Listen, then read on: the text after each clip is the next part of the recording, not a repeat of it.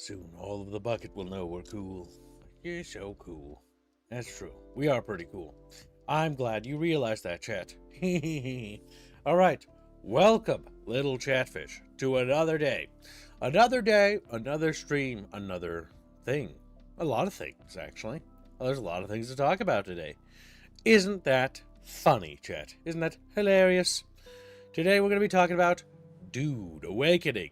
Now, Dune Awakening is a game that has effectively bombed post-release. It has. What's the?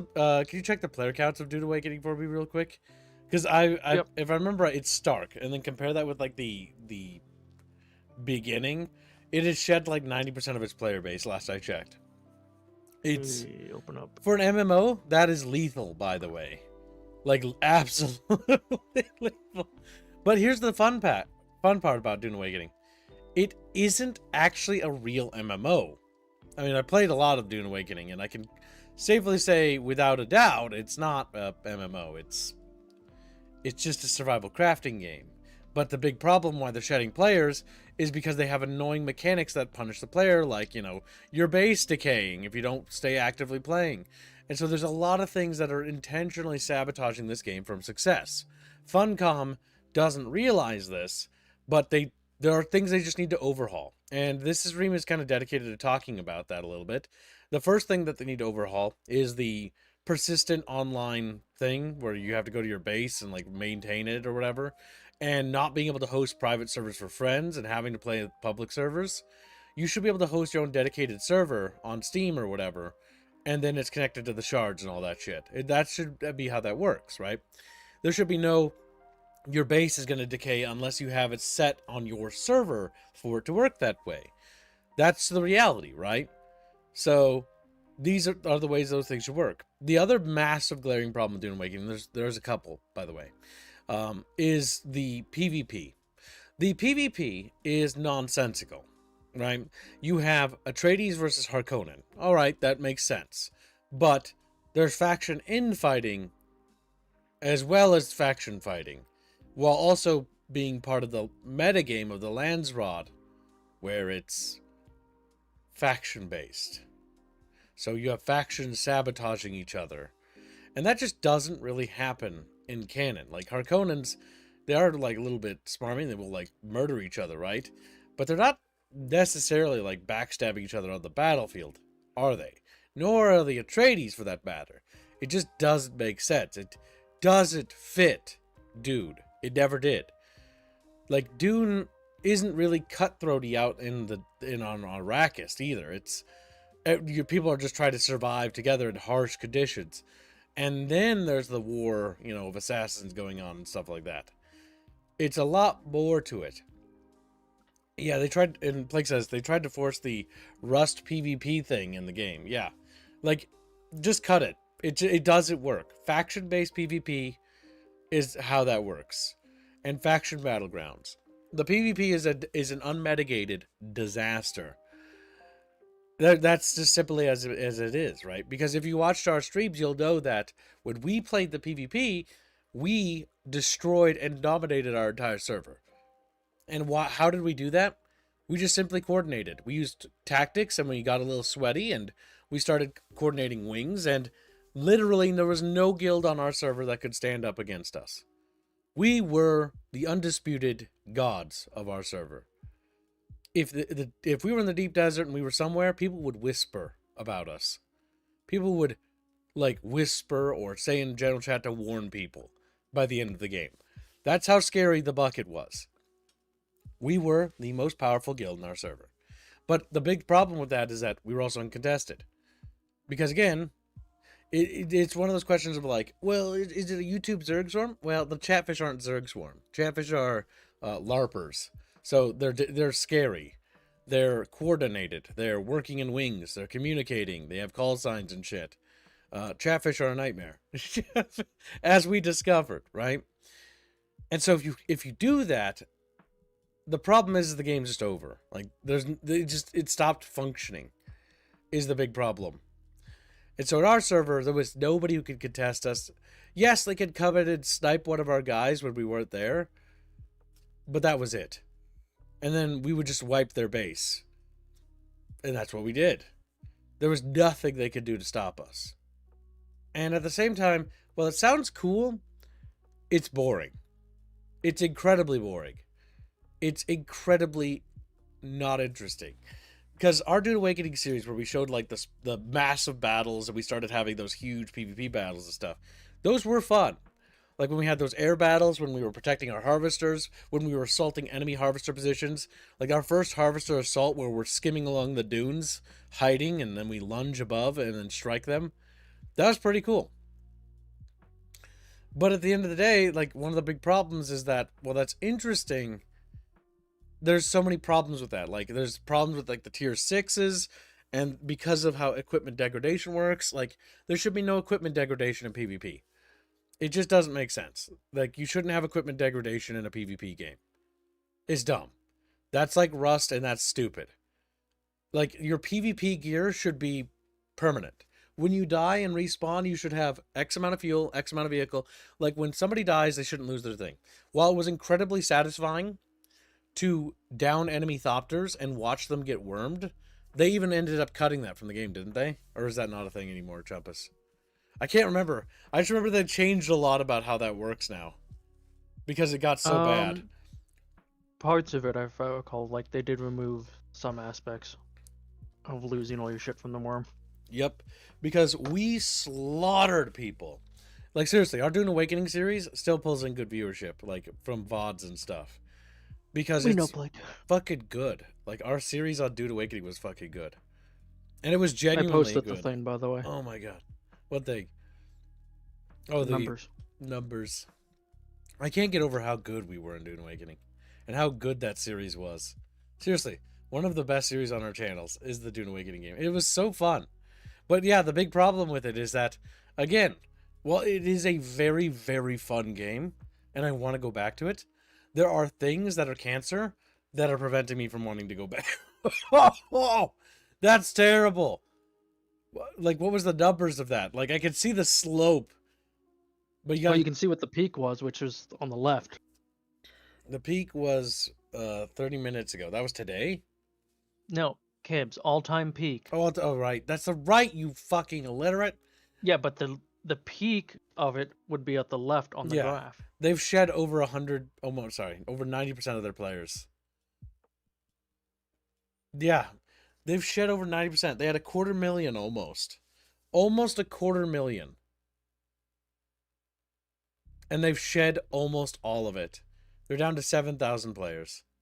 Honestly, the game's probably more fun. Decompressor says PvE over PvP. Yeah, 100% agree. I think the focus of the game should change. That is actually something that's really interesting because in this new update, which, by the way, Chapter 3, like, it's poorly marketed because they just say Chapter 3, and, like, that's the big update, and there's a lot more meat here than you'd think. So we're going to take a look at the trailer, and it's going to go over some things. We'll talk about those things it goes over. Because I do think that they're taking the game in the right direction, because this update is not even focused on PvP in the slightest. It is entirely PvE based. So Funcom is course correcting, and I like a lot of the course corrections they're making right now, but I'm going to be honest with you, at the end of this video, I think it's still not enough. And that's one of the big issues. Probably too late. Okay, I'm on the UI again. Not necessarily too late because they don't rely on subscription services to fund their game. They already made enough money to support this game. Because this game, I think, eclipsed Conan. So they can, but whether they just drop it is up to them. Because they will never get another chance. Chapter 3 is the biggest update to Dune Awakening yet. A rebuilt endgame, new maps, missions, testing stations, and much more. Piece of shit YouTube. It says it's in HD, but it definitely fucking isn't. I hate YouTube sometimes. I just It's been doing that a lot for me, where it's like, it's high quality, and it's 144p. Yeah, YouTube does that. What you do, Chad, is press the gear wheel, just click on the resolution or scaling you want, and then it should fix itself. But sometimes, if it doesn't look like it's in HD, it's not. It's just a YouTube bug.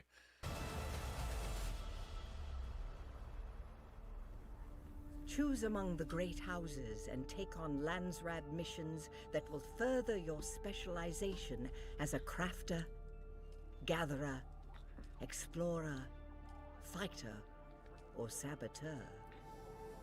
10 new locations are available across the overland map, each with new challenges. These include 5 new Imperial testing stations with scalable difficulty and rewards. So, this right here, they're finally implementing dungeons. Now, recommended for party, I don't know if they're introducing raids yet. So there's no raids in this, by the way. So it's going to be small parties of 4 dungeons, basically. Again, a positive change. And again, just like any other dungeons in any other game, you can actually adjust the difficulty to different ranks, which again, it tells you, I do like that it actually tells you what it does. Most MMOs don't really tell you this amount of detail, but it tells you like enemy shield power bonuses that it gets. And then the requisite XP bonuses you get for doing it on a higher difficulty, as well as what kind of weapon chances and loot gear drops you get for playing it on harder difficulties. And then they even have like a best time for how efficient you were at doing the dungeon in question. This is a actually really good change because the testing stations in the overworld of Haga Basin are fun, but they're solo dungeons is the reality. You can play them with a friend, but the big problem with 90% of Haga Basin is it's all single player. I'm not sick.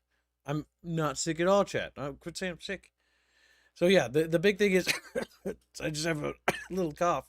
So the big thing is that when it comes down to how the game works, right? The testing stations in the Haga Basin are basically solo dungeons. And the ones in the deep desert are a little bit more fun, I would say. But the big problem is there's not really an incentive to go and do them, is there? Like, we do them and it's like, well, that was not really necessary, you know? However, now they're introducing new dungeons on the overmap that actually lead us to, like, better loot and better gear. So yeah, now we can do dungeons to get gear and stuff. This is good. I hope they do more than just Imperial testing stations. The lore for Imperial testing stations is pretty cool because they're part of the old Imperium, or the old human empire. So they're ancient. So there's a lot they can do with them. Like they can have AI, they can have AIs in them. They can have, you know, thinking machines in them is what this universe calls them. They can have like diseases and other like guilds or other factions having like influence in them. The Harkonnens or Atreides. There's a lot to do with them. But I kind of hope they introduce like a interstellar dungeon system where it's like, okay, you can go fight on like, you know, a dungeon to basically go do an assassination on Gidi Prime or do something on like, you know, one of the other worlds. And that would be cool. Or even on maybe the navigator ship, right? Like they could take a page from like the Dune RTSs and do like a, you know, a terrorist attack aboard one of the navigator ships. And you have to go put that down. That could be cool. There's a lot they could do with the setting. And again, I don't think it's a wash of a game yet, but there's no reason to really pick it up again, is the issue. This is good. This is a good amount of content, but the big problem here is that it's not enough yet. Like, it's a step in the right direction. I like it. I like it a lot. But they need to introduce raids, bigger group-based content. You claim to be an MMO, yet you have so little MMO content in you. Haga Basin can be experienced as a group, but it's mostly single player. We did it as a group, and it was mostly us doing it in little small groups and all using a centralized base.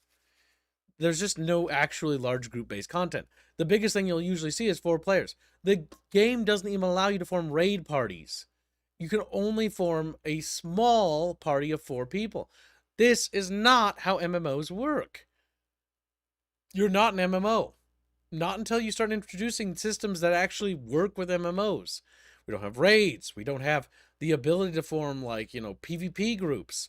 There's no factional warfare. It's just 1v1 or ganking-based PvP. That's not an MMO. I don't know how many times I have to say it's not an MMO, like, to get it through the thick skulls, but it really isn't an MMO. This game doesn't behave like an MMO. Doesn't play like an MMO. The only thing that kind of feels like an MMO is literally when you go to one of the big cities for factions, whether it's, you know, New Carthage or whatever the fuck it is, or Neo Carthage or whatever, or you go to friggin', or no, it's Harco Village and Arakeen. And when you go to those places, you'll see a ton of people running around. And that's about it. And the other time is like you'll see other people build bases in Haga Basin, but it's honestly just annoying. Them building bases everywhere is kind of just annoying. It's annoying. is what it is. Because they'll build bases over resources, they'll build bases to block passages, and Haga Basin is the best part of the fucking game. Dune Awakening is an awesome game, and it's really worth playing. I do recommend it. But once you've beaten it, the big problem is after 60 to 70 hours game time, which again, 60, 70 hours game time, is nothing to sneeze at. You're going to be itching, going like, what's the endgame content? There is no endgame content. Yeah, you can go grind in the deep desert for spice and shit, and the resources to craft tier 6 gear, but for what? What are you going to use that tier 6 gear for? The only thing you can is PvP, because it's like, it'll laughably roll over other people, right? Who cares? Who gives a damn? Who gives a shit? Like, that's not interesting in-game content. Where's my big dungeons and big raids and like cool NPC battle things? Because they have that in the game. There's actually multi-NPC faction fighting in the game. Focus on the PvE. The PvP is a dead end. PvE content. If you're going to do PvP, do PvP battlegrounds a la World of Warcraft. Literally. Do not do the deep desert as PvP. What the deep desert should be is it should be this large PvE zone that's very dangerous and has like patrols of like bandits and Fremen or whatever, like going across the sands, and they'll wipe out your base if you're not careful. And you have to work together to survive out there. That's what the deep desert should be. Not random players just ganking each other. That's boring as fuck. Yeah. It's gank-based gameplay isn't fun. The most fun we had in the PvP, if you saw our epic battles we did, was when the enemy fought back. Usually they always lost, though. It was pretty funny. All right, so. They were pretty bad pilots. They were. So yeah, let's continue.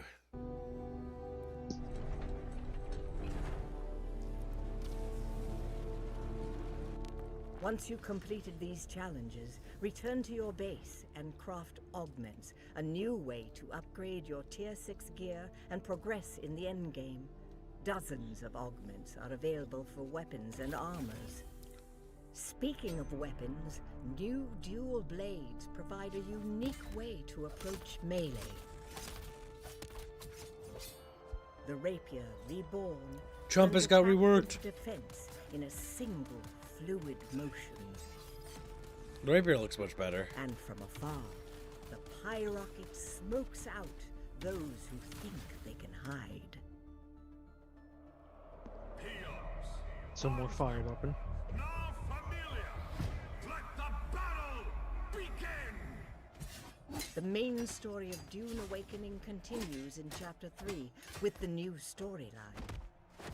Infiltrate the arena in Neo-Carthag and fight in bloody gladiatorial battles. I give you the degenerate killer. Then reunite with a familiar ally and descend into the heart of the smuggler domain. It's not every day we get visitors here.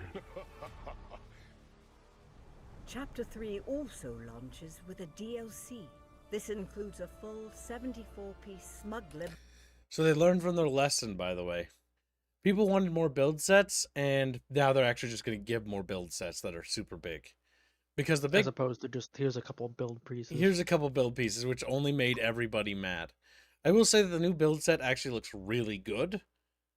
So we'll have to see. Building set, a 17 The interiors are That's nice. set, Unbelievably 3 armor obnoxious sets, to and make. more. Yes. This is Dune Awakening, Chapter 3. A rebuilt endgame, deeper systems, new missions, new weapons, and new... So they didn't talk about Find one part of new this game. world. Or update, by the way. That's pretty important. Yeah, they didn't mention it. Stay Isn't that tuned for weird? more Chapter 3 details. Yeah. What part? And So, right here, this tells you, like, the DLC content. This is the paid content. Raider Buggy, Smuggler Swatch, which, again, different skins. Oh, that's okay.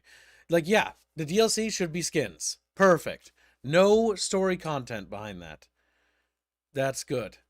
Honestly, that was one of the big problems with that Lost Harvest DLC, was that it was story content.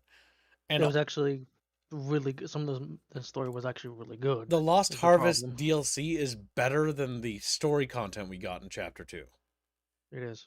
By a lot. Because the story content was follow Princess Numbnuts around as she tells you the reason why. You finally learn why she won't marry fucking, was it, what's his name? Fade. Fade. She won't marry Fade because she's like, I don't want to marry somebody I feel like I have to marry. It's like, what? You're telling me like thousands of people Woman. are being killed in this war and like being assassinated because you won't marry this person to merge your houses so that there can be peace? Oh my god, it was So so quite good. literally, she is just so female. Disney Paul princess Atreides is moron just shit. worse. Like you have a Yeah. duty. Like if I write noble female that has a betrothal or whatever, you damn right I make sure that bitch gets married. Because like they have a duty. Like a good written female character will not be thinking about just their selfish own desires. They'll be thinking about their family, their their people and things like that. They're noble, right? They have an obligation and a duty to perform. They must marry that person so that there can be an alliance, so there can be peace between the Harkonnens and the Atreides. And that marriage would be really cool. And I hope it happens because it's such a cool plot point. Because the story arc for this game is that the princess should get married to Fade, and that merges the Atreides and Harkonnen house. And the end game story should be, or part of the end game for the first like arc of the story should be Harkonnen and Atreides assaulting House Carino on the Imperial homeworld, and like it should be like a whole like PvP thing, or not PvP thing, but like PvE raids and dungeons where you tear down Shaddam the Fourth Imperium, and you use the help of the Fremen to basically overpower them or something like that. And you have to fight against the Sardaukar. That would be so cool, right? Because it's alternate history stuff. Then the late game threat after that could be like, maybe some revolt or the story widens out a bit. And then the final end game threat should be the Thinking Machines as like the final story arc before the thing should end. And then boom, and it ends, and it's like the dawn of the new Imperium, or something like that. And it's like, this is the best outcome for mankind. Mankind was able to unify. Mankind not only unified, but then was able to defeat thinking machines and was able to start going down the golden path without having to do the jihad. It was the best of both worlds. There wasn't a massive galactic war.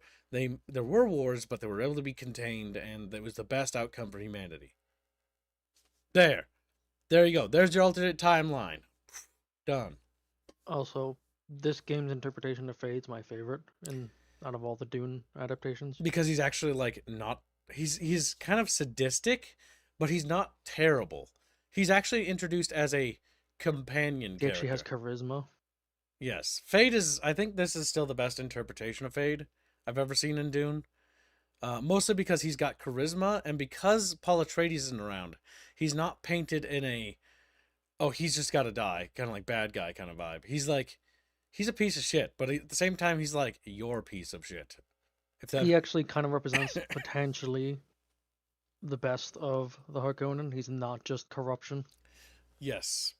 He represents a positive change for House Harkonnen, in the same way that Princess Arieste is supposed to be the positive change for Atreides, because in this timeline, Leto becomes the Red Duke, and basically becomes like he's more aggressive, more warmongering, because he's more like, what do you call it?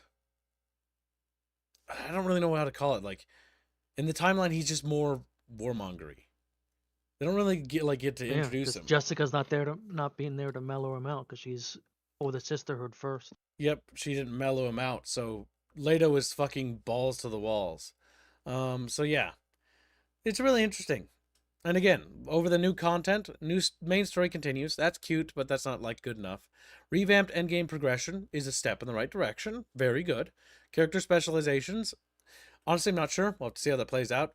New Landsrod missions, because they're going to be trying to rework the Landsrod, which we'll be talking about in greater detail later. 5 mission maps. Now, this is the thing they completely glossed over. These 5 mission maps, if I remember right reading, was like, this one's about spice harvesting, one's about combat, one's about, like, crafting, and one's about, like, something or another. And that's what those are for, but they didn't really touch on them in this update. The Landsrod changes really do look like what the Landsrod should have been, where it's like, instead of just, deliver this amount of stuff to random NPC. That's actual missions. They're repeatable Landsfad. quests, right? The new Yeah. zones of these 5 mission maps, by the way, are 1 by 1 kilometer. They're not as big as Haga Basin, but they're pretty big. 1 by 1 kilometer in size, each one of those maps, and they're gonna have like different activities. One is a race map where you can race on. That's where you take like your trike or whatever, and you can go racing, and that's the entire purpose of it. That's called Smuggler's Run or something like that. It's just a racing map. So different game modes that actually explore different aspects of the game, because the driving is actually really fun, and so a race map could actually be a lot of fun, because I think it would be fun. I hope you can race against your friends there. So yeah, is Conan Exiles going to be discussed too? Not really. There's nothing really here to discuss about Conan Exiles. It's kind of just whatever. Yeah. But We're not focusing on what they did in the past, but what they're doing now with Dune. Yep. And then there's the spice harvesting mission, where I think you can bring your spice harvester, I hope, and you can go harvesting spice, and hopefully there's PvE threats there. Now, again, I don't really know, but what I would like is the spice harvesting map. You go there and you sometimes have to shoot down enemy spice harvesters, and then that'd be fun, and like fighting NPC air battles, that could be cool. Or like do something like that. That's what I want to see from there. However, I'm going to point out that's what I would like it to be. Here's the reality. We don't fucking know, right?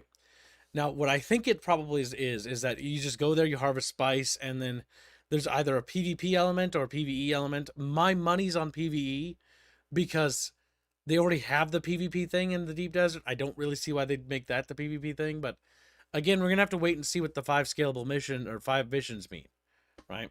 Polly Jones $50 says, well, my military bonus came in at a location where I haven't lived for 5 years. Interesting. And people wonder why I don't trust government, even if it wants to do the right thing.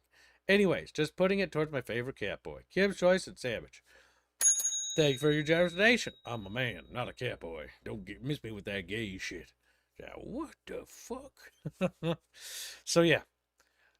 What do you think? Like, do you have anything to add about the? Because yeah, I think the Landsrod missions are tied to the 5 mission maps, if I remember right. We're reading the articles. Maybe.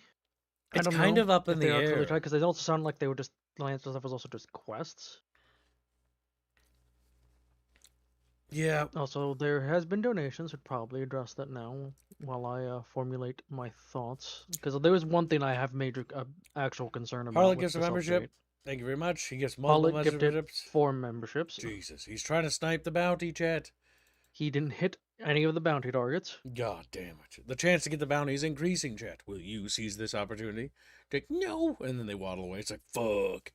And then Polly, oh, you already did read that, right?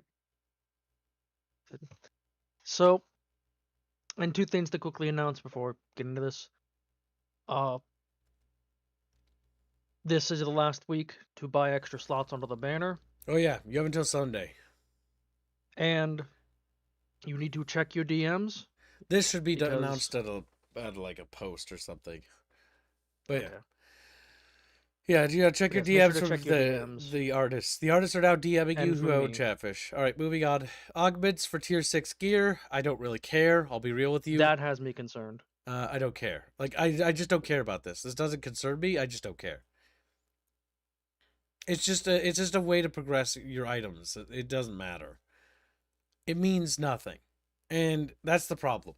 Like, I guess that's what they're going to do to add dungeons, because they have to add something. You shouldn't be really concerned about it, in my opinion, because I don't think it really is to be concerned about, Chumpus. Well, my concern is... because they're going to have to add some progression. Okay, here's the reality, right? If we go back to Dune Awakening, we're not going to be engaging with the PvP because we're kind of done with it. Yes, I know it won't affect us, but my concern is still that's just going to make that that gap of tier 5 to tier 6 even worse. Well, yeah, it is. Like, that goes without... I don't know why you're saying it's a concern. Like, that's just how that's going to work. That's how any MMO works.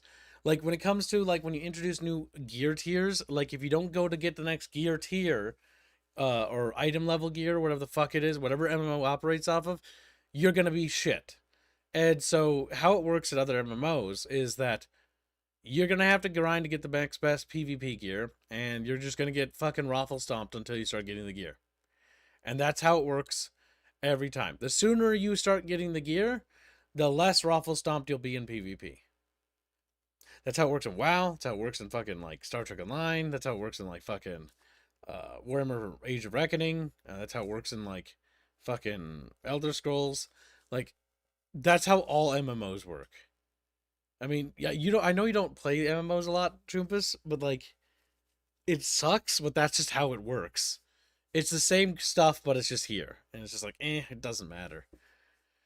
Like, yeah, you're gonna have to grind your ass off to get the next tier stuff. But I will be real with you. I don't think the PvP combat, is good in this game. I think it sucks. I think the air combat is the best the game has to offer for PvP, and I think the ground combat mostly boils down into who stun locks the other guy, the video game. Fuck! Yes. Psycho Star Whichever gives gets 5 the ability memberships from. and it broke. Yeah, I'd be mad too. Thank you for the gifted memberships, but goddamn, YouTube is a pile of Also, Fuzzy has trash posted in the chat the top 10 2025 PC releases by revenue, and Dune Awakening came in 10th. That's pretty damn good that Dune Awakening came in 10th. Holy crap. Mm-hmm. In terms of how much money it made. Yeah, see, that's the thing. They can't really abandon this game. If they do, like, this is going to be the reputation from now on. Yeah, it's just them taking money and running if they abandon it. It's going to destroy Funcom's reputation. Funcom, like, repaired a lot of the damage with Conan Exiles and gave it a lot of updates. Conan Exiles had the same launch history, by the way. It launched just like this game did. And then everyone was really happy, and then the content support went nowhere. The promises went nowhere. And then eventually they started patching it into being something kind of okay. And now Conan Exiles is a okay survival crafting game. But I think Dune Awakening is better by like almost every metric.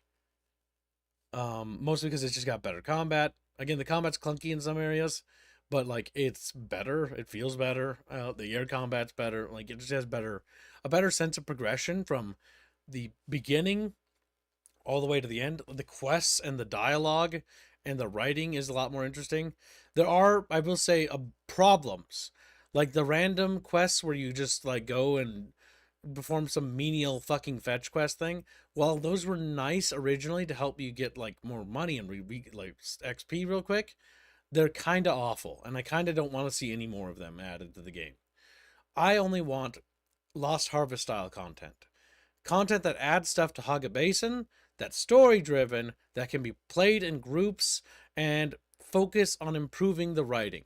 Because Lost Harvest, while writing wise it started off kind of boring, it started to really ramp up when they did the Thinking Machine stuff.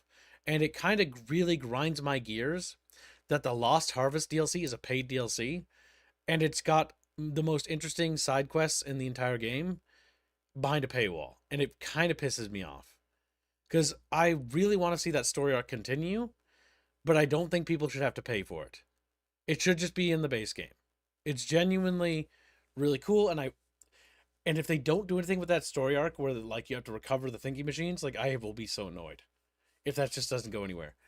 Because like you recovered Thinking Machines, like you chose to hide one of the Thinking Machines because you felt pity for it. Like if you do that, there should be repercussions, positive or negative. I don't care. I like the idea of it, and so if they don't do anything with that, that'd be really annoying. So, because what are they gonna do? Make the second one like free, and then be like, "Oh, here's the free one." You have to buy the first one though. Like that's dumb. That's dumb. Yeah, hopefully. Because it is behind DLC, I don't think they're gonna do anything with it though. Yeah, that's my problem. I think it's just gonna be a one and done. It was a good side quest, but it felt like it needed to go somewhere. Like it needs a big climax, in my opinion. So yeah, let's check this post. We'll see what the rest of it says. So the DLC's Raiders of the Broken Lands, which is the paid DLC, again includes 74 smuggler building set pieces. They look good. Smuggler decorations, smuggler armor sets, all of them look nice. Smuggler weapon varieties, weapon buggy skids. I like it. $10, pretty reasonable price for what it is. I'm okay with that. It's cosmetic. Do they talk in detail about the other things? There's new Twitch drops. I just don't know if I care. Like, I don't like Twitch drops. The problem with the Twitch drops you gotta stream it in order to get it. It's a build set. Yeah. You have to stream it in order to get it. You're only getting like what, 3 drops? So if you don't have the full build set, you can't really make use of it anyways. Yeah, I just don't like that. Because if you use it with any other build set, it's going to look out of place. Don't like it. Makes me mad. Just get the Twitch drops, put them in the base game. Quit with the Twitch drops. They're not going to help your fucking game. Like, I can tell you how to fix your game. I don't know if you're going to listen to me. But, like, the reality is that you have a really good game here. Dune Awakening is a good game. But you need to ditch some things that you're doing. Like, for example, ditch the PvP. I know it sucks. And I know some people will be mad about me. Dump it. Throw it in the trash. Fuck the PvP system. Just fuck it. Stop supporting it. Focus on the PvE stuff. This right here, by the way, is doing exactly what I'm talking about. This does nothing for PvP, by the way. It's all PvE focused. Keep doing this. Keep doing this. And only do this from now on. The sad reality is just the PvP is what killed a lot of like hype for your game, and it's controversial. And it will be controversial to cut it. Just cut it. I liked parts of it too, I will say. But I'm going to be real with you. I'm more interested in the game being salvaged because I love this game and I want to see this game salvaged. Cut the PvP. Cut it. Stop working on it. Just focus on the PvE. And if you're going to do anything with the PvP, make a battleground system. And the battleground system should work this way. And I'll explain real quickly. Gear and items that you have do not matter. Like, whatever gear or what items you have, you pick classes, and it just uses something, and then, like, prescribed, and there's no, like, your gear doesn't matter. Like, you just pick weapons from the house gear, and there's different house classes. And then you fight each other, and you earn, like, some sort of honor points, and then these honor points can be spent to unlock cosmetics for your house, and get, like, you know, drip and, like, different ranks that you can get as your name. Just like old school World of Warcraft. Like, you can get the cool, like, titles, you know, from being like, I'm a fucking master sergeant, you know, something like that. Or I'm like a fucking warlord rank, you know, or something like that. Just do it that way. The gear doesn't matter. Fuck the gear system. Just make it about literally, you know, cosmetics. And it'll genuinely be fun because it'll be like an arcadey fun experience. And then put bots into it in case there aren't any people online. Problem solved. You're welcome. Fixed it. It was easy. It was an easy fix, wasn't it? So, the bots are honestly the biggest work you have to do there. But, yeah, because the bots will just ensure that anyone can play it, even if the player counts are low. So, it'll help the game recover while it's at a low player count. The second massive overhaul they need to do is get rid of the base decay thing and allow for private server hosting in general. Just like you do with Conan Exiles. I want to be able to host a server, and it's my server for my audience, and increase the server player count so that it can be like 100 people or whatever. Or whatever, like 60 or whatever the Conan Exiles counts were. Same numbers there, but done. Just done. I don't want to be on a public server with a bunch of randies anymore. I don't want to have to go like, oh my god, there goes the randoms, you know, fucking like sniping all the water at night. And it's like, fuck. Because you need all the water, because there's not enough water in that game. But yeah. Like, I don't care, just don't care. Don't care. So the 5 new overland sites feature fresh open area challenges that boost faction progress, influence landlord's control, and earn specialization XP. Again, these challenge locations sound cool, but we have nothing on them, by the way. So we have to wait and find out. Deathless Soldier donates 100 Zars and says Chump is his choice. Chumpa choice. That'll be Lost Planet. We will be streaming this, by the way, when it drops to cover the new stuff here. But I do not recommend everybody like reinstall it because I think we're just going to stream it and probably be done with it. Probably just do the campaign stuff, I'd imagine. Yeah. Like the big reality is that they're going to have to kind of wait. You guys, like, I'm sorry, Dune Awakening. Like, I love this game. I genuinely love this game. This is, like I was saying, one of my favorite like, survival crafting games of all time. I love this game. But it needs to go in a bit different direction. It just has private to. servers. Private servers. Private servers, my own Haga Basin with me and my chat bros. Yes, the overworld and stuff can have other players on it, but my Haga Basin should be my Haga Basin. And no, I do not want to pay a subscription fee to host my own private server. No, it's 2025 AD, the year of our Lord. That stuff needs to stop being a thing now. Like, unless I'm paying for a dedicated server hosting, I should be able to host my own server that runs on my system.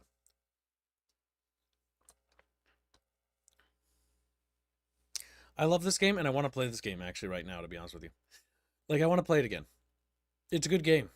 It genuinely is. And I want to play The it early again. mid game is early to mid game is fantastic. The early to mid game is amazing. It's 60 to 70 hours of genuine fun. And then the late game is like hitting a wall. Like, Late plap. game is just like, I'm gonna just rip your dick off now. It's kind of like you get to you're having fun, and then all of a sudden the fun just sort of stops and there's nothing to do. It's like, oh, And it punishes you for trying to play more. there's nothing to do. Well, I guess I could get the tier 6 gear. Oh, it's intentionally obtuse and requires 1 billion resources to basically pad out my playtime so that I'll fucking, waste months grinding for tier 6 gear. When it's just not worth it. It's just not worth it. There's nothing to do with tier 6 gear. What are you going to play? What are you going to do? Nothing! There's nothing to do!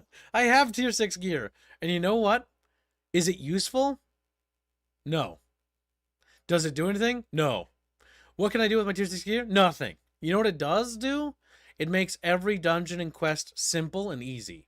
Because there's no late tier content for that gear. Tier 6 gear is useless in that game. It's like, what am I going to do? Do a dungeon? I could already do them with tier 5 gear. It's slightly easier now, so it makes the game easier. There's no dungeons, and that's why this update's really needed, because it's adding dungeons, real dungeons, that are actually meant to be super balls hard. And they're actually adding real boss fights. Now, please, for the love of God, please tell me your boss mechanics are good. I will be so sad if the boss fights suck. But we'll find out. Private servers with full control over everything, says Moogie? Absolutely. Like, on my private Haga basin, I don't want to have base decay. Chatfish build a base, the base can be there. As an admin, I can remove it in case, like, a Chatfish, for whatever reason, built it over, like, something stupid. And then I have to remove it, whatever. Alright, so, next, that's it for Dune Awakening, by the way.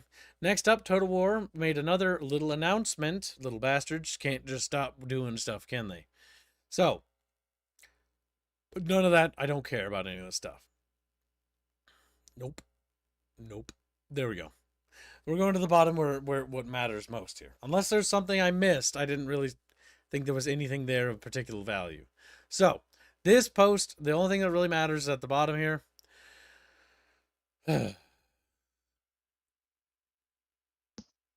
Alright, so let's read it. Looking forward, our side quest for 2026 is the beginning of a more ambitious one. Our new titles are very much the focus of our attention, but where we can, we want to go back to some of our legacy titles and give them some much needed quality of life updates. Attila Total War. Attila Total War literally doesn't have a guard mode button and has a memory leak issue and runs like ass.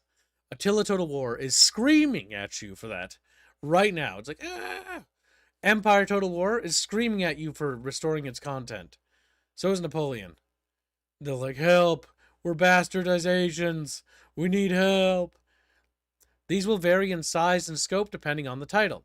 Some might focus on bug fixing to make the player experience smoother, while others might see more robust improvements to features like game mechanics, which is interesting to say that, let's say the least.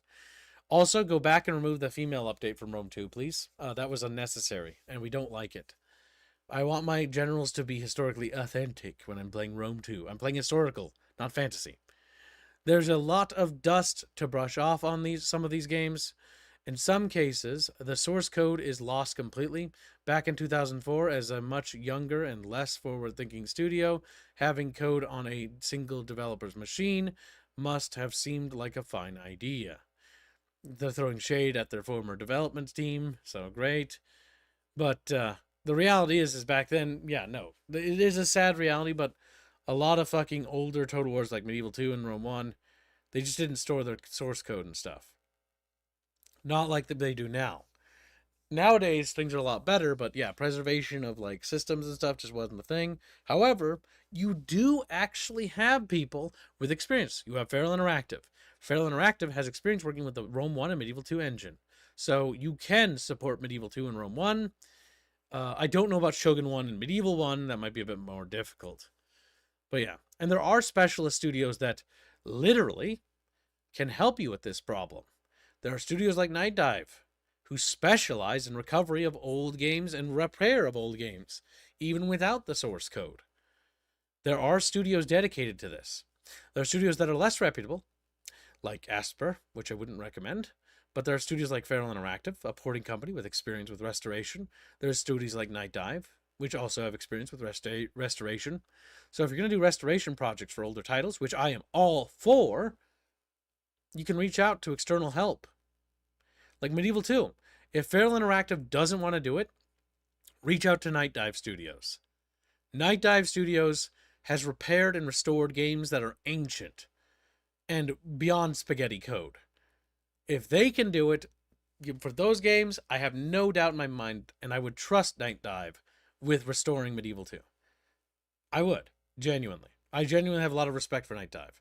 I think that the director is a little bit cuckoo, but regardless of his, lacking sanity upstairs, they seem to be on point most times. Like, when it comes to the work speaks for itself. But yeah. So that's something I'm fully for. So he says, however, resourcing these will be a bit of a challenge. How full our hands are across the projects you both know and don't know about.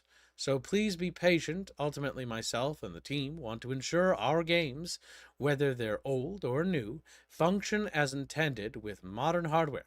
I'll be happy if we can get to one of our older games in 2026. In industry jargon, it's a stretch goal. It's good that you're being honest and upfront. That's important. So, again, don't expect a whole amount of stuff here. So again, they're even going to respond to the consoles, which again, people are mad about, and rightfully so, by the way. Every time an RTS has gone to console, specifically in modern times, it's been an absolute disaster. Now, I will point out and remind people, because I do know all the history of this stuff, that in the early 2000s, like 2001, 2002, 2003, right, and 1999 and stuff like that, there were console RTSs that were not bad, that were actually good. It's a phenomenon that occurred in those early days. Now, I can tell you why. It was because they were made for PC first, and then they were ported to consoles second. They had no plans to ever port the game. It just so happened that they could. Because back then, programmers and shit like that were on a whole other goddamn level of like pseudoscience and shit like that. When it came to like compression, right? N64 cartridge. I've got the N64 cartridge for Command & Conquer. I've got the N64 cartridge for friggin' StarCraft. And I also own Command & Conquer on Sega Saturn and PlayStation 1. Alright? I also have Warcraft 2 on PlayStation 1, I believe. I think it's Warcraft 2. And so it's like, yeah, and Dune 2000 on PS1 as well. So during the, is that 7th? Or no, sorry, that's 6th, no, that's 5th gen, I think. I think that's 5th gen. I'm not entirely sure. Correct me if I'm wrong. Either way, during that era, console games were ported to RTS to consoles, and they did do well. When they stopped doing well was after that era, when they were like, what if we make them specifically for consoles to address people's complaints for the fact that it lags sometimes? What happened? You get shit like Stormrise. You get stuff like Supreme Commander 2. You get all sorts of hogwash crap that's kind of dumbed down and streamlined for bad reason. And that's not good. That's not good in the slightest. For example, in 7th gen, Supreme Commander was ported to PC, but a Supreme Commander 1. And it was received very well, but it was not made with consoles in mind. Then you get Supreme Commander 2. Because it was received well and it sold well on consoles, they were like, well, what if we make it to appeal to console players? And we all know how that went. That game bombed. That game bombed so bad, it killed the entire franchise. So, great. Wonderful. That's the issue, right? And so you can't make a console RTS You have to make a RTS for PC first, and then you have to port whatever you can to PC or to console. And you cannot there should be no decision in the boardroom when it comes to like, oh, can we do that mechanic? But think about the console. Fuck the console. Like, we'll figure that out later. We'll port it later, and we'll figure that shit out later. The PC comes first. Period. It's not about UI. It's not about controls. It's about its mechanics. It's about how big the armies are. It's about everything else. If there's any limitations that are imposed because of the console, it's a lost cause. It's over. It's genuinely over. It's unacceptable and untenable. Just is what it is. And that's the truth. And the truth might not be something you want to hear, but it's something you're going to have to hear because it's what it is. So yeah, that's that. As for the other thing, it says final side quest of this year, which I may end up regretting, but I'm all for a challenge. I'm giving you guys an email where you can reach out directly to me with feedback, Roger at Total War. I can't promise I will respond to most of the bucket loads of mails I'm sure to get. I can promise I'll read them. I mean, that's the coolest email address I've ever had. Random thought, maybe I could answer some of these things in a stream a few times a year. What do you think? Looking forward to hearing from you. Again, while it is nice that you're showing attempts to contact and stuff like that, the big issue you're going to run into is that you're just one person and you're asking for everybody to contact you. I'm not even sure if I'm going to write something. I'm not even sure if he'll even read it. And my writing time is highly limited, mind you. Like, it's actually precious. He gets the email. Who the fuck is Kib? Yeah, well, it is what it is. Sounds like a Catboy. But the big problem is that, well, the big other issue is that they have a blacklist. So there are some people, and we know Creative Assembly has a blacklist. There are two things we know, for example, and I'm not going to really get involved in drama, but we're going to have to talk about it because it has to be talked about. We know for a fact that there are paid people on content creators who are on Creative Assembly's payroll, and they are on their payroll for the explicit purpose of bug testing, which is a lie, by the way. They are on Creative Assembly's payroll. They are paid shills. We know that, for example, Lord Master of Sotek is one of these people. They are on those payrolls. They are shills. They are sellouts. They are people like that. And it has to be mentioned because people who sell out, people who are literally betraying the entire fandom, need to be called out whenever they are found because they are traitors, genuinely, because they don't care about the improvements of the franchise at all.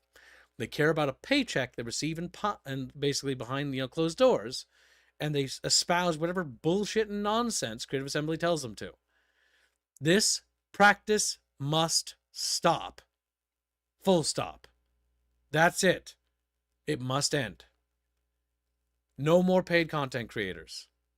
Don't pay us. Don't give us money. Don't even give us early access.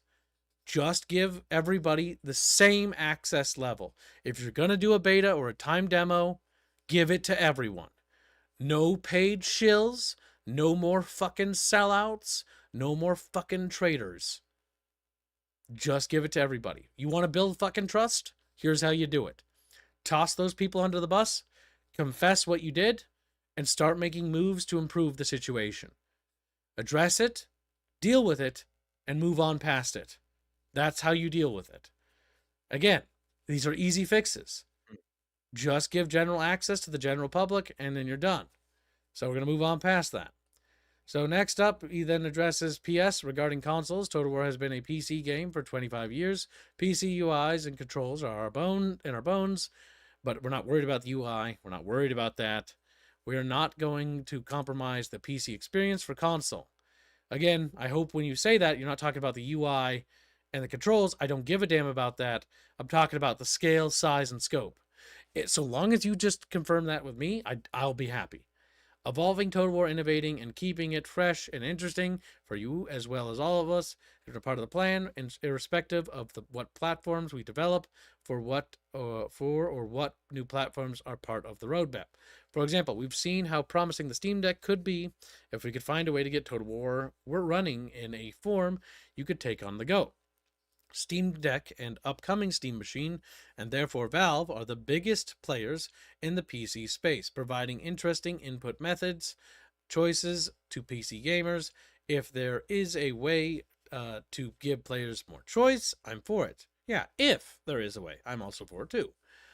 So when we say console, what we're really saying is choice. Well, not necessarily. You're saying that it's on console, so you've already established that that's the reason. Play on PC with mouse and keyboard, play on PC with controller, play on console. Yeah, and that's fine. Having more controllers and different options, that's not a bad thing. That's fine. But I'm still a little concerned about the whole thing. I know some of you will ask about mouse and keyboard support on consoles. I will look into it. Well, we already know they can do it, so theoretically, if you're going to do consoles, you should be able to do it pretty easily. And that's kind of it. That's it for Total War. The other things they do confirm here that are important, by the way. These are mostly good things. So, factions, the first one I'm going to read is this one right here. Factions will no longer be pre-order bonus. They're gone. Total War Warhammer 40,000 will be the first major game in years, so they do acknowledge that they have done in the past, no historical revision, without one. We'll still offer pre-order bonuses, but we don't believe you should miss out on content just because you didn't buy before the game has proved itself. So the question then boils down to, what is that content? Is it cut units? Is that what we're going to have to worry about now instead of like that? Or, because I doubt it would be that. But again, I don't know. So they're going to have to elaborate what they mean by bonus. Is it like wallpapers or something? Like, I'm okay with that. We'll have to wait and see. Shadows of Change would offer individual purchase options alongside race updates. The final piece to make right the challenges of that launch, Justice for the Motherland. We rolled out patch 6.1 in March, featuring new updates for Kislev, Tzeentch, and Grand Cathay, alongside a host of bug fixes. Don't care. I'll be real with you. That doesn't really matter. Next, the Total War launcher would be removed. The launcher is no more. We want our game experience to be as smooth as possible. So now you can jump straight into the game from your platform of your choice. I never understood why we had a launcher in the first place, as Steam is the launcher. Okay, well, I have to ask then who did, right? Launchception. For those with more experimental aptitude, mods are still available through the Early Access Mod Manager. Yes, if you've looked at it, Total War is implementing a new mod manager system, and they're going to be phasing out the launcher, which is good because the launcher was pointless. At least they're doing what Paradox they're stopping imitating Paradox, which does bad practice. And the next thing, our approach to blood packs would change. As you all have seen, Total Warhammer 40,000 Medieval 3 announcements, we believe that blood is essential to forge an authentic strategy experience that truly immerses you in the worlds. Blood will remain a core part of the franchise, wherever it's thematically appropriate. Note, this isn't a hint to anything, we just want to remain flexible. Blood for the Blood God always. So it sounds like they're going to be done doing Blood DLC, and that Medieval 3, in theory, and Total Warhammer 40k, which is confirmed for Total Warhammer 40k, will just include blood and gore, as it should. That's a good change. Again, a lot of good changes. Good steps are being made. A lot of small steps, and that's what I like to see. But the thing is we should always remain skeptical going forward, because, it's been a long time. Also, welcome to the stream, Fuzzy. Now that I'm done with my walking through this, we're now done. Do you have anything? I posted some more stuff. The guy's LinkedIn who made the post. Yeah, okay. Well, do you have any summary about him? Because we could move on pretty much from this. He joined in September 2022. TLDR. September 22 this year? Or no, sorry, 2022. No, the year, sorry. I was saying the 22nd. Yeah. Never mind. Go ahead. Yeah, so he's one of the newer executives, VP of Vice President of Total War. Disclaimer, Warhammer 3 released in February of 22, so he came after that game caused a lot of drama. Which is got to be the reason why he questioned the launcher. He walked in, new to Crowd Assembly, and going, what is this? Okay, that does make sense with the statement. He's new blood, relatively, like only 3 years of experience, so... New executive. Makes sense. He's VP level. Yeah, vice president. I'm tempted to email him, but, I feel like I'll just spend hours writing something for just to be fucking completely fucking ignored. But, I'm doing these streams, so maybe I'm going to leave this page open, and maybe that's just what we're going to have to do. Yep. I mean, the guy has a lot to fix. He joined a year before Sega did the whole mass layouts, which means he was likely having to sort out a steaming hot mess. So he's more of a fresh pair of eyes, and it is good that Sega got some new blood into Grave Assembly. The executive leadership needs a complete top-down, just complete scrapping and redoing. So that is a good change. As to the honestly, I wouldn't like their interactive doing. If we're gonna write something, what we should do, in my opinion, is that we should write something and with our community as a whole, and instead just represent the entire Bickering Bunch community. And then we just make a document, and then chat can like see it maybe, but then Rapier and I will edit it and put it together with the help of Fuzzy, and then we'll just write a document, and then we'll write it, and then we'll have Chatfish give us permission, and we'll have them Chatfish sign it at the bottom and be like, here's a document from our entire community about what we think about Total War, where we want to go, directionally, and stuff like that. Or basically answering that thing. Maybe that's how we should handle it. I don't know. Yes. And just a few points on Total War. About the community shills, a lot of them, when 40k released, I'm not going to name names, but quite a few of them released a ton of content they were sitting on in full lockstep with whatever the 40k in this case, Fuzzy, agenda is. In this case, Fuzzy, I will say it's okay to name names. Because the thing is, if we're going to start improving the franchise, part of improving the franchise is finally dealing and confronting with the demons of the past so that we can heal. Yeah, the one I'm talking about is Milk and Cookies Total War, and some of his top comments were referencing, you were just sitting on these after you got a pre-alpha months ago, and they were raising questions. Are you a paid shell? Or something like that, and he was one of those that was pushing for 40k Total War a long time ago and jumped on the hype immediately, which makes a lot of people, including me, raise eyebrows. How much are you involved in the marketing, really? How intertwined are you? Because this is one of those people that were going, yeah, we need to be constructive in how we criticize creative assembly and try to... And I'll take the initial, when they announced Medieval 3 announcement as an example, and went, oh, I'm proud of the community for being constructive for once, or let's face it, calling them adults. And I'm just thinking, have you been paying attention to the nonsense Grave Assembly has pulled over the past 18 years?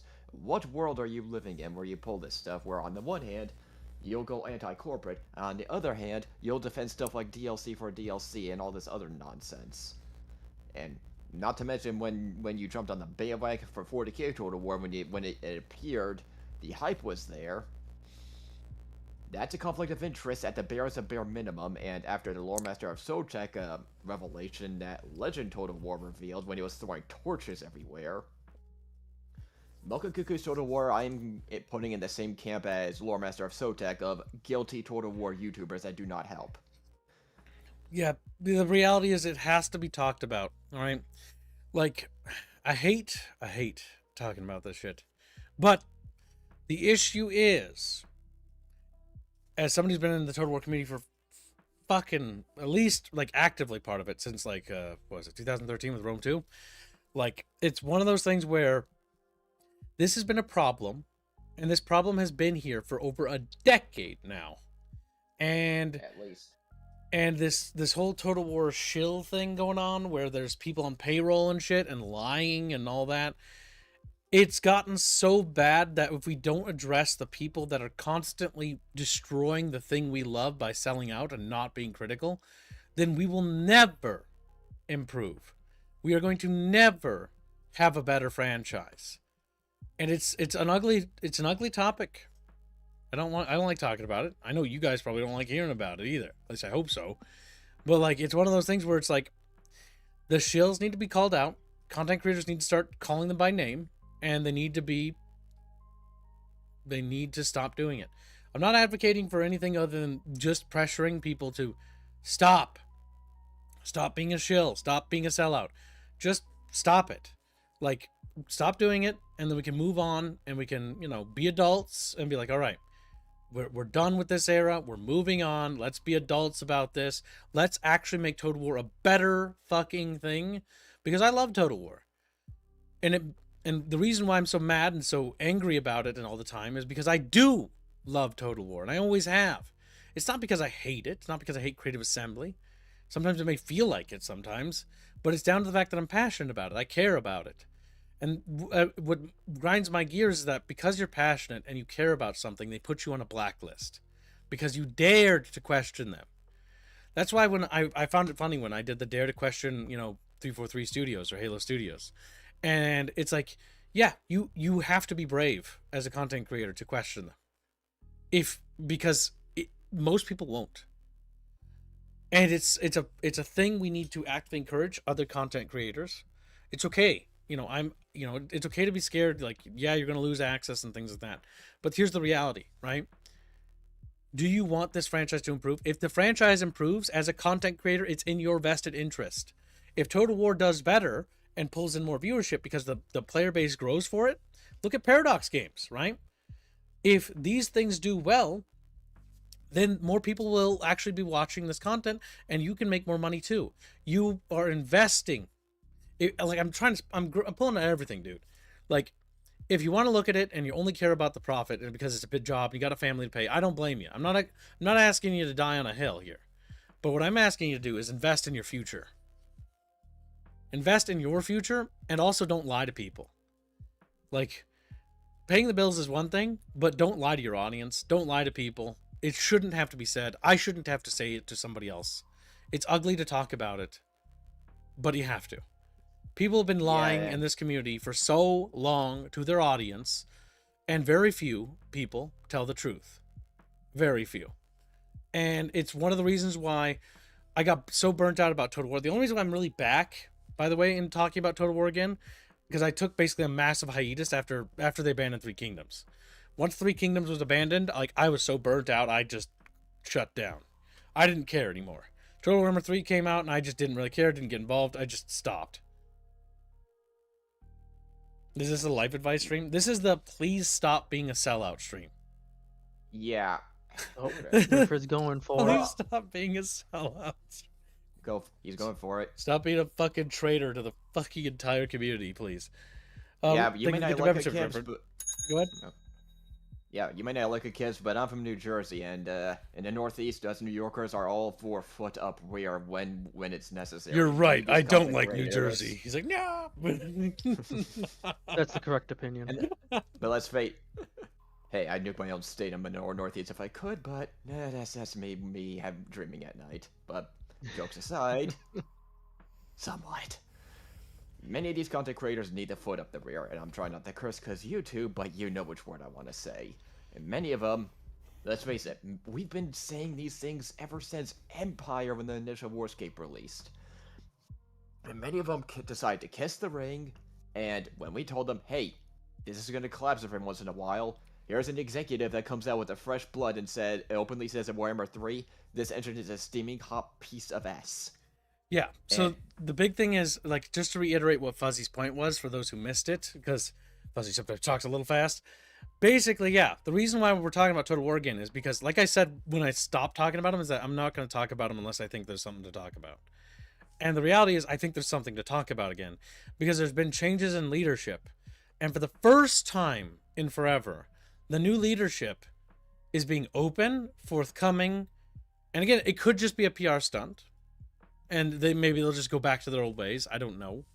I'm just warning you that in advance. Only time will tell. But the big thing is that they're being open and receptive to criticism, and maybe there can be positive change. And now, if that's the case, now's our chance. As we have direct lines of communications to senior leadership, several times now on the Medieval 3 stream, and now with this article where they're going, tell us what you want to buy for. And on a more positive note, just to get this point in real quick, Medieval 2 Definitive Edition, that's my number one by far. There are so many mods for Medieval 2, I will happily pay for a Definitive Edition upgrade. Similar to what we got for Rome Remaster, just I want Creative Assembly to do it properly, since Feral is not willing. Nothing against them for that. If they understand the limits of their capabilities, fine. But we have an opportunity to correct things, and we need to take advantage of this, as there are still signs of all the rot, with all these Total War YouTubers still engaging in this rotten behavior, rotten to the core, imprudent, corrupt behavior. Just says if you had any kind of discipline and integrity, you would have said no to that pre-alpha of 40k Total War. You would have not gone on that. Oh, hold on. Not gone on that. What was it? 25th anniversary stream? That's all I was trying to think of. You have not gone on the 25th anniversary stream, not gone on that marketing stage and ask a bunch of pre-made, just nonsense questions that don't help anything. War Master of Sotek, what was the first thing he asked? Is this the end of content for Total War Warhammer 3? That is not the first questions you asked from a clear shill, an obvious hypocrite, if you know War Master of Sotek's leanings on certain things. The first thing you asked is, what's going to be done to fix this steaming hot mess of an engine and code base? That's the first question, because that's been abundant clear, and the only time we saw official Crave Assembly marketing addressing this is this post right here. None of the other YouTubers have really pushed to fix all of this. I think, yeah, we'll give Milko Cookies Soda War credit. He has argued for a custodial team, but then again, I don't trust the guy because he looks to play both sides, and that makes him even more untrustworthy. Yeah, well, that's fair. It's so frustrating. Legend, credit where credit's due, he's the one that exposed the paid shill. Yeah, he did actually expose it, so it's good that he came forward with that information, because the truth is more important. Like, we want for the franchise to improve. I don't really care about these YouTubers, like, I'll be real with you. Like, my only thing that I ask, and I think that we should all ask, is just stop being a sellout. Like, let bygones be bygones. There's no reason to fucking be ridiculous about this, but just stop it, knock it off, fucking man up, and literally just let's improve the franchise. Let's start advocating and demanding for better things for the franchise. Let's stop focusing on this weird little petty rival thing. But the big thing is that there's this petty rivalry going in that community, and that's what I don't like. It's one of those things I just it's icky to talk about. It is. It's gross. But again, you can't talk about it. It's like the elephant in the room. It's the core underlining problem. It's like, it's not just that, though. On the other side, there's another issue, right? It's the blacklist. Creative Assembly needs to revoke the blacklist. Let the critical voices back in. Stop just having the paid chills. In fact, again, like I said it before, Creative Assembly should adopt this new mentality. No more paying YouTubers. Don't pay us. Not that we're gonna ever pay me anyways. But don't give us early access, or anyone like us, you know? Don't give any content creators early access. Don't pay them. Don't give them any special treatment. No special treatment for content creators. Treat them as if they're just a player, you know? Because they are just a player. I don't want special treatment, even as a content creator. You know what I want? I want to be treated like I matter as a player, like who's a fan of the franchise. What I want is more trust building and more schism mending. Things like open betas for us to play. Yeah, just like a weekend. Hey guys, come check out Total Warhammer 40k. Let's try the multiplayer beta this weekend. Everyone's invited. It's going to be everyone's invited. Everyone can come play. It doesn't matter if you pay. It doesn't matter if you have paid. It doesn't matter if you're a content creator. Everyone gets access. Because that way, we all can test it, and all of our voices can be heard. Not just mine. Adomans, Alucard Graysons, Boulders, Rapier Kamigawa, Fuzzy Buddy, Boogie, etc., etc. Your voices are just as important, if not more so, because there are way more of you than there are of us content creators to begin with, right? And sometimes us content creators don't know what we're talking about, and this is something we have to acknowledge too. Content creators in the past, and to this day, they have the loudest microphone and can sometimes push for negative changes and even kill games. This happens more with the ARPG genre than anything else, and I'm not going to cite the specific case of that because I don't want to get involved in that. I've already opened enough can of worms on this stream, but you know what I'm saying. And for those of you who know, you know exactly who I'm talking about or what. But that's what I mean. I know you're talking about. Yeah, that's good. What are you talking about, kid? No spilling beans. But yeah, so like, and that's not the only time that's ever happened, by the way. Content creators push for certain changes or gimmicks because it makes them feel advantageous. And I will point out that there are a lot of streamers, like myself included, when you get tilted in a game, because I get cranky too, I'm a human being, where you get mad and you're like, oh, those cheating little fucks. It's like, but they weren't cheating. You know what they was? They were genuinely better at the game. Most people I've done PvP with, like, I hate to say it, well, I don't know about most, about 50%, right? I'm an average gamer, right? I'm an average gamer. About 50% of them, damn, about 50%, maybe more, are better at games than I am, and will kill me pretty easily. And like shooters or Depends on the whatever. game. It does depend on the game, right? But sometimes they're just They're better. usually pretty good at RTSs. Yeah, I know. Whenever we do RTS community events, usually we'll just make the chatfish and smear them on the wall. Like, First person shooters though, yeah. yeah, Like- first person shooters you're better at. I'm really bad at aiming. Fuck. But that's, you know what I mean. That's what I'm talking about, right? So it's not just content creators' voices you should be concerned about. And that's the problem with past Creative Assembly. That's why the creation of the blacklist happened. That's why, they fucking have these paid content creators. Like, no more of that. No special early access. Treat us just like another gamer. We're not special. We do not deserve special treatment. Simply put, it's obvious content creators don't deserve special treatment because look at the paid shills. If there are those among us who would do something like that, then we clearly cannot be trusted. It's kind of disgusting. I'm sad that we share the same profession, honestly. It's honestly detestable, but still. What were you going to say, Fuzzy? Go ahead. Fuzzy. Yeah, I say most of the paid shills were pushing for the worst aspects of Warhammer 3, for example. Instead of, hey, this foundation needs to be fixed, they just made it, a lot of them made excuses. And for the longest time, did nothing but excuses. Yep, they'll run defense for the multi-billion-dollar corporation. Or in this case, multi-million-dollar. But yeah. Leave the multi-billion-dollar corporation Sega's multi-billion. alone. So, Well, yeah, the just remember, publisher. they're owned by Sega. Oh, true. It's like, what should we do? Attack, you should have you could do a meme of like a YouTuber's face, like sweating, like even mine, right? Like the two buttons, right? And the one button's like, defend the multi-million-dollar corporation or attack the fans, something like that. Gibbs presses both. Yes. Thumbs up the camera. And what I find funny in all this whole Total War situation, just following it since the mass layoff started in 23 and reading Sega investor reports, the corporate at Japan and Sega and the investor reports are listening to us more than what the content creators should be. Normally is, we find the content creators, they're supposed to give us the information, the facts first, and then their takes. And it's supposed to help bridge, ideally, because we went away from, say, the established gaming media for a reason, it's supposed to help bridge that gap between, say, the community and the developers to know what the paying customer wants. That's clearly been violated that's clearly just been... Well, I think that's also like a bad view. I don't think content creators are the bridging gap, right?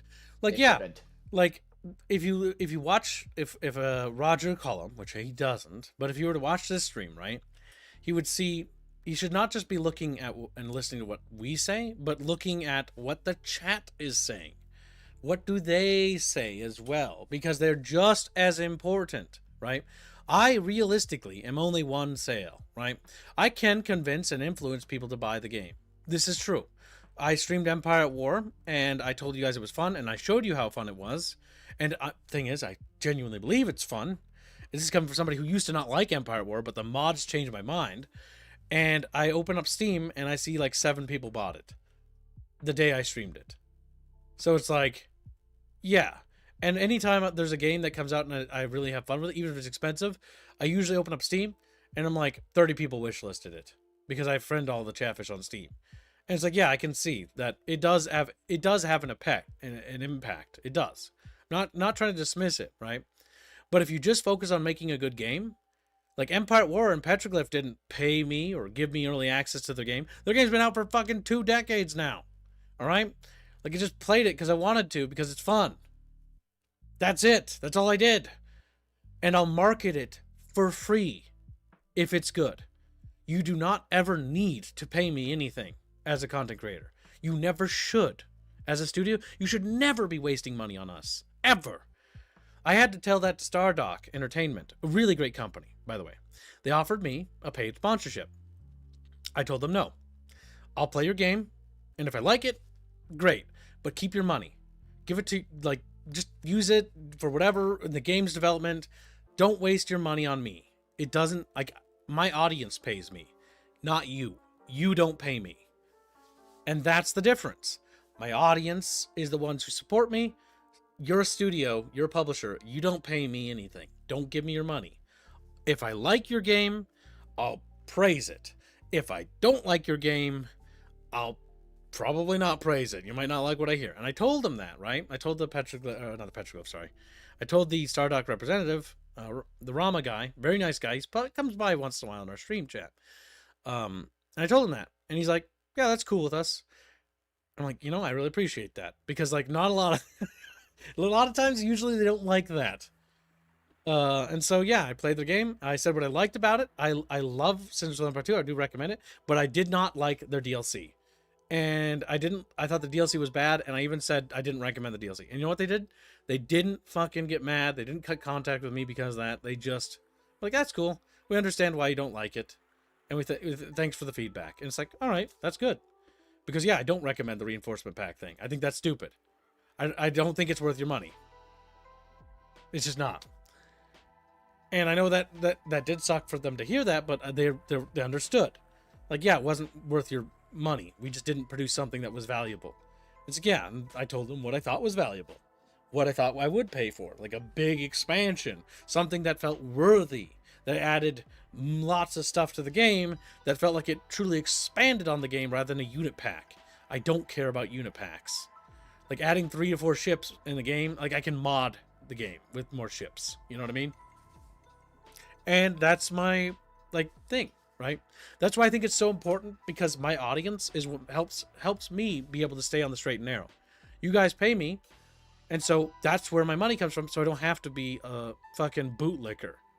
And thank you guys for your donations. Seriously. If it wasn't for you, the monthly supporters, the people who support, the people who just drop a like on the stream, even those, it all helps and it all adds up in the beginning. You make it possible for me to keep that boot as far away from my face as possible. Because guess what? I can live and eat and drink water and have power and heat in the middle of winter because of Chatfish. I don't have to rely on boot licking. And God willing, I never will. Well, That's true. You don't have to, because Chatfish don't have feet. Don't have feet. Yeah, they got fins. Fin licking. But yeah, as a content creator, you should never be reliant on a corporation that's not your audience. And I have to tell this to a lot of VTuber girls who are so goddamn... potatoes is what they are.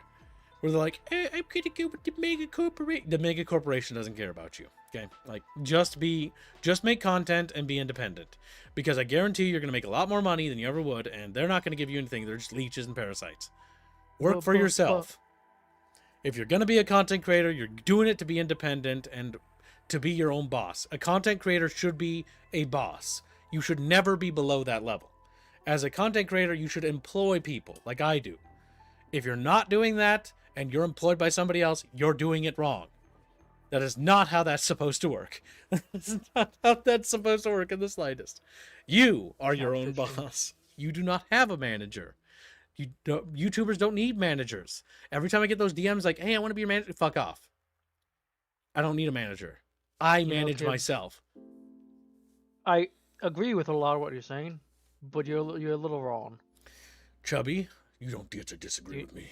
I'm putting you on a You're not your own blacklist. boss. It's like, fuck. You're owned by the Chatfish conglomerate. Oh, yeah, of course. Consortium. Consortium. Oh, look, now they can't even decide on the name. Like, fuck. Yeah, the same Chatfish as a were fighting each representative. other over the name. Chat, let's have a donor war. What should the Chatfish organization be called? The Chatfish organization. Oh my god. The bucket bank. Rapier's not my manager. He's basically my CFO. He's in charge of finances. He's in charge. That does not make him He's have Gifter's bureaucrat. executive authority. It just means he has to tell me the numbers. What do the numbers mean, Jumba? What do the And they have numbers to yell at him mean? about keeping things up to date. That's the Chumpus. The Chumpus is the books guy.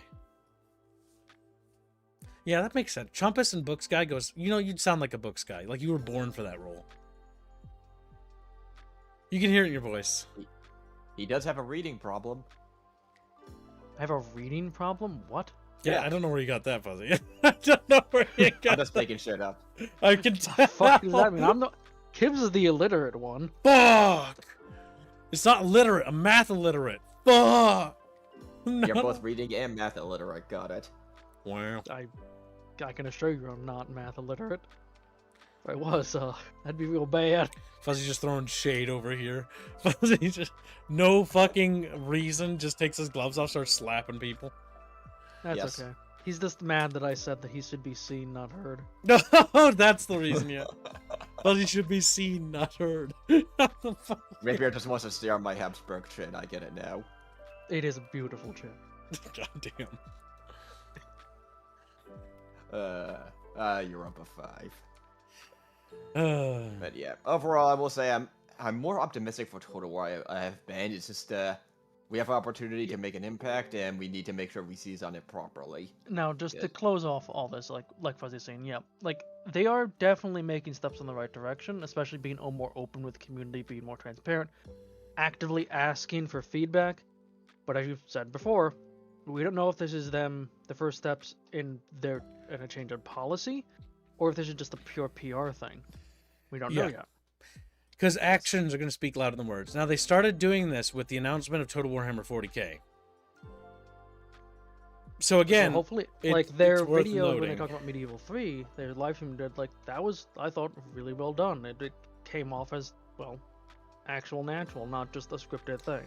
Now the big thing is that's good, but that's not good enough yet. You're gonna have to do that for every single month now. Every single month we want to see behind the scenes how the game's cooking. I don't care if there's like bugs. I don't care if it's rough around the edges. I don't care. Like most of us don't care. 90% of people that matter don't, like people who actually buy your game don't care. If it's rough around the edges and filled with placeholders and buggy or whatever, and things are glitchy and it might not look pretty here and there, that's fine. All games got to start somewhere. All games have to start somewhere. We know that. Hell, as a fucking independent developer, I know that too. It's got to start somewhere, and it's going to start looking rough around the edges, but it's going to slowly, like any piece of clay, as you mold it and shape it, will start to take shape of a little cup. Might be a little wobbly looking, but, you know, you'll work it until it's not wobbly. So, yeah. More transparency, more honesty, more truthfulness. It's a step in the right direction, but there are problematic elements that need to be dealt with. And again, it's the blacklist. It needs to be acknowledged that it exists. It needs to be destroyed.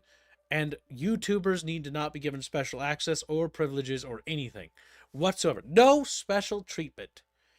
No special treatment for me. No special treatment for the big YouTubers. The little ones don't care. We're not special. The people who are special are your players. Treat me like a player. Which means you should care about me. Just like you care about everyone who buys your games. Because you should care about your audience. That's the amount of care I deserve and expect. Nothing else, nothing less, nothing more. Simple. Simple. No more special YouTubers. Special YouTubers are genuinely disease. YouTubers do not deserve special early access. Nor do they deserve special treatment. And ever since companies started doing that, that's been a disaster for almost every game they do it. No special treatment. Treat all players the same. What about the special treatment of pay us extra money to play it early? I don't know. Look at all the bots on poor Kick. Kick is such a shit platform. More. You know? Damn, I look away for a second and they pop up. Bad stream, watch me. By the way, most of these people that they do it for, don't bother them. They're actually victims because people actually do that to get people to try to take down their streams too. Kick is a cesspit, by the way. It's one of the worst platforms. It's worse than YouTube. It's worse than Rumble. It's worse than Twitch. It's genuinely bad. It's the worst platform I've ever seen in my life. Genuinely impressed because there's cancel culture so bad over there. It's not even funny. All YouTubers are queens. If they stream, they're a thought. They're a thought. I'm expecting that. Yeah. Good meme. Good meme. All right. Again, this is the first time I actually have. I wouldn't say like I'm like, oh, I'm gonna jump on this like right away. This is the There's first time I'm hope. optimistic about Total War. Like I'm fidgeting with this bottle cap right now because I'm like nervous, but I'm optimistic, and I want this to be genuine steps to repair the damaged bridges that the old Creative Assembly has created, and mend the schism between the players and the developers. Mend the schism, please.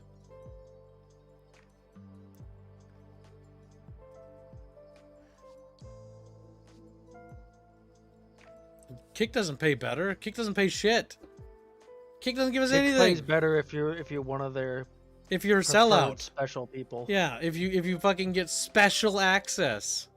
Kick is a scam, my dudes. They only get you if they only send you a message if you're like a big YouTuber and a shill. Like they don't give you you're a regular streamer, you know, doing your own thing. They don't give you shit. Kick is ass. I've got nothing nice to say about them. I have more nice things to say about Twitch than I do them. Twitch is better. Genuinely. And anybody who says otherwise is a liar. Oh my god. Alright, well, enough about complaining about content creation stuff.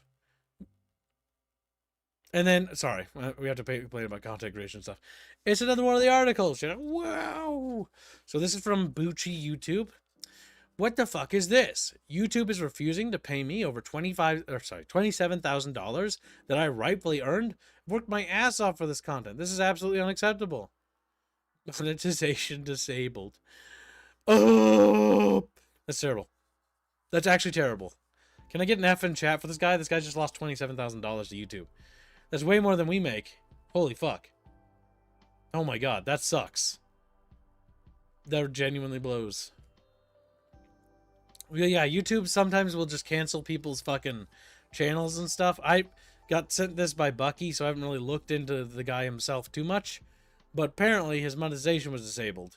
And they could just cancel that on a whim. And instead of paying them the money they owe, YouTube's like, nope. We're just going to keep it. Thanks for the money. It's like, what the fuck? What the fuck? Wow.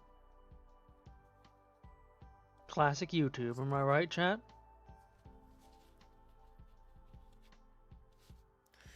Strange Days Ahead on Twitch says he drew a nose. No. He drew a nose. Oh, I see. Oh, he did, yeah. We're going to do things to you. He's like, oh my god. That's true, he did. Why would he do that? Why would... It is a big, long nose, you're right. But yeah, so You YouTube... can poke someone's eye out with Again, I have to talk about this real briefly. This is not really relevant for most people here, but for those who make content or are interested in making content, one thing you have to be mindful of is that YouTube has no, and this goes for most places like Twitch and everywhere else, you have no way to really dispute things when you have a problem. You have nobody to talk to. If something goes wrong with most of these platforms, and I say most because not all, I've yet to find one where I can talk to somebody, but usually it comes down to go fuck yourself. And it's basically e-begging. If something bad happens to my channel, or something bad happens to some other yup nubber, all they can do is go to Twitter and beg people to retweet them. And it sucks. I had to do that too. I had to beg once when YouTube basically put us down for a month, or was it 2 weeks or whatever? Like, I had to go and beg, and it was not an experience I ever want to do again. Like, you know, I had to go to other content creators and like, can you help like retweet this? Because like, you know, if I need to know, let my audience know what happened. I need people to tell my audience because YouTube blocks me from communicating if something bad happens. That's why I promote the Discord. Currently, our Discord's linked in the description. You know, if you want, go ahead and follow us there. But if something bad happens, they muzzle my account. I cannot tell you. I stream every single day, and I tell my audience everything. I stream every single day. There's not a day I don't stream. I stream 365 days a year. Period. The only times I don't is not when I'm sick. It's when I don't have power or don't have internet. And even then I post and let you guys know. Because I still go and get internet to tell my audience. Because this is my full-time job. I'm an entertainer, and that's what I do for a living. There goes my bottle cap. Fuck. But yeah, so like... Yeah. That's all I can say. I'm like, that's it. It sucks. It's gonna continue to suck forever. There's no hope in sight. Rip. We've been saying this for years. There's been no positive changes for content creation, and there never will be. Is what I feel like. This is the one thing I'm blackpilled on, maybe. And I know being blackpilled is not a good thing, but like, there's never been a positive change in over the 10 years I've been streaming, and I've never seen one. How's the black pill taste, Gibbs? It does. It's not good. I don't like it. Like, there's never been a positive change. Never once. Like, there's like ever. You can't talk to anybody. You can't communicate with anything. You're just fucked, and you have to beg for help. And that's it. Next subject. And they have no interest in making it better. Next subject. A young Chinese man addicted to video games lived in a hotel room for 2 years, and they never left it. He ordered food from his delivery apps and had it shipped to him. After 2 years, he decided to move to another place, and when cleaning workers entered, they discovered mountains of waste piled up to a full meter high, covering the desk and chairs he used to sit on. He even left the chair and desks. He didn't grab anything. This man waddled through refuse of debris and shit, and I can't even imagine the smell. How did they not smell it from the hallway, my dudes? How did they not? Where was this at? China. It was in China? Well, the smell they didn't notice because the rest of it probably, the whole place probably already smelled. Ah! Sorry, I was just getting... Look at all that used toilet paper. Like, at a certain point, like, just logistically, right? You think the employees of that place would want to come in and clean it? Get that bitch a hazmat. Oh my god.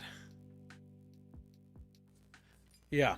So this, the only thing I can really say about this is that that's gross as fuck. Chatfish. I know I may be a hypocrite, and there is trash in my apartment and stuff, but my god, it's not that bad. Genuinely. It's not that bad. It's not that bad. No, I have a suggestion for you, kids. Just have a trash can. Have a trash can and a recycling can near your desk. It's not and just that empty bad. it like every couple days. I'm a hardcore gamer, but like, holy fuck. That's pretty bad. Trying to toilet be like India Street. Oh my god. Like, take care, try to clean up your space, you know, and do what you can. The one thing I'm really bad at is dusting. Like, I'll be real with you, there's like dust all over my desk where I don't interact. Like on that side over there, on that side over there.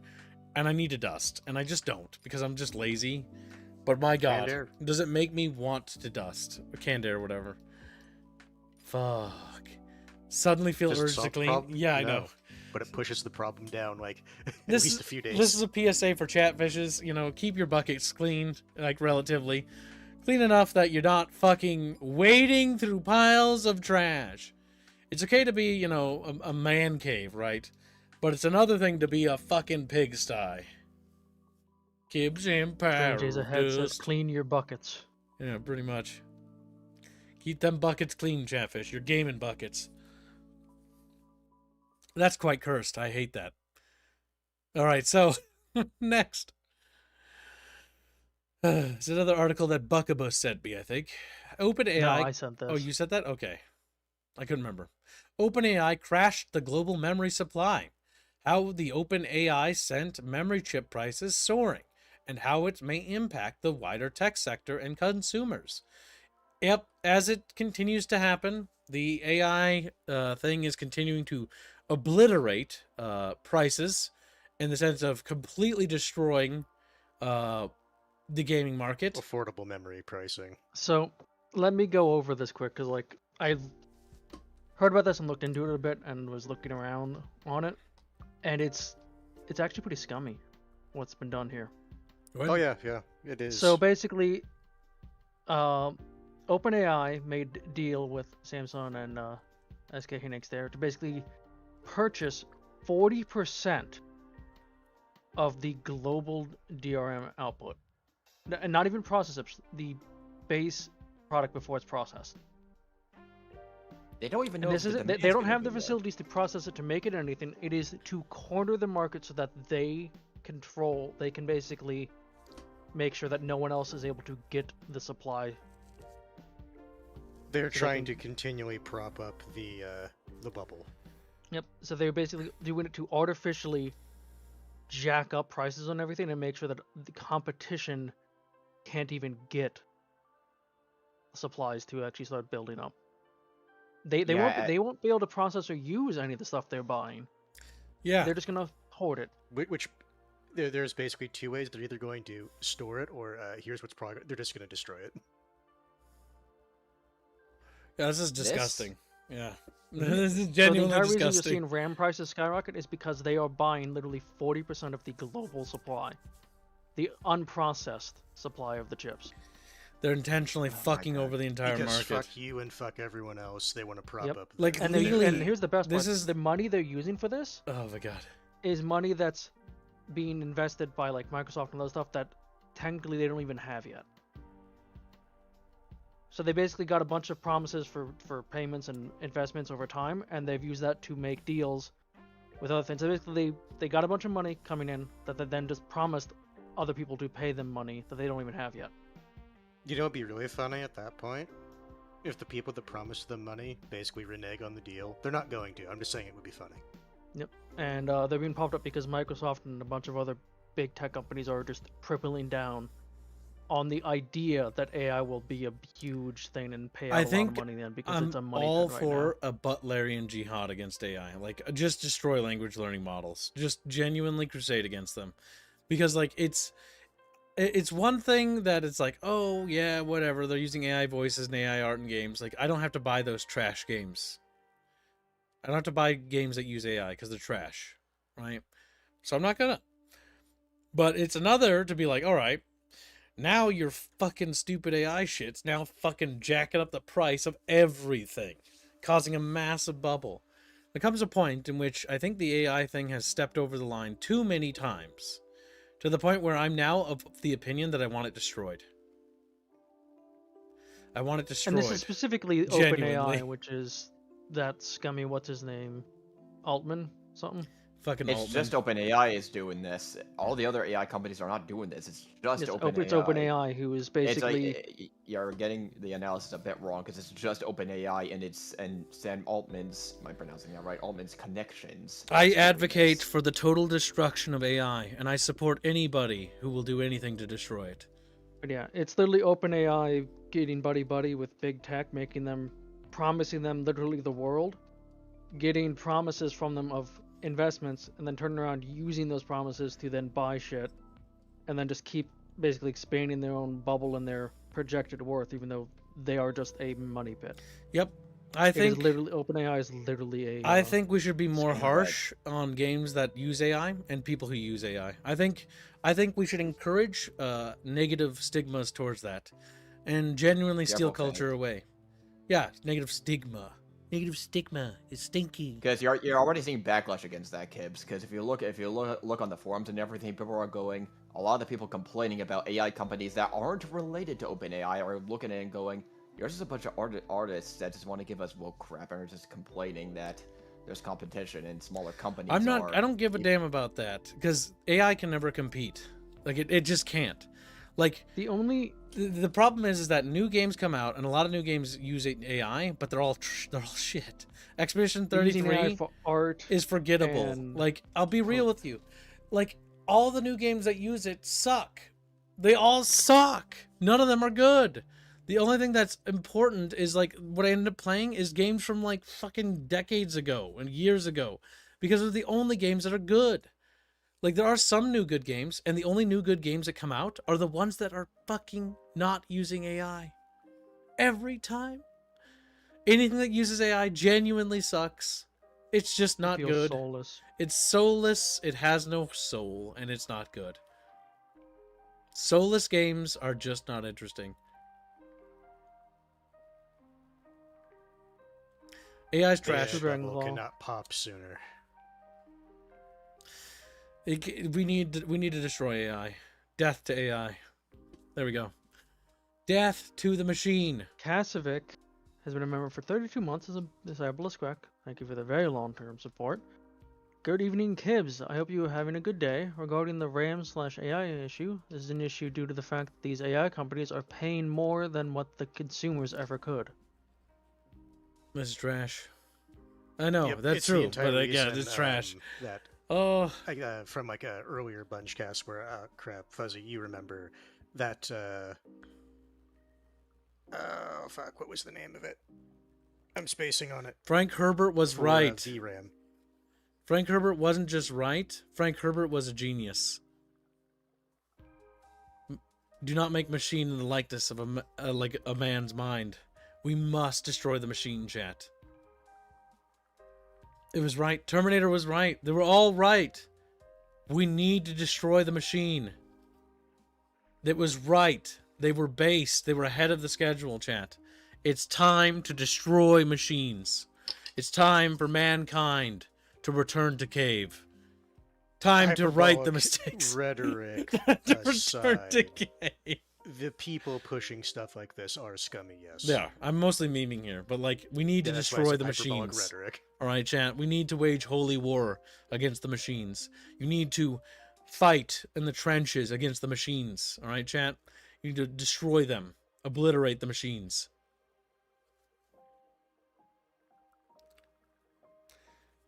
No, 40k isn't right, Doman, because they stole that plot from fucking. The Doom. worst part about this news Stole here that plot. is the prices are actually just going to get worse because it's what was it? I think the date I saw was 2029. But yes, memes over. The AI bubble has been an absolute disaster for the entire industry.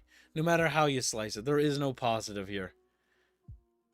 It like there is one fact that needs to be pointed out here. A lot of this is just standard San Francisco, Silicon Valley dark money games. They've been pulled. If you think OpenAI is the one that pulls this, all tech startups and just finance in Silicon Valley has pulled stuff like OpenAI is pulling. Right now, OpenAI is just the latest one. The best part about this language learning model stuff is we literally had this in 2005 and 6. This isn't even new. This isn't even like interesting. This technology's still the same. Chatbot. What's funny is they were better back then than they are now. Well, back then the way they were designed is they would literally just They weren't capped. repeat responses that they were set by, like they would get better over time because their responses to questions that then you would say is just based on previous responses from other chats it had with people. Basically, it's not even. It's more mimicry than anything. All I know is that this whole AI bubble thing really sucks. Mostly because like I know a lot of people who want to get gaming PCs and they just can't. So hopefully this shit ends soon. I don't know how it's gonna play out. I think it's gonna get really, really, really ugly before it's over. I remember seeing a meme. Hold on. So the big thing is, chat, like if you have PC parts or whatever, take good care of them, my dudes, all right? Like take good care of your equipment.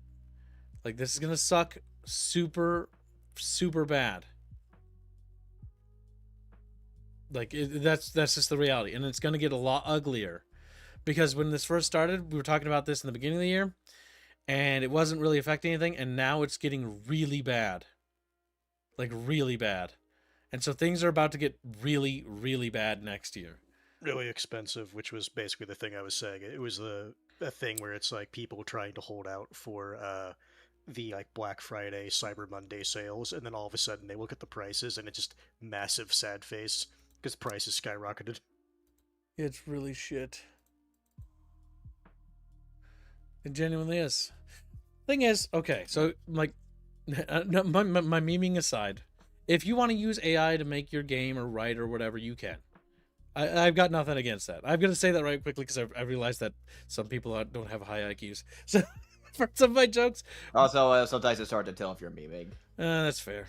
I do give a serious delivery. But the big thing is, if you want to use AI for shit, that's fine. I don't care. I just don't like AI, personally. And that's it. part of the issue is that a lot of the big tech companies want to use AI for literally everything, when there are certain things that AI is actually decent at. Yeah. Like analyzing like massive swaths of data that would take a human months to go through. Mm-hmm. Like, it's good for that. It's like It's just like they want to use it for literally everything. Yep, because we had this game dev meeting a while ago where I got what was it? It was basically when AI was first coming out, and we had the conversation whether or not, as a studio, we wanted to use AI. And basically, the entire studio, more or less, was of the opinion. After we looked at it, we just like no. And I'll be real, my opinion going in was that even as a director, I was like, I'm gonna entertain the idea that I'm gonna let my team look at it, but like I've already made up my mind internally on what I want my studio to be, and I want my studio to be handcrafted. And I do not want AI because it's not what I want. I don't want AI in my stuff. And the reason why isn't to do with like, oh, because it's machine or whatever. I just don't want it. I built Battle Damage Studios to chase after a dream. And it's my dream, and it's what I want, and I've always been honest with you guys, and I always will be. I want Battle Damage Studios to be a studio that's out of the 90s, and that's what I've tailored the studio to be. And that's what it's going to be. It's the late 90s, early 2000s. That's what Battle Damage Studios culture is. That's what our culture will always be internally, so long as I'm at the helm. And that's what our studio is. Handcrafted, handmade, everything meticulous. And it was always going to be a long project because it's my dream, and I want it to be handcrafted. Oh, AI code would be a disaster, yeah. Oh, especially for our stuff. Holy fuck. Robin's building a custom engine. Good luck getting a learning model to learn that. Oh my god. You'd be like, My favorite thing I saw about AI coding was a breakdown of what happens if you don't use AI and versus if you use AI. So if you don't use AI, you take like 10 hours writing the code, and you spend like 2 hours bug fixing and like optimizing or whatever. With AI, you spend an hour or less to write the code. Yeah. The code and you spend 20 hours bug fixing. Yeah, it's basically the inverse, which actually is worse because you have no idea where the problem is breaking. Mm-hmm. And then if you change one thing, well, is that going to break something else? But yeah, we're not going to use any AI in our studio. At present, my opinions are as follows. I forbid the use of it on any of the art. I forbid it in coding, and I forbid the use of AI in general. I just don't want it in my studio. I pay my people, and we pay them what chat donates, and that work I expect them to do, not a machine. Uh-oh. What? Otherwise, I'll pay the Technically, machine. everything I do is using a machine. You're using fucking calculation things. But you did invoke Butlerian Jihad. Oh, that's right. We gotta destroy our computers. I'm sorry. I'm sorry, Legends of Terrestria will now be a cave painting game. Cave painting. Excel is too close to AI. God damn it. It's nowhere near. Also, again, we can't use the word AI. It's LLMs. We really got to break the habit of that, because it's a bad habit. We don't actually have AI technology. The fact that people have been colloquially just referring to these language models as AI has been inaccurate. And it does create. We're gonna abbreviate it to LMs. There we go. Because LLMs is too much. Too much else. I don't like it. LMs. LRMs. Learning models. Good enough. Not if you're within 100 meters. We're abbreviating it because I can't be fucked to say the other L.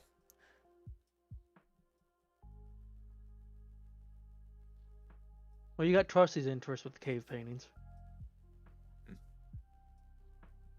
And remember, chat, when you're making your cave paintings, make sure you draw ridiculous shit so that in like 500 years' time, archaeologists looking at it will be like, what the fuck did they see?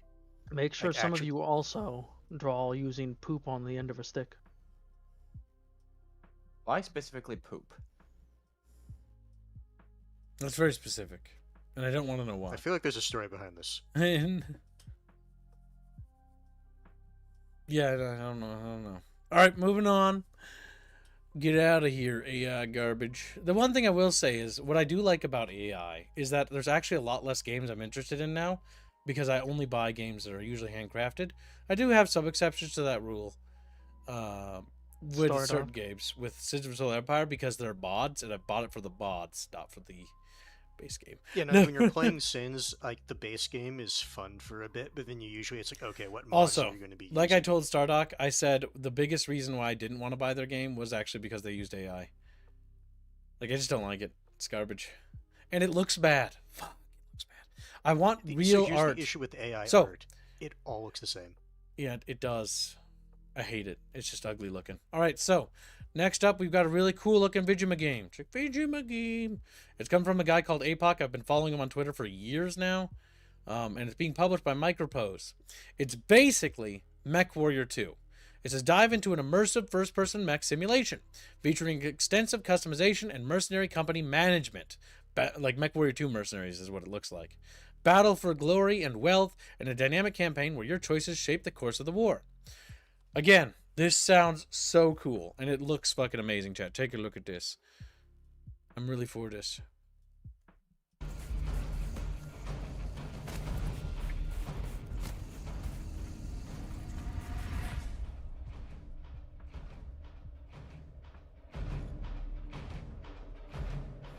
He also really likes the catapult.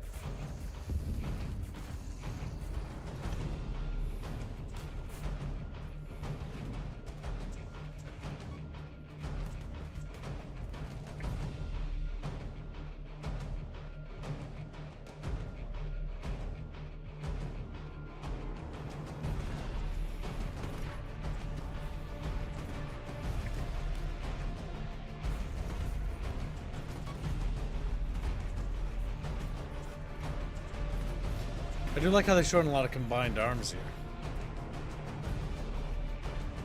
They're all IFEs, though, I will point out. Where's my primal mechs?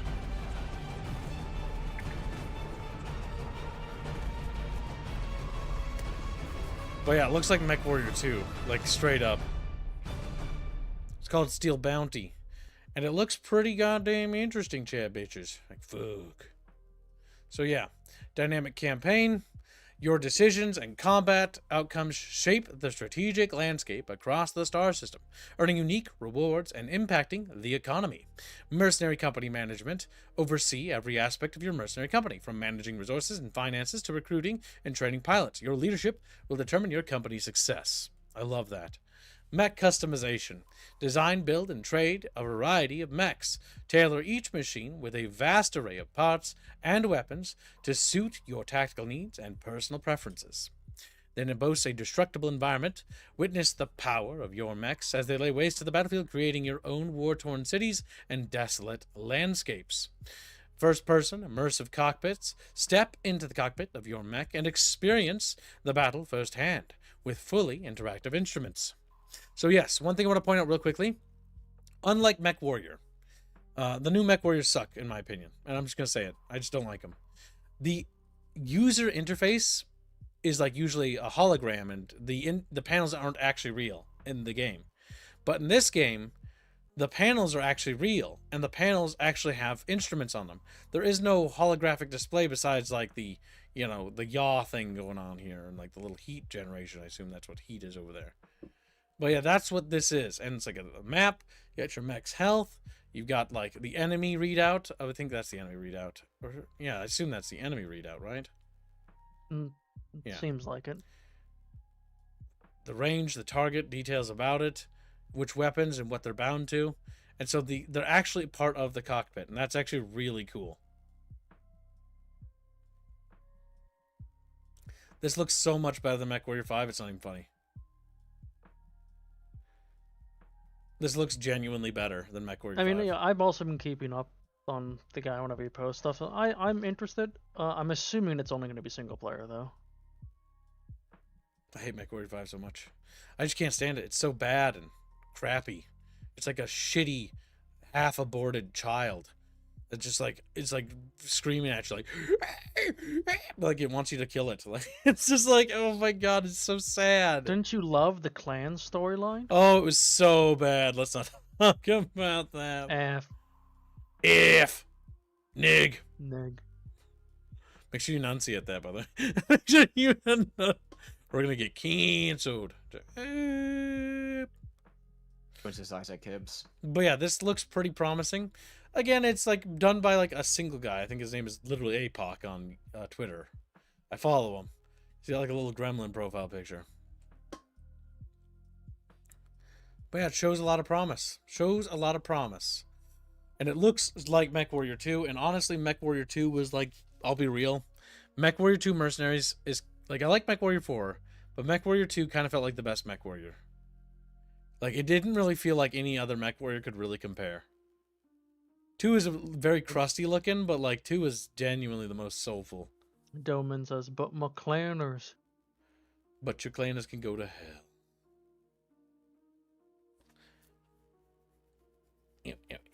Just draw, hire someone to draw 20 textures for one of the mechs. And they could hire like a texture artist. That would help. I mean, getting a texture artist I think would be a good idea. I'll do it. Keep doing it low poly, but have low res too. Low res on low text, low res art on low poly sprites would look gorgeous in my opinion. Because yeah, I don't know if I like the entire like low poly like flat. Like okay, we don't need to go straight for MechWarrior 2 visuals here. We don't need. It's more poly than MechWarrior 2. But yes, next up we have NVIDIA to cut gaming GPU production by 30 to 40% starting in 2026. I think that was your article too, wasn't it? No.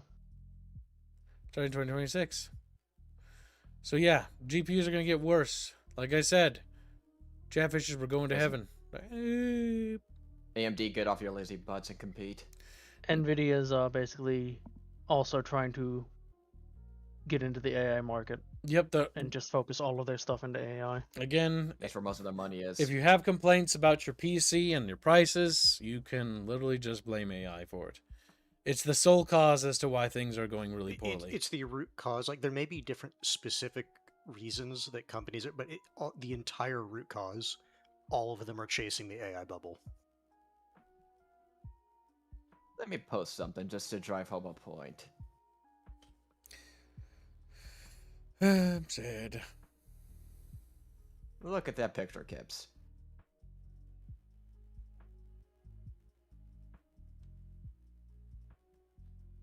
That's the video stock over the past 5 years. Have you noticed something? It's bloating like a balloon. Yeah, but for the longest time, by the way, that flat line extends much further than that, so I just limited to when the trend started. The video only blew up in size around 2022? Let me zoom it in. Yeah, 2022, 2023 is when it started going up. I was going to say, if you're slowly. looking at the graph you posted, you can argue 20. it started at the beginning of 23. This looks like an 23. impending mega crash, honestly. Oh my god. Yes. Do I even need to explain why they're trying to up this bubble? If NVIDIA lets the bubble burst and they don't have any alternative revenue streams, which they don't, yeah, that's going to be an embarrassing amount of value, of stock value, wiped out. And there's a lot of mutual funds that, remember when NVIDIA released an investor report, and even though revenue went up and profits went up, stock went down? That's because savvy investors are going, hold on a second. Yes, we saw line go up. We're not seeing any sustainable revenue from this, from ChatGPT or any of this, and so the investors are pulling out, the savvy ones. Yep. So yeah, just to drive home a point of how bad this bubble is, just watch NVIDIA stock and see when it bursts. It's one of those things, like, I want to see the crash. I want to see them shit bricks. Because the NVIDIA CEO has been high on his own horses the past 2-3 years, solely because of this. Before that, he didn't really pull a lot of this. It's only recently when his own net worth on top of his own paycheck started exploding that he's been pulling all this stuff to try and solidify his position. It's not going to work, because unless OpenAI gets into massive green, that stock will crash eventually. Yeah, that's gonna be right bad. Now, much of the innovation, well, it's not OpenAI. In these models, it's either in-house models or smaller to mid-sized developers focusing on practical business value, not what OpenAI is doing. If you're talking just general LLMs, OpenAI is not the best, not even close. Yeah, no. this is one of those situations where, again, you can kind of see where things are going. And this is going to be, watch AMD fumble this. They already kind of are fumbling it, by the way. AMD has historically Fumbled every opportunity done they terribly when they've been like given golden opportunities, and then it's like, so we shoot ourselves in the foot. It's like, God damn it, AMD. Yeah, people have been. Yeah, that's I won't say probably going to screaming, happen, but by the way. baseball make. The government's probably Yeah, going to bail. honestly, And I'm just hold on, expecting AMD to fumble. Dragonclaw says the government we will bail them out with your money. Fuck you. Yeah. The problem with the Nvidia bubble is when it bursts, I expect the government bailout is going to be given to them. And not only will it be given to them, but then we'll literally be like, well, there goes taxpayer dollars on another useless bailout for a company that literally created the problem themselves. Yeah. Literally, like what happened with the last big bailout. You caused the problem, so you're getting bailed out.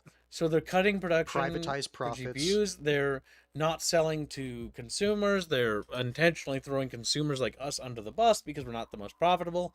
And they're chasing after these, like, I can sell a consumer like a $600 GPU, or I can sell, a fucking GPU to a fucking AI data center for like $10,000. Well, I'm gonna fucking go that route. And they're doing that so hard. And the problem with the AI thing is it's a bubble. Like, we've seen time and time again that LLMs and AI in gaming has failed repeatedly. It has never produced games that actually have staying power. We have things like Arc Raiders, we have things like Expedition 33, right? Now, I think Expedition 33 makes the best use of AI I've seen of a studio where they actually tailor it. But again, it kind of puts together the last pieces of the puzzle as to why I always thought it looked off visually. And it's like, oh, it looked off visually because it's a random fucking smorgasbord of random crap. Well, that explains it. That explains why I thought visually it looked bad. Now it all makes sense. It artistically looked like devoid of any sort of direction. And now I know. It didn't have a direction. And that's the problem, right?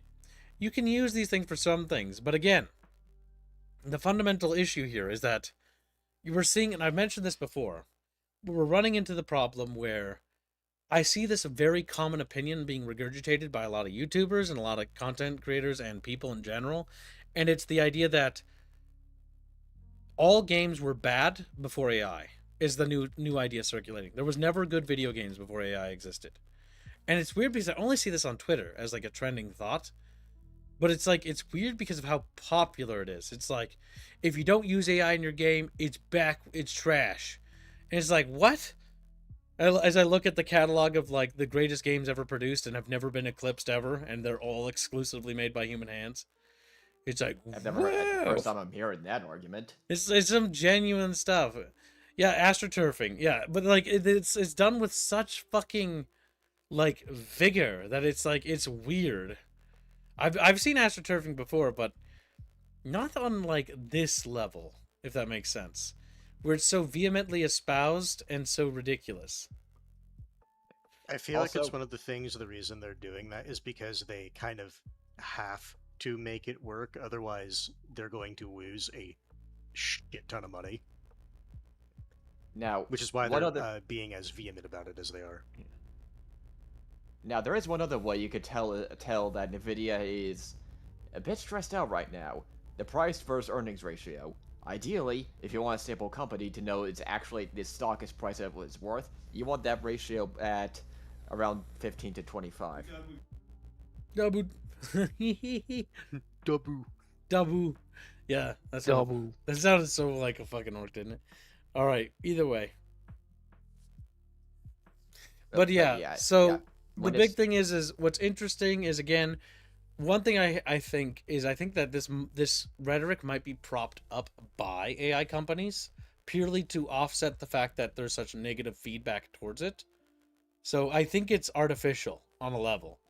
Yeah, Casovic says it's artificial. It's bots trying to push a narrative to drag normies. Bots have always been a thing. Yeah, because that's what I'm. So, yeah. That's why I'm pointing it out, because it seems artificial, and it's one thing I keep seeing, like as a post where, like, it's always in the case of like, it's like basically astroturfing, like 99% of games are made by AI, and Everything's made by AI, and if it's not made by AI, it's terrible. It's bad. Everyone's Bots. using it now. Everyone's They just using don't it. tell you. You need to use it. If you Oh, don't yeah, use I it, love that one. you're Yeah, you're I love you're a that one. Nazi. And Everyone it's uses like, it. okay, no. Yeah.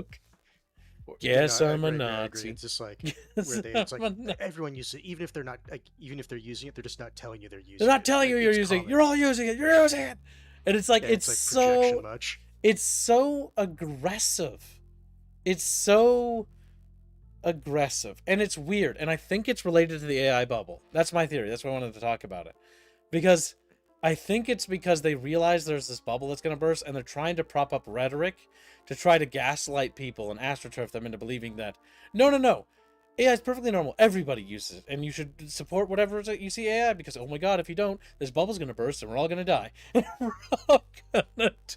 And the bubble is going to burst. You'll own nothing and you'll be happy. Yes, exactly. It's the same rhetoric. And it's completely interesting. It's so interesting. Because it's entirely that. Again, also Dragonclaw, we're not talking about the same subjects. You're talking about something else.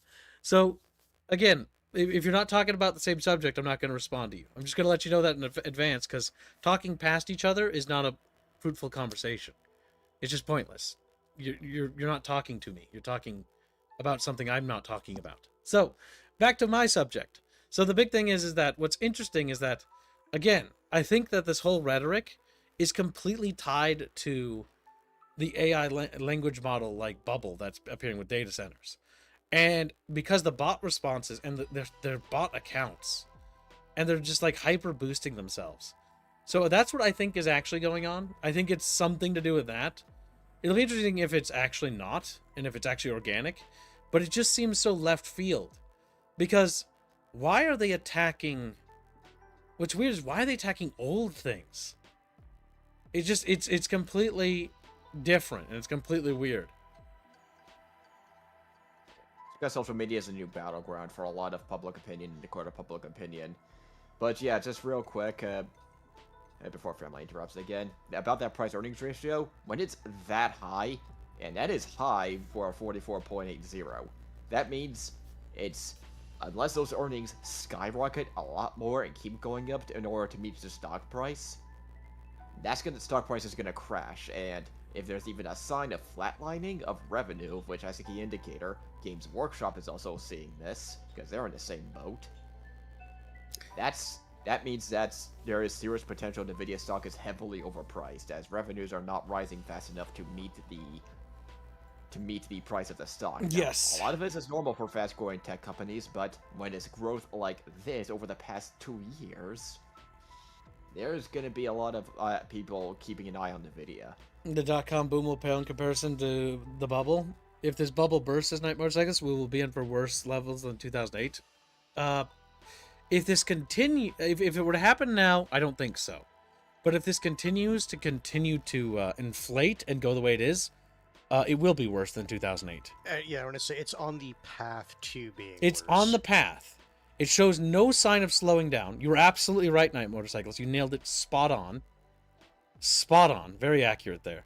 But yeah, if this continues to go in that direction, yeah, it will be worse than 2008. But again, we're not at that stage yet where I think it's that bad. If it bursts now, which again is why if it bursts now, we'll be fine. Yes, guys, there's only a handful of companies that rely on this. Nvidia is obviously number one. AMD a lot less so. Microsoft, Intel, maybe some hardware manufacturers like Micron will suffer because a lot of them are heavily reliant on high-paying enterprise customers, relying on businesses using these LLMs and AI models. But if that demand doesn't develop, and also if they go for other LLMs or in-house LLMs or their own custom-made stuff, which is still top tier, there's still a lot of talent in developing their own stuff and not relying on third-party AI companies. I'll take Goldman Sachs as an example that develops their own in-house stuff as an example. I only know that because in an interview they told me how they are notorious for over-engineering everything. It's like... It remains to be seen, and it's not stacked well in Nvidia's favor, as a lot of financial analysts are saying a lot of this growth is debt financing with no positive cash flows to pay it back. Yep. The big thing is that we've been warned by multiple people, like insiders now, that like this thing is going the bad way, and there's every sign of it going the bad way. Like Bucky has been pretty spot on when he was here. He's not available right now. That's why he's not here. Because he's doing vacation things. But like when he first brought this up, like what was it? This last spring, right? That and I think it was before then even, that this was all going this direction. I was like, okay, maybe. I was more of the sense like I don't think AI will do that much damage. But like as this continues to get worse and worse, and we're reaching levels that I didn't think this would, it's reaching a point where I'm like, holy fuck, this is getting a lot worse than I thought it would. Like this is getting, And what makes it we're getting to the scary threshold, and there's a lot of people coping and cope on serious copium, like, you know, it's not gonna be bad, it's not gonna be bad. But like the reason why I'm telling you, chat, don't listen to people that say that, because you have nothing to, like, you will lose everything if you listen to that kind of rhetoric. Be cautious and careful with what you're buying, especially PC wise, all right? Because I'm only advocating this out of concern for yourself and your well-being, to be cautious and be a prepared consumer, to be ready, right? Make sure you're not going too crazy. It's always what I guys tell you guys not to donate too much. You know, we want to make our daily goals, but I don't want to go too crazy. Because again, take care of yourselves, right? Like things look bad if they're going to keep going this way. And if this bubble doesn't burst, yeah, the 2008 depression will be not nearly as bad as you think it was. recession, not depression. It was a depression. That's a common. I was very sad about it. That was a common fucking thing. Like they always say it was a recession, but it was definitely depression. In hindsight, it destroyed so much. It wasn't a big one, but it was horrible. So yeah, be prepared, be concerned, be alert, and be open-minded. Do not believe what copium people are doing. Like, don't fucking buy into their bullshit, because they're not in your best interest. They're literally coping, and the coping mechanism is to literally make you stupid like them. Be cautious. Worst case scenario, nothing happens. I hope nothing happens. I want nothing to happen. I don't want the AI bubble to burst. You know, I don't want a bubble to burst, period. But the reality is, be prepared. Do not be stupid. Do not listen to stupid people telling you hopeless amounts of copium. Worst case scenario, if you're prepared, nothing happens. You're fine. Perfect. If you listen... One last point before I have to go to the gym. What doesn't help this whole bubble is that the government is spending a buttload of money trying to prop it in an AI race. That's what's and it's not concerning. That's helping. why I'm mentioning it. Because the bubble's inflating faster because the government's getting involved. And because it's inflating faster, it's blowing up bigger. And it's getting way too big. Anyway, I'll see y'all later. Take care. Yeah, Fuzzy. But yeah, just be cautious, be careful, focus on yourself. Make sure you know you're not making any silly purchases with PC parts. Just be cautious. And if that's apparently too much to ask, well then, you know, it is. But so be it.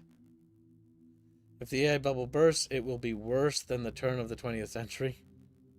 Checks rope. Oh no. Oh no. He's like, no, to tie my door shut. What are you thinking of? But yes, just be cautious, look after yourself, and be prepared. I shouldn't have to argue for that, but yet here I am, because there are some of you who are like, no, it's fine. And it's like, okay. It's Chatfish just going, bye, bye, bye. Just be prepared is all I'm saying. If that's too much to ask, you little yellow fucker, he's like,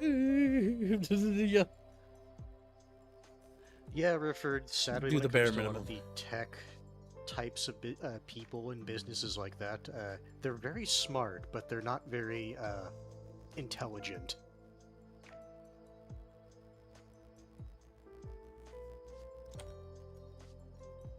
Alright, we got another upcoming game published by Hype Train Digital, Time to change the subject to something more popular and Yes, this is positive. something that could be interesting. Now, the first video I think is just kind of setting and story overview or like kind of stuff. The second video, as far as I'm aware, is pure gameplay. Okay, well we'll give both a chance. So it's canyons. It's friend slop is what I already see. Blake hasn't said that yet, so He will. He will. Captain, faster! A world once filled with water. Hold on. I wish I had like a stream deck for this fucking computer so I could just shut up. There we go. With life and blooming technologies. Foul to the awakened. A fusion of flesh and lifeless matter. Upon the ruins of the old world, a new power has risen. The Order of the Divided Cross. Lip syncing's hard, so covering the mouth. No one knows where the awakened came from, but their power grows. Only the warriors of the Order and their faith can save what remains.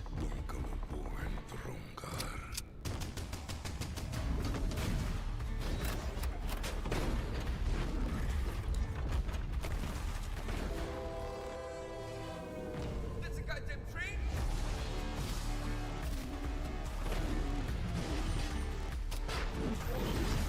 Looks like a couple defiled over there.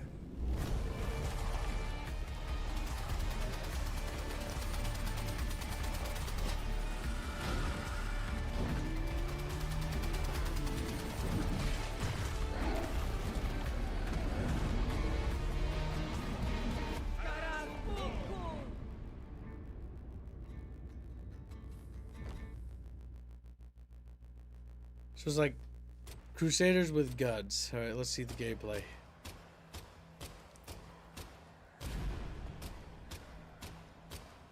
He's got an objective to deliver something.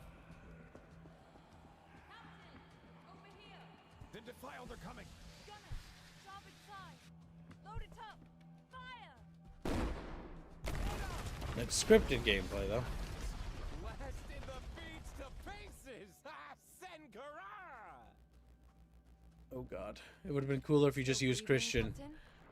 things rather than whatever the fuck they just said. No fuel. Then we're stranded in the sands. I say we turn back. Not yet. Understood. Then let us move by prayer alone. Look at all the defiled. They're in a frenzy. Just pray they don't leap for our heads. In the name of the Covenant's Tsar. The wind has risen. We can move. Hoist the sail. Half speed ahead.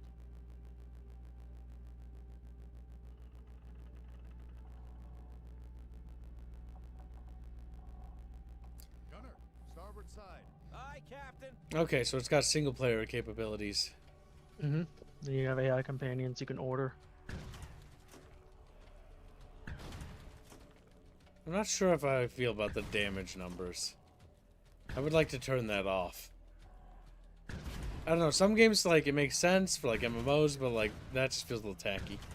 Most things that have numbers you can turn in games you can turn off. It's because some people like the numbers when they pop up. Wow, the whiplash from the trailer. Yeah, I'm kind of feeling that right now. Yeah, that bit, is yeah. whiplash. The trailer did not advertise the same game.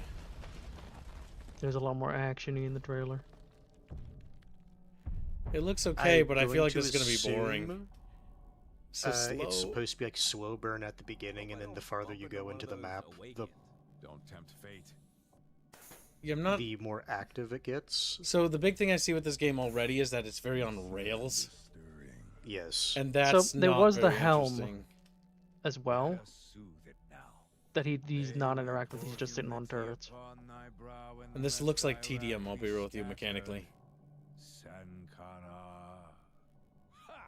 Right in the damned face. Leave it be, fool. Cursed sand.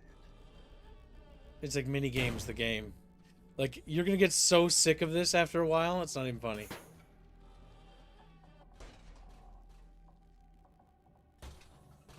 I'm assuming they're just trying to show off the physics of the game. Mm-hmm. That's what I would imagine. I only saw the cinematic trailer.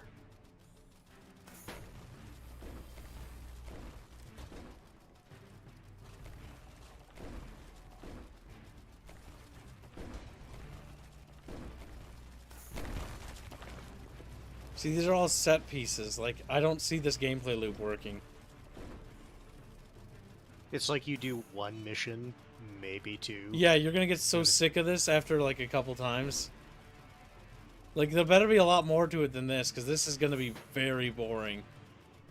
This is a dead on arrival product, is what I think. I hope I'm wrong, by the way. But, like, I don't see much good here. See, Like, if they wanted to show off the gameplay, when I they was should have reading chose about a it, more yeah, instead of interesting just point. have guys sit in turret doing this, because when reading about it, it's like, okay, so you pilot the ship around, this land cruiser around. Well, you don't pilot it. It goes on a pre-made Except trail. there's just literally was a helm, and he could interact with it. He's just not. Well, no, there isn't. You say yes or no to something.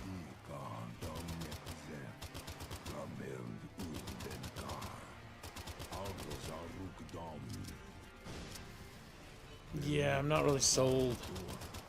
It would be different if a friend was driving and you got to go anywhere. Yeah, if you got to choose where to drive, and a friend drived.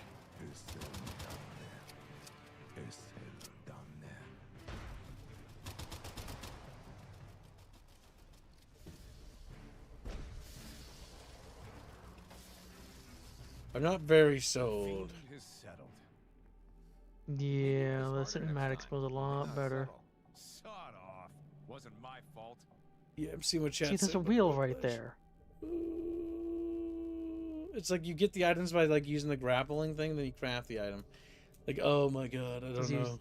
Okay, so there's a crafting system. That is also true, Shadow. That's a canyon.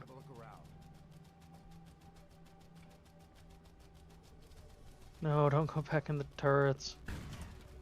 Yeah, that's the issue. It is a canyon. That's not interesting. Like, I'm gonna be real with you. This is a bad concept for a game, like, right now. It's just like, oh, man. You're gonna play this, and you're gonna get sick of this, and you're never gonna pick it up again. Yeah, it's like, I'm trying to think, maybe if there was, like, just physically more enemies. Ominous silence. Slow and steady. Yeah. Alright. I've skimmed through the rest of it. He eventually starts doing stuff and he starts exploring in places on foot, but then he's just doing it pops right back into a now. turret. Yeah, it's like they finally go out, and there's, like, nothing to do except chop things up. Jefferson, I'm not so He turned into a monster.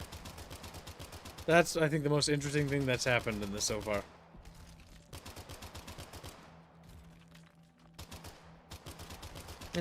Look, it's Dark Souls, chat. Has a dodge roll. Also, maybe this is, again, I'm not a person that cares for too much, like, narration, but it feels like your companions are just talking for the sake too of talking. much, yeah. Mm-hmm. Saying stuff without saying anything. Remember, the art of being a good writer isn't actually just fucking talking all the time. You know what it is? It's actually taking your time and, you know, treating the audience with respect. That's something that I've noticed about, like, AI writing or whatever, is it follows the same threads of just blah blah blah blah blah blah blah blah blah. It's like, what happened? Nothing happened. It's also just bad writing in a general thing. I don't know. He's not getting in that other vehicle and driving around. They picked literally the worst gameplay to show off. I think this Like, they is showed the a gameplay. single player thing when it's like, I feel like this game would be the strongest with multiple people playing it. Yeah, and they literally showed in the cinematic that there's that other vehicle you can drive around that was literally on the ship.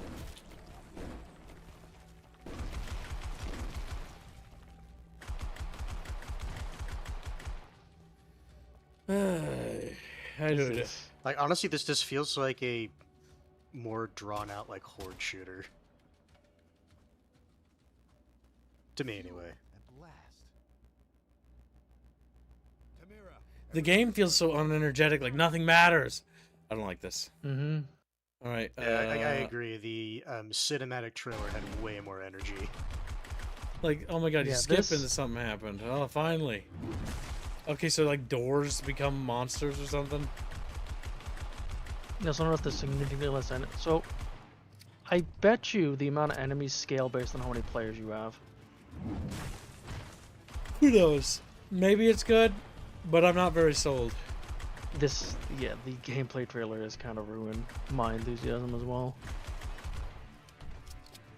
Yeah, the concept was kind of interesting, but then like this just made it look so boring.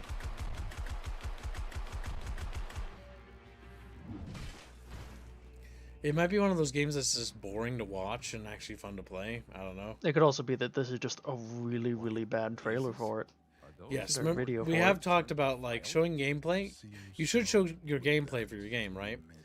But I feel like it would be nice if there was somebody talking and being like just describing more about the game. Like, okay, here's what we're doing, and Yeah. what we're doing, what we're doing. Okay, crafting, yeah, like okay, so you can build other parts for your land boat.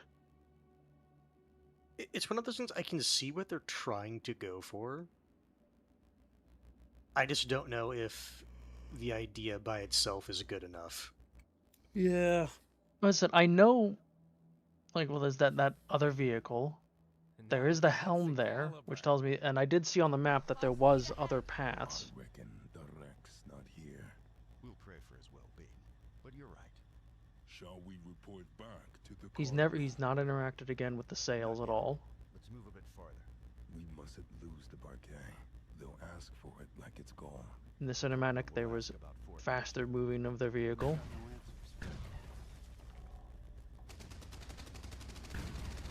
The zombies.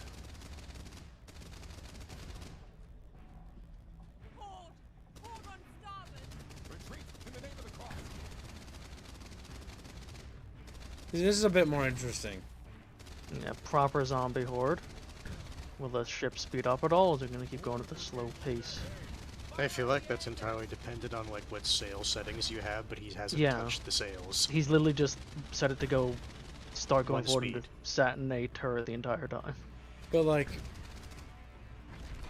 this is the problem with this game design is it's all like these set pieces are going to be recycled. Like I guarantee you. Mm-hmm. Another problem with this game is once again the same point. They're showing single player. That's like, it's basically like if you look at Sea of Thieves and it's just a person doing solo on the sloop. Yeah, I'm not entirely The sure. same exact issue. I don't think this is going to be a good game though. I don't know. I don't see anything that makes me particularly enthused. It's got cool like monster ideas where like very animate and stuff. And like it's very religious looking and like it sounds Yeah, interesting. the cinematic and reading about it sounded interesting, but that gameplay trailer was really bad. It's just slow and nothing really seems to happen. Yeah. Low confidence in that. We'll have to wait and see. Again, I'm not gonna completely like dismiss it for like everything. Who knows? It's not like there hasn't been bad trailers before that show a game and then they do a really fucking bad job of showing you a game. But yeah. I'll still keep an eye on it, but So yeah, that. they need to learn from Helldivers 2. The reason why Helldivers 2 works so goddamn well, by the way, is because it is cinematic. It feels like you're in a movie. This game's trying to do the same thing, but it feels so slow. And I think that shut up. And I think that's down to the fact that the characters' movements are slow. Like in Helldivers, you're kind of fast. You can dive around, and so you're a lot more nimble, right? I think that what they need to do is make you more nimble and faster. They need to add a lot more enemies and make it more chaotic. Yeah. Like, also, the color palette. I know it's a canyon, and I know it's that, but it's just brown. It's just yellow, brown. I'm not so sure, Chatfishies. It's got a cool art aesthetic, though. Like, that is cool. But that also looks very AI generated. They're not using AI, are they? I Or are didn't they? see any posts about AI on it. Just those backgrounds. They just look so... They look too generic, if that makes sense. It could just be bad art direction. Could be. Like, it just feels generic, and because it is. Yeah. But who knows? Maybe their intention is to go with what the cinematic was like, and it's just they're not quite there yet.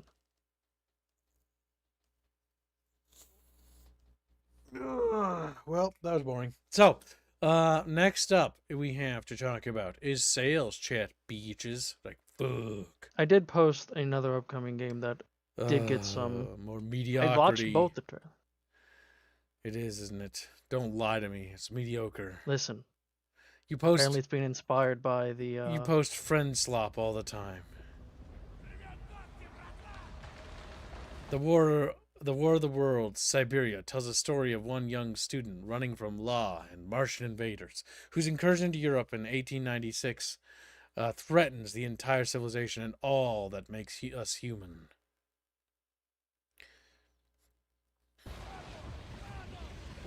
Bandit, go! It's skating on us! Faster, boys!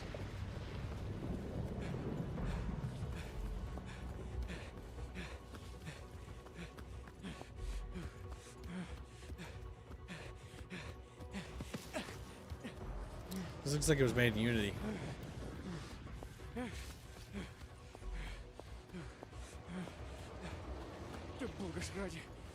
For God's sakes.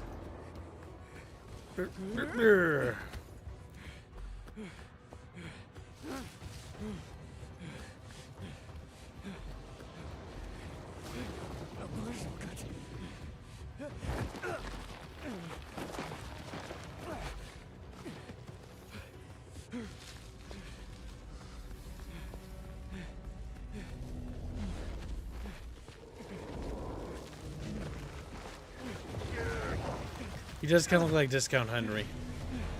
He kind of does. Oh, he was running. All right, the running thing, we can stop doing that in the game. Like, you've gone on for like too long.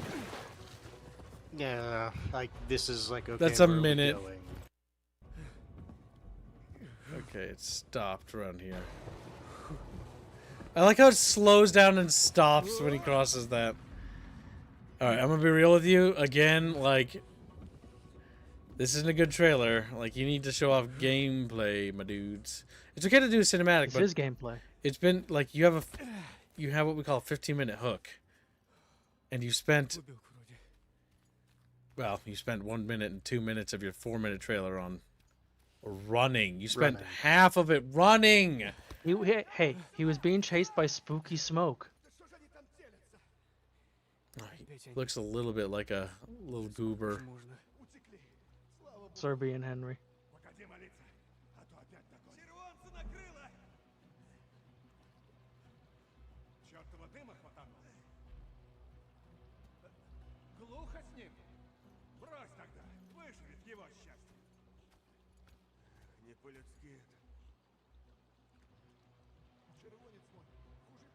So apparently part of this game's inspiration is The Last of Us.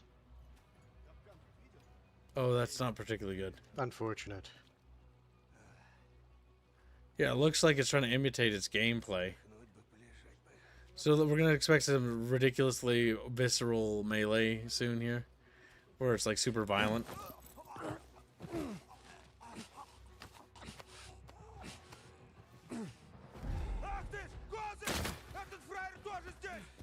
He's got yellow patches instead of red. I feel like that guy would have known that he wouldn't be able to necessarily reload that fast. But no, it looks like he does have a mag. Yeah, they got the environmental kills and stuff like that.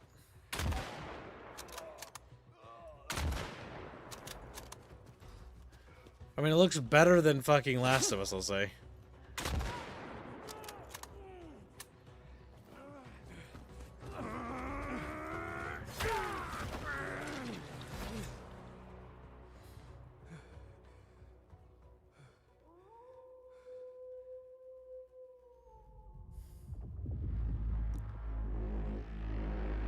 That didn't show anything really. It really Yeah, did. that's- And it was Unity. 'Cause Oh it's my right. god. You can kind of tell sometimes. They're using a lot It's how of stuff, Unity like, interacts renders with and things. shading and stuff like that. There's not a lot of custom engine things. They're being lazy with So what it, I've done, with the engine wise. what I've seen about this is basically you follow this student. There's the War of the Worlds has happened. The Martians have show up and they are starting to abduct people, and there's apparently some factions of humans who basically are. So it's the usual Last of Us crap where it's like, oh my god, zombies are the threat, and it's like, well, actually it's humans. It's like this game. If it was about Martians, dude, I couldn't fucking tell you, because the trailer was so bad. Again, shit trailers. Leonid Aussie pitch. Oh wait, there's none. Thank God, maybe this one's better. These sirs there's are 3 here to videos. celebrate Teleman's Day. The saint.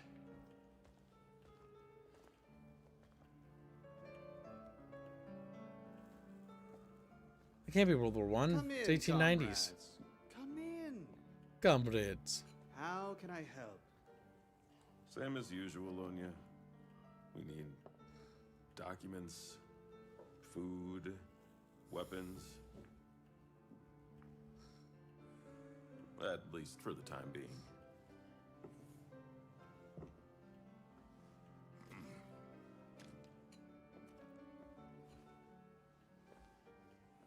I did hear about your failure. And I'm rather disappointed to hear about it.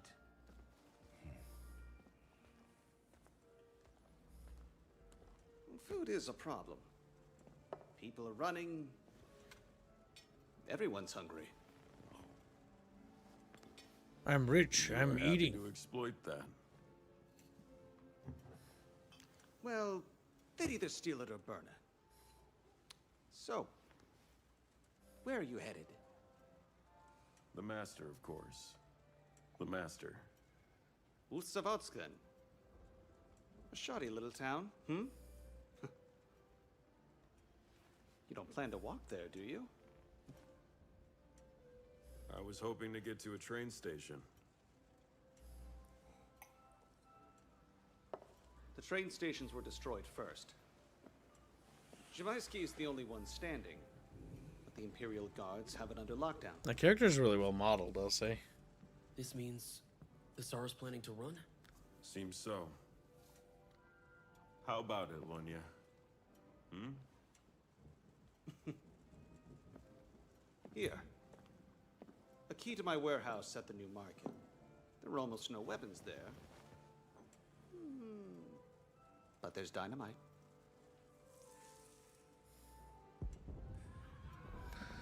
We got War of the Worlds things are gonna happen.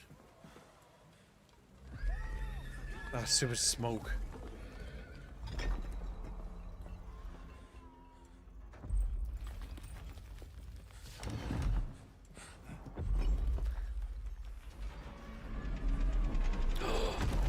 Finally. It's very creepy looking. My apologies, comrades. We have to go. Hey! Sorry, comrades. But I have a steamboat to catch. But how could he? I mean, isn't that betrayal? Indeed it is, young man. It is. Are you all right?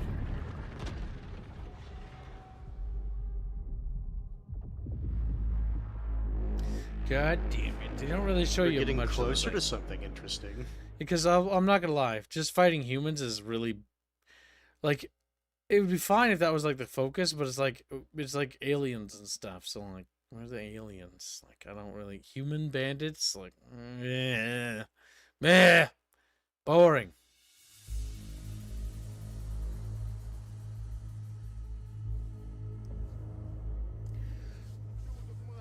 Stop. I mean, that's a Russian company. Hold up,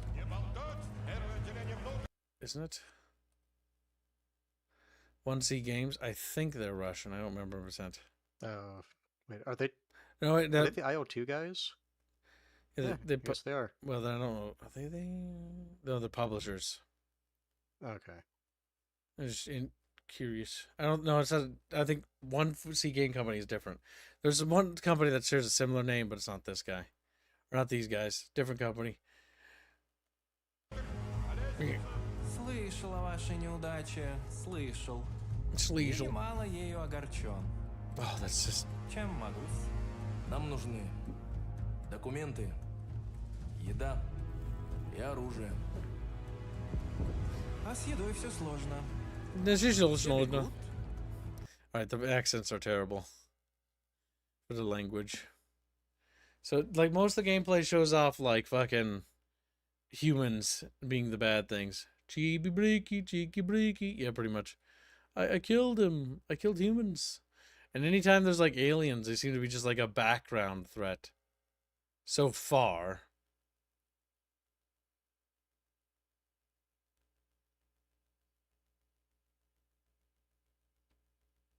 Which, again, is one of those things where it's like, it's kind of what made Last of Us kind of suck.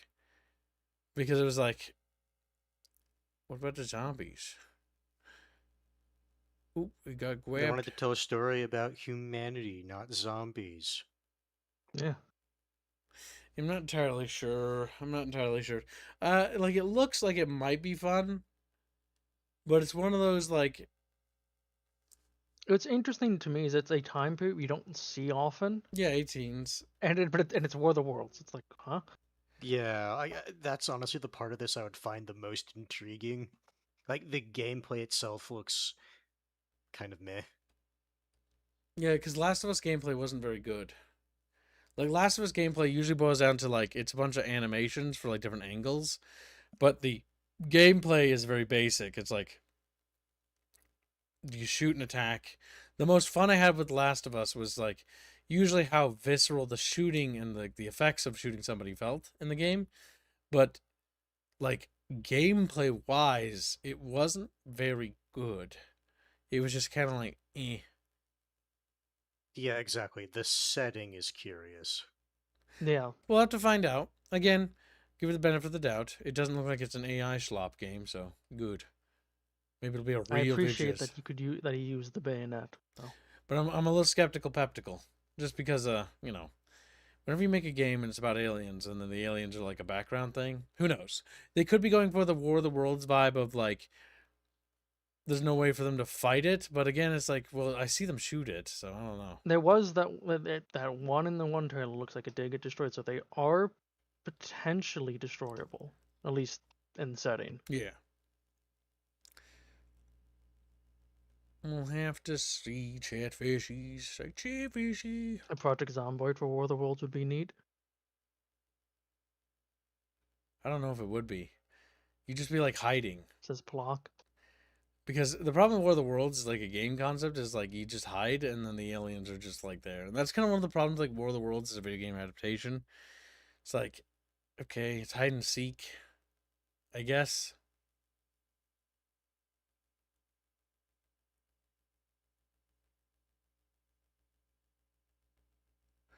Big thinkies. All right, let's go back to the store page. Enough of this garbage. Start screaming. So, Chatfishes, there's a reminder.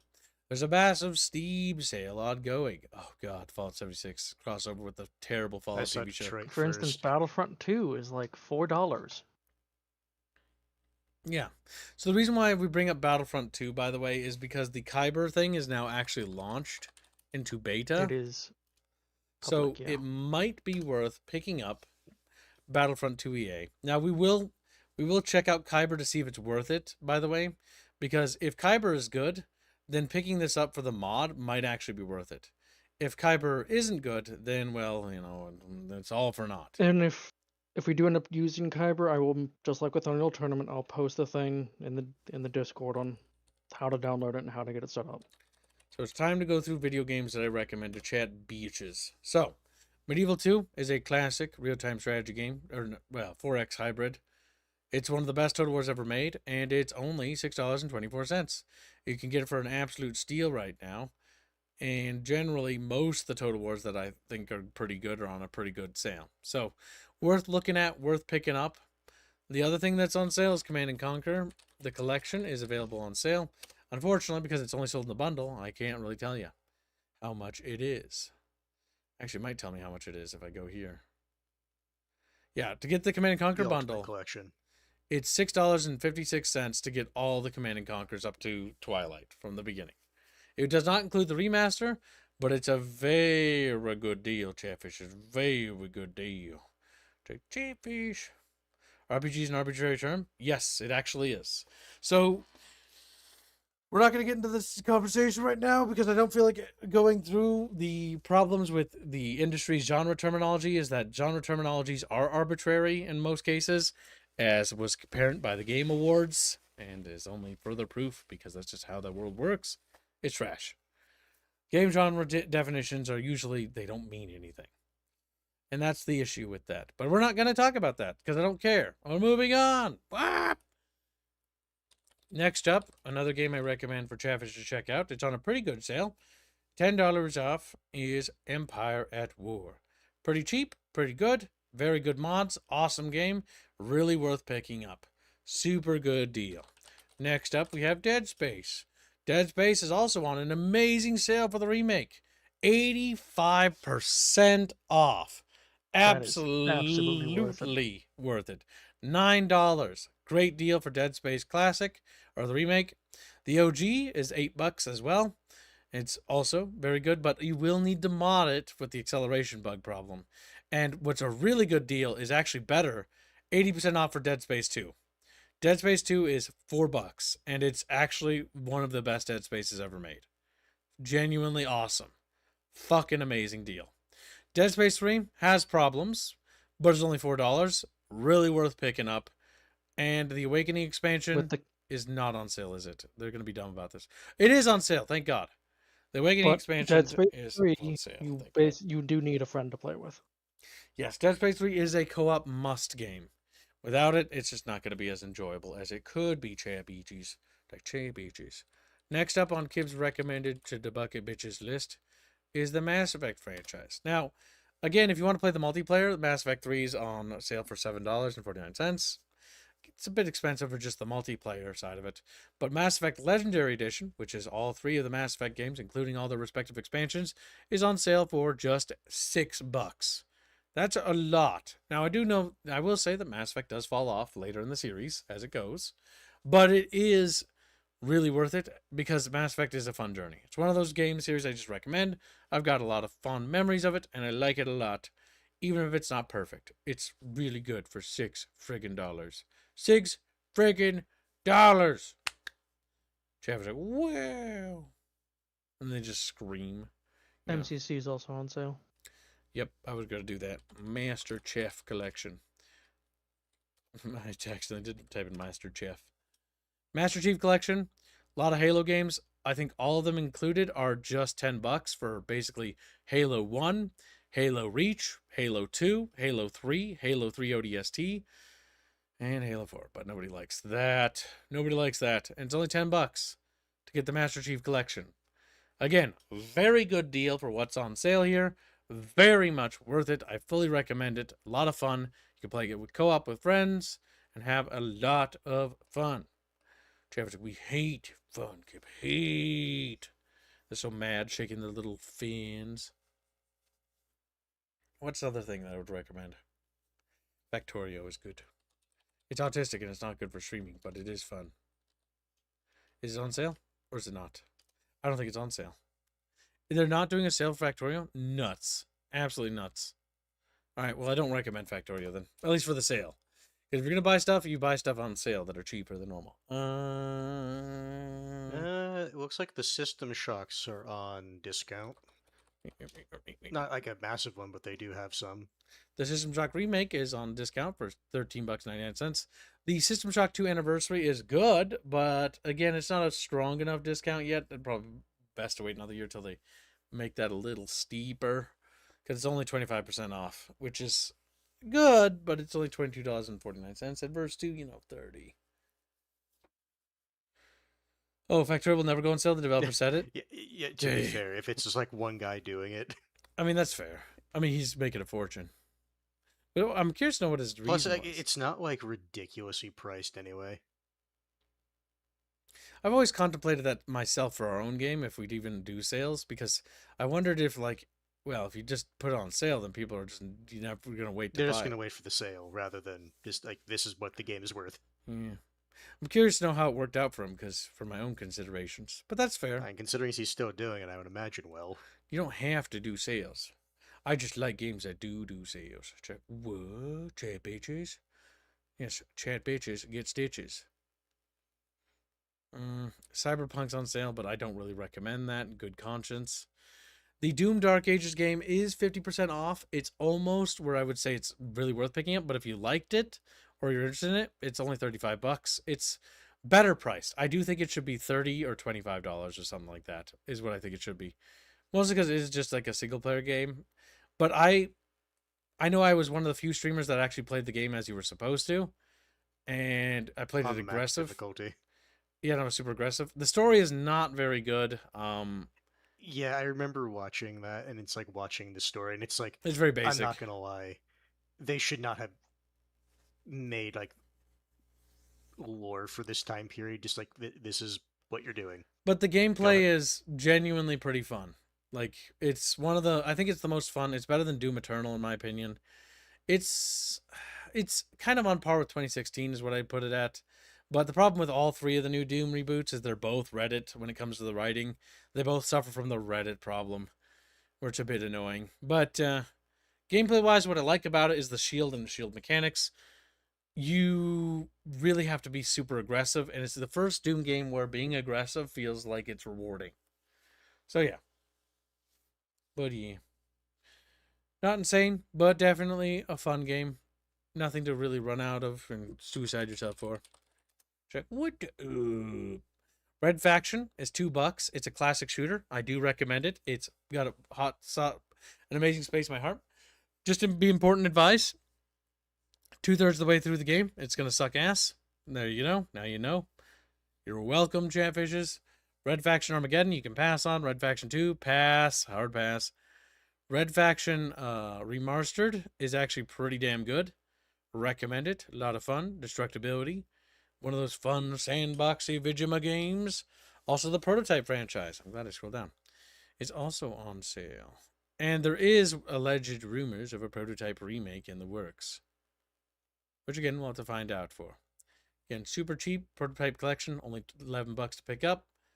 Very much recommend it. It's a fun sort of open world, sort of like action game as like a super anti-hero thing. Another game I fully recommend is Supreme Commander, the original, and getting the bundle for $3.99 along with the mod Forge Lines Forever. It's genuinely a lot of fun, and it's one of those classic Vigima games that everybody must love. But remember, chat, this game is terrible because it wasn't made by AI, so she's like, weep. No, it's terrible for other reasons. Damn. Trevor's are mean. It's terrible because Skib sits there just building up, waiting for his end game plan to go.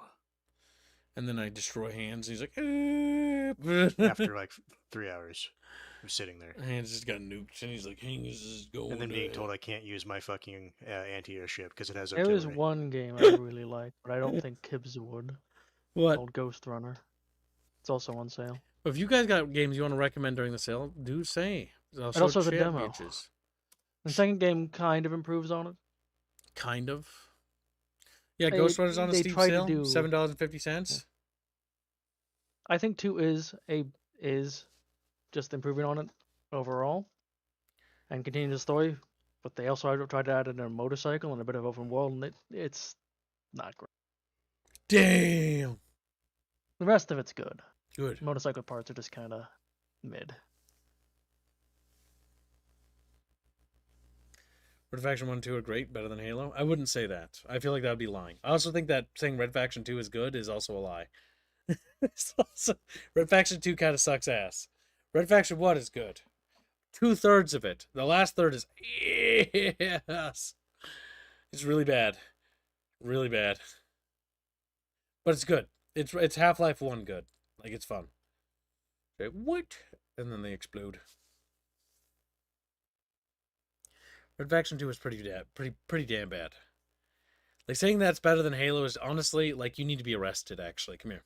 So you need to be arrested. Hold on. Plague wants something reviewed. Let me look at it. All right, next game I'm going to recommend. You guys don't have anything else? Jesus, I'm going to be the only one recommending stuff? God damn. Well, I got a lot to recommend, chat. Return to Castle Wolfenstein's a lot of fun, though I'd recommend getting it on GOG because there's mods for it on GOG. Here, you know what? Let's open up GOG as well. Okie dokie. I kind of did recommend something. He's like, why aren't you guys recommending something? You did one like, thing. I just recommended 2 games. Yeah, so Fallout New Vegas and the old Fallout games are available for basically 50 to 75% off on Steam, or not Steam, GOG. New Vegas is like 50% off, which is very good deal. Very good deal. $10 for the Ultimate Edition for New Vegas. You're going to probably want to mod it, but that's just how it be. You know, that's just how it be. Classics like Baldur's Gate is $4. Empire Earth is $3. It's a fun little RTS. For those Warhammer fans out there, do not forget that Dark Omen recently made its way to GOG. It's actually a new edition. It's only on a 10% sale at $9, but this has got a big cult following. It's on GOG now. You should be aware of it. A lot of fun. The, Dawn of War Definitive Edition is available here as well, which is the overhaul, but it's only 10% off. Not the best sale, to be honest with you, for that one. Devil May Cry. Age of Mythology is on discount. Age of Mythology is a good RTS. Basically, I'm just giving you guys a ton of games to just let you know about all the things that are nice on sale. Finally, now I can job beaching. What? Flakes game? Yeah, go ahead. Is it what I'm thinking it is? It's fucking... No, it's not. It isn't? Oh my god, what? I also highly recommend Project Zomboid. Project Chatzoid? Like, Chatzoid! And they turn into zombies. Oh my god, it isn't what I thought it was. Yeah, I thought it was going to be Dead or Alive. It's not. It wasn't. So this is a game I looked at and then dismissed. But I don't remember why. Maybe because I was like, I don't feel like spending money on it. Yeah, it's only 20% off. But it's $20 and has a demo. What? Have a demo. Robin recommends this game? No way. What's he say? Keep up the good work? No way. Wait, he played it for 0.1 hours. I have to ask him. Hold on, we gotta DM him. Robin, this is important stuff, Robin's chat. never really like optimistic because he's kind of super critical about things. So I have a question. Robin, Maybe because why did you recommend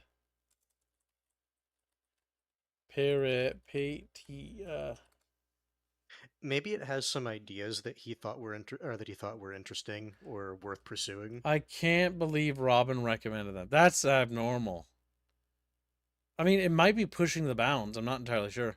All right, let's watch the trailer for this one, and we'll let the game speak. There's also another game to recommend that I've never fully played through myself.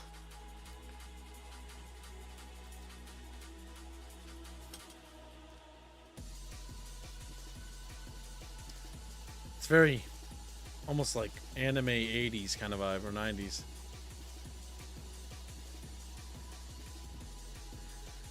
I'm not really sure what it is. It looks kind of like an immersive sim. That's what it says it is.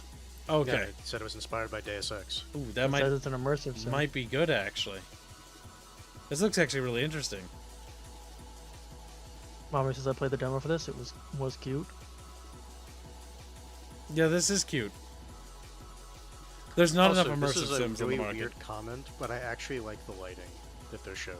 Yeah, it's got a cool style. It reminds me a bit of what was it? Reminds me a bit of Shogo. I own that game, but I've never played it, and I watched a review of it. Shogo was special. So it's got like a sort of Resident Evil inventory management system. It's got a cute little fucking waifu that needs to be bred. Just like, Homeworld is on sale on Remastered Collection. What about Homeworld Cataclysm? The best one. I don't even know if that's on Steam, Oh, okay, this makes sense now. Apparently, this company is also the one that did Cruelty Squad. Okay. What, this game? Yeah. Scroll down. I'm just looking at pictures. The Surrealist bundle. Cruelty Squad's in it. are the same developers. They're called Ninth Exodus. That was the publisher. Publisher and developer. Yes, but he hovered his mouse over publisher when you read the name. They make Ghostware. Is that the game you're talking about? And he said Cruelty why Squad. Why is it showing that? Okay, no, sorry, ignore me. It's just being lumped in with Surrealist Bundle. Okay. Yeah. I'm just insane. Cruelty Squad is another one of those Surrealist games, also on 70% off. It's one of those games I kind of want to stream, but like I don't know if Chatfish and I can survive it. From the little I know of it, it looks trippy as fuck, though. Let the game speak for itself. Yeah, look at this shit, chat. Like, what the fuck? But it's not that it doesn't look like it's bad. It just looks like a what I would call an art game. Artist game, as in the sense of like it is. It has a vision. Biology has failed us. Yeah, no, it is interesting. It's very weird.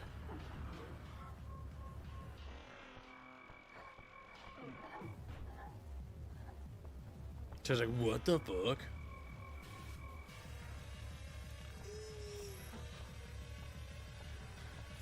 It's an experience. If you understand what it is, you understand. Because I've seen people play this, and it's one of those, like... It makes you think, but not in the way you necessarily might want to. Not in the way you... It's a deep game, but not in the way you're thinking.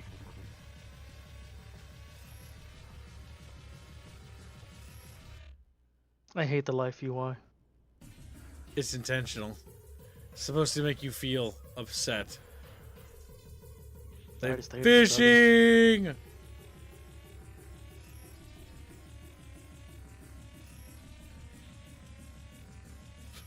I don't like how it's spins. Gasmic says this looks like a bad acid trip. Yeah. You're not wrong. Yes, that's like the general idea of the game. It's very well received, like incredibly so, mind you. Like the game earns its accolades, I will say. That is correct, Blake. There was a spinning fish. Just like I know many of you might be like looking at 96% positive and 96% positive and thinking that they bought those reviews, but no.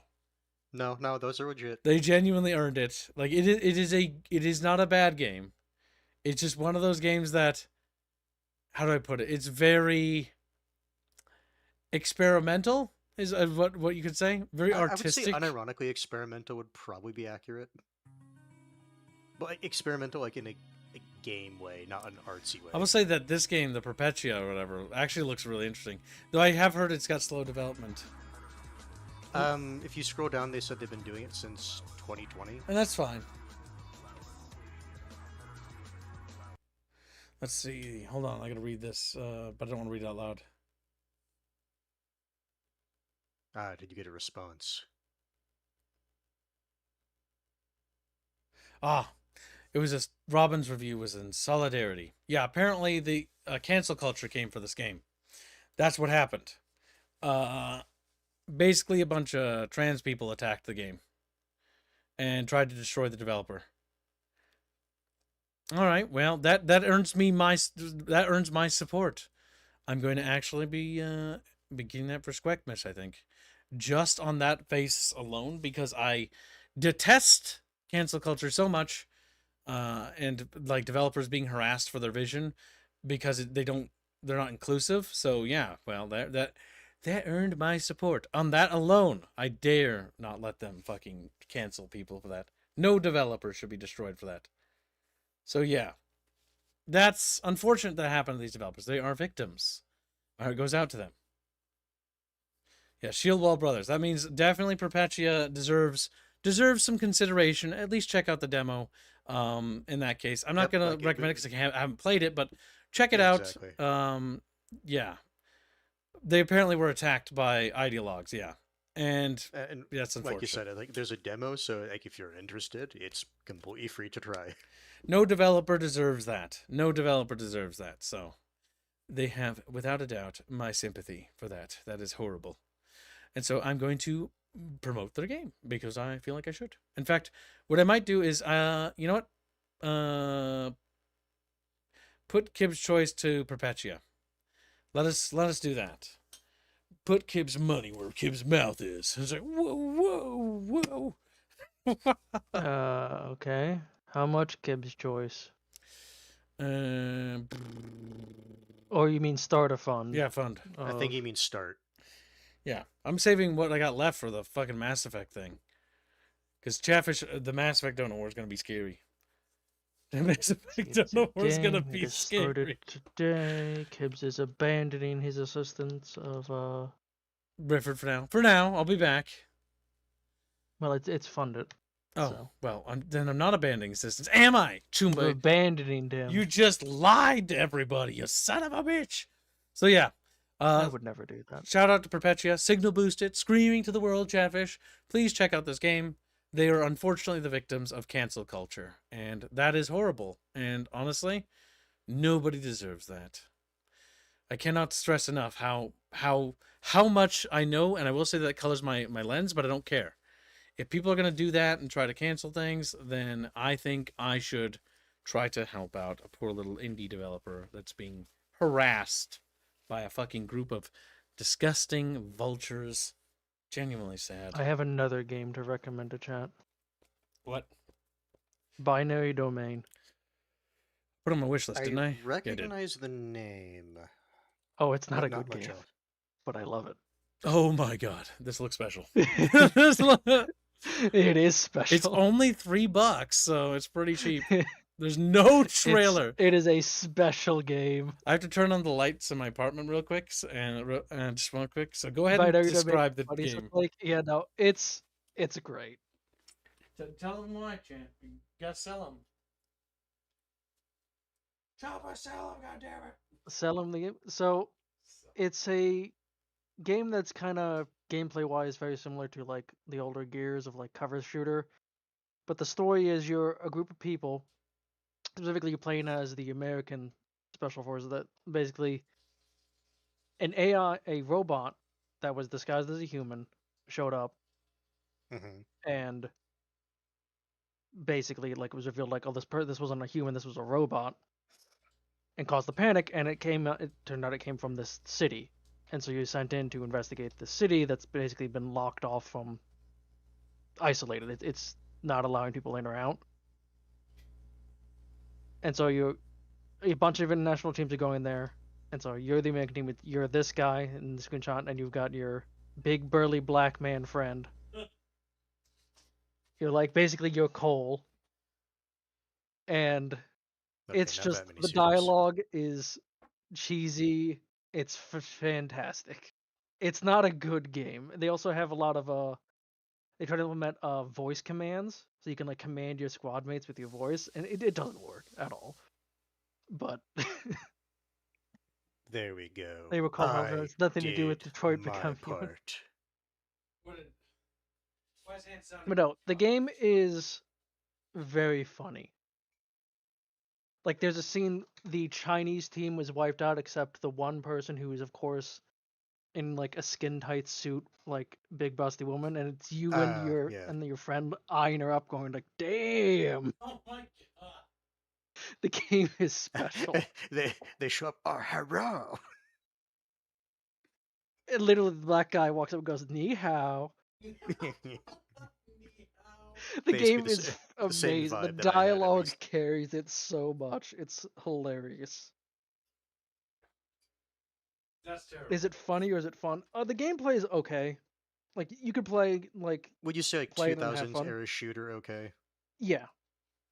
It's a bog standard Gears of War styled cover shooter.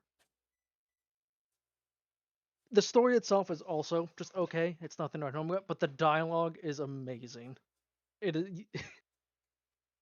It's absolutely worth putting up with any jank. And as for the voice command thing, you can completely ignore that. Because you can just, there's button prompts to command people. You don't have to engage with it. But it wanted to be a thing. It was around that era where... Oh, where they were trying to voice commands, yeah. Yeah. And it doesn't work at all. So just don't even try it.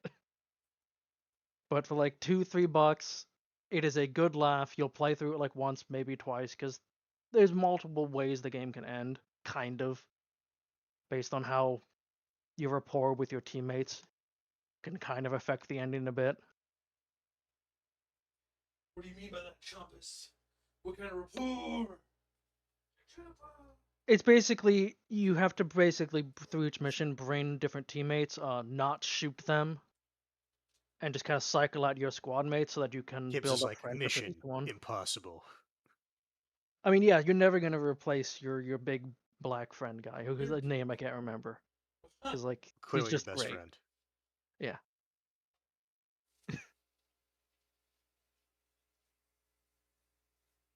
If you want Dynasty Warriors but fun, Warrior All Stars is 80% off. The All Stars games play are shit. They take the one aspect of Dynasty Warriors which is mildly interesting, which is the time period. Power fantasy.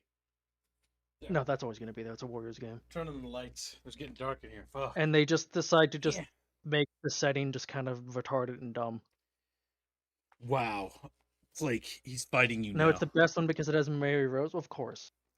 Fucking You're weeb. literally...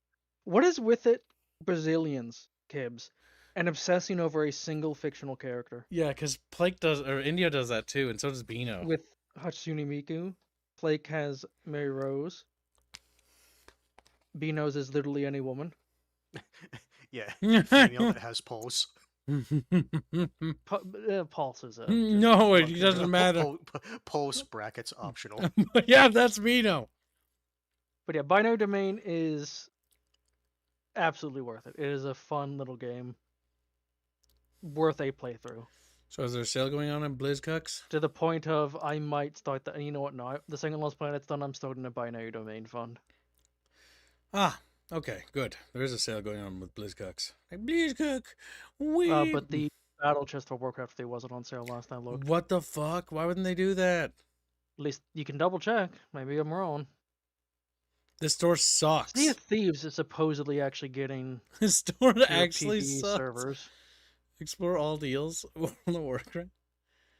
I don't see like a Diablo Just go to the... Resurrect is okay. Kingdom Under Fire was Gibbs, better just... Warriors game than All Warriors Fight Me. Kingdom Under Fire was fun. They're not on sale. It's not on sale. Racist! What about StarCraft? Because the StarCraft one would be worth it. It's called Chatcraft. Like Chatcraft.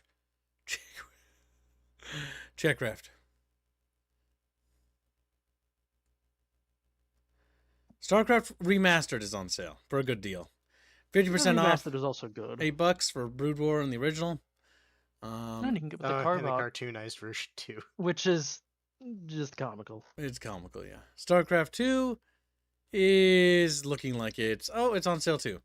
But not a very good sale for the campaign collection. 25% off. It's down to $30 bucks. It's not amazing. The problem is StarCraft's story, like gameplay wise, 2 is better. The campaign obviously. is really worth playing like because it's fun. Mechanics wise, Yeah, it got better, but the issue is story wise, it got like unironically, StarCraft's one story is way more interesting to me.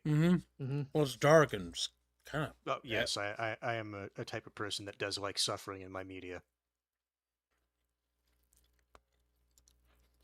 I have a category on Steam with games that have Mary Rose, but only has 4 games, says Blake. He looks at industry. You can help by expanding it. Blake. He's like, My favorite one for that, Hands, is the list of Crusades. You can help by expanding this list. You can help by expanding this I list. do love that. I do love that Wikipedia meme. Like British guy with the eyes glowing. He's just excited. Yep. It's great. Also, Kibbs, you can check your PayPal, and you can see what I did. God damn it, Hands. He made the weekly. You did. It's true, all by my own. I succeeded. You know, Hands, you could make a little Gangoid happy if you put that towards clams. I won't, but I could. I could, but I won't. I wasn't telling you to. I was just saying you could make him happy. Gangoid cries Not out. that you should, necessarily. Cry out, why? Alright, time to check PayPal. Chat, bitches! Chatfish, we're gonna... Well, Kibbs, you might as well get it. Oh, is it funded? Or, well, it's partially funded. Yeah. No, but yeah, you might as well get it because it's on sale. I mean, I'm going to. I'm not going to buy stuff on stream unless it's, like, urgent. Or unless I'm a hypocrite, because I have done that before. Fuck! Man, I've done that before. Case in point, when I got a DM from Volp, it's like, Kip spent this money. It's like, what? This is news to me.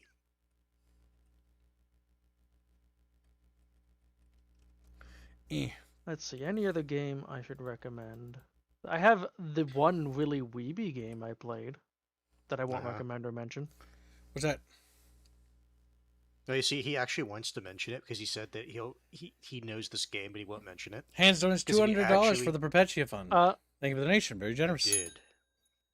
So Fire chat, Team it's Elite- basically half off if you want to support that game. Aliens To Fire have Team Kips Elite, play if it, you I can mean. get friends to play it with, so 2 other friends, is worth Friend it. slop. $6. Oh, it's just because the AI companions are shit. I know. I'm just joking. But it's fun. We haven't opened a... Fire Team Elite is on sale for how many monies? $6. It's 80% off. Fire Team Elite, I like Fire Team Elite. I'm just kind of sad they just kind of left it there. Yeah, they gave a single DLC and we're just kind of like, we're done. I also think I kind of ruined that game by starting playing as the engineer, because then when I tried to play any of the other classes, like, yeah, but the engineer's just better. Because of the fucking fire turret, it was just so good, like, at the launch of the game. So that's the only play style I learned to play. From what I've heard from people who played it more after I stopped playing, like, other classes like are like extremely viable. I'm not familiar with how to play them or build them. Yeah, Fire Team Elite was fun. It was I think it's like the first action Aliens game that I was like, this is an ass. It's the closest to an Aliens game that I actually want in that setting. Because here's the thing. What I actually want is I basically just want another, like, AVP game that's actually good. And that's the closest we've gotten to it. Mm-hmm. And I know, deep in my black heart, that we'll never get another one. So it's just going to be a pipe dream forever. Now, Jumpus, read what Plake wrote. Hold on a sec. Hold on to what exactly? I needed to bring back up the chat. If a game is born without friends, it's friend slop. If it's borderline unplayable without friends, that it's friend locked. Blake is mad. He's always mad. What's happening here? It's not contained. No. I found a thing. I just need to double check it quick. Prize To Zomboid promote is on sale, Finite by the way, Domain chat, for community events. But there were too many. And this is how Chat bitches! Chat bitches! I was smarter. I moved between the shadows. Between the infected. Alright, I found a clip, Gibbs. Alright. I will promote Binary Domain and its greatness. Let's see what this chump ass wants. He's like, chumpa, It's chumpa, the scene I chumpa. literally talked about. Also, stream paused. I know, because I clicked away to open it. Did you? It's been paused for a while. You see it now, don't you? Chubby boy. Yeah. Yeah. Alright. So, where's everybody else? Well, the French are already inside the city. They said there'd be a Chinese squad, too.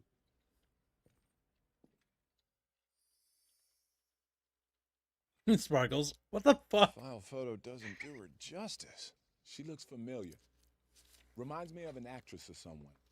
Come on, Bo, you know the only movies you watch are porn. Oh, yeah, right, with the... yeah. Hey, watch this. Excuse me. Hi, I'm Dan, and that is my partner, Bo. Ni hao. The game's dialogue is amazing. But you only watch porn. Right. Ni hao. That's amazing. Unironically. You can tell they had fun voice acting that. Yeah. Ni So chat, we hao. need to fund this game and make Kibbs play it. Bo is the Fucking, best like, character. fucking ever. like little Chumba at a pulpit, just trying to extol the virtues of the game, just saying, but voice acting funny. Yeah. I don't care if the gameplay sucks. That's funny. The gameplay's is okay. Okay, with Yeah, some I'm jams. imagining it's basically if you played a like shooter in like the mid 2000s, it's probably that. It's literally just play it like, basically. What was it called? Binary Commando? Binary domain. Binary Domain. Yeah, you're thinking of Biotic Commando. Fantastic. Don't need to bother with the DLCs, and one of the DLCs is multiplayer. It's dead. I can imagine. It's probably why it's so damn cheap at like 80 Now, cents. I'm gonna also look into it because it's been Ni hao. years since I played it, so it might not even work anymore on Steam. But it ran fine for me 10 years ago. Dragging a ni hao with me? Like, ni hao. Oh my god. The only movies you watch are porn. Stares at him. Right. And they both got on the same wavelength. That was pretty good. You see, the issue is, I feel like that was basically the peak scene of the entire game, and I don't need to play the No. game or watch it. No. There's a point when you're in a place, and Bo basically wants you to go talk up because he doesn't know how to approach the women there, and he wants you to go basically talk up a prostitute for him. This You Bo see, guy sounds funny as well. In my heart, I knew you were trying to say Red Light District, you just didn't want to say it. Hey, Body Factor's 20% off. Yeah, that's another game. By the way, chat, you're not allowed to like that game because it wasn't made by AI. It's like a B movie game, so it's like, yeah, pretty much. Yeah, it looks good. A Body Factor is really good. This is genuinely an awesome game. Should definitely consider playing it. It is solo possible, but it's very friend slop. From what You're I've gonna heard, have to grind a lot. Solo. yeah, that's what I've heard from people that like really. Oh, they play did it. a new You can do it event by for yourself, the, but it's grindy. For the holidays It's this a year. world. It's one of the worlds you can go to. A new world. They did a Squeakmas Christmassy world. Nice. There's Squeakmas.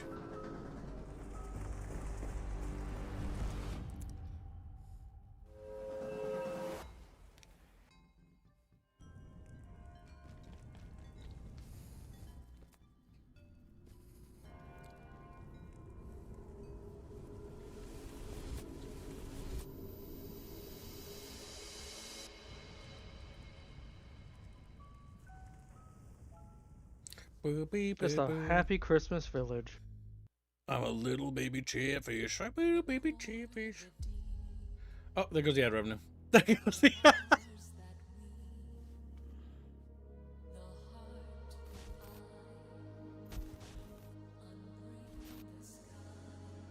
Dr. Mance, Cascade Facility. See, I love Half-Life, so this game is an easy W. I feel we have passed through the looking glass.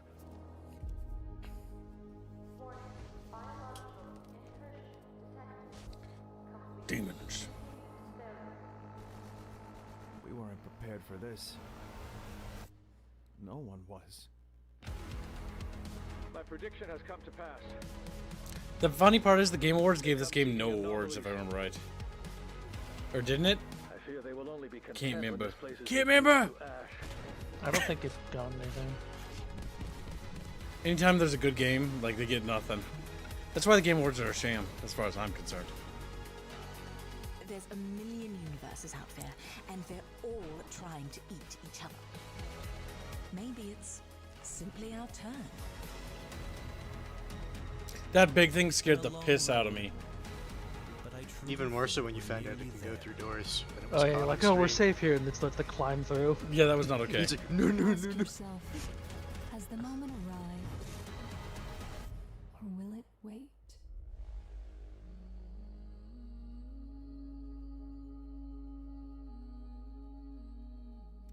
Little bucket fish, like bucket fish. I don't know what the fuck to do in this game. What do you mean? You explore. The game kind of expects you to explore and discover. It doesn't really give you like an on-rails thing. It does give you like a quest log, but the game very much wants you to explore and like adventure around and try crafting things and building things. The game is actually, I think, pretty well made in the sense that it doesn't really handhold you too much. It kind of just like lets you learn. And it is a immersive sim. Co-op immersive sim, basically. Which, what is an immersive sim, by the way? An immersive sim is literally a first-person shooter RPG. Literally. That's what that is. Actual RPG. Yeah. Because technically, Kingdom Come Deliverance 2 is an immersive sim. System Shock is an immersive sim. Deus Ex is an immersive sim.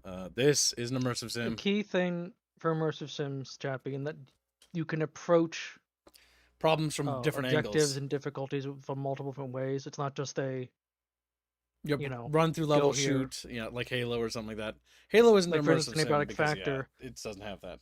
You more or less are actually rewarded if you approach things intelligently instead of just run in with big stick. Like utilize traps. Actually think about things before you instead of just running face first in. I don't like Divinity, but Chatfish likes it. Divinity cringe. I think Larian Studios is bad at game making, and they're making AI. By the way, did you know that Divinity developers had a fucking crash out when people were mad about him using AI?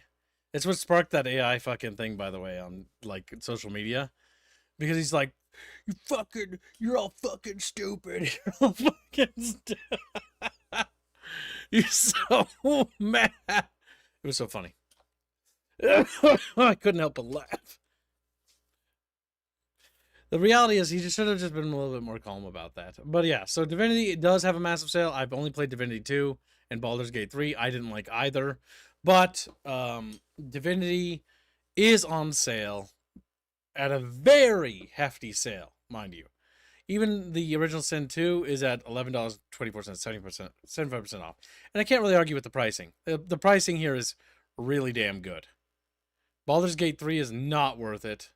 It should be like $20. Like, again, if you're going to do a sale, you need to actually like do a good sale. I would say that, damn, they really did, like, there's a really good fucking numbers here. Like, fucking 89 cents for Divinity 1. Not that I would get that, because that might be a little too much. I don't know if that's actually related. Oh my god. That says Divine Divinity. I think it's a completely different That is thing. a different thing. Yeah, it's old. It's very old. I kind of like the art style, I'm not going to lie. It's very weird. It's a little off. I don't feel like it's certainly from like the OG Baldur's Gate era. Yep, 2002, September 20th.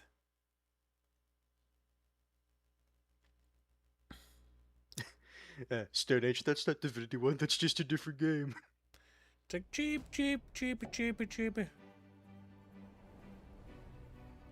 Chubby Chatfish. That's a Divinity 1 is still pretty cheap at $4.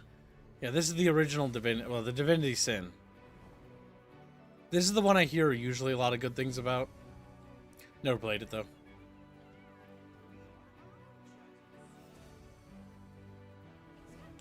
Dear Tittenjager has been a member for 35 months. Kibbs, what other community games should I buy aside from Project Zomboid and Helldivers 2? We are going to be... Okay, so wishlist this, but don't buy it yet. Do not buy this yet, because we don't even know if it works. But Chumba and I are going to be testing Kyber for Star Wars Battlefront 2, EA. And if it's good, this might be really worth picking up for $4 fucking bucks. Also, I would suggest, but we don't know if it works yet. Yeah, another fun game that there will be at least a community event for, because it was paid for. Which one? Will be Chivalry 2, which is also on a heavy sale. Yes, we are going to be doing Chivalry 2 for a community event. Chumpus has paid for it, because he's a greedy little shit. Chivalry 2 is only $8, which I probably should get.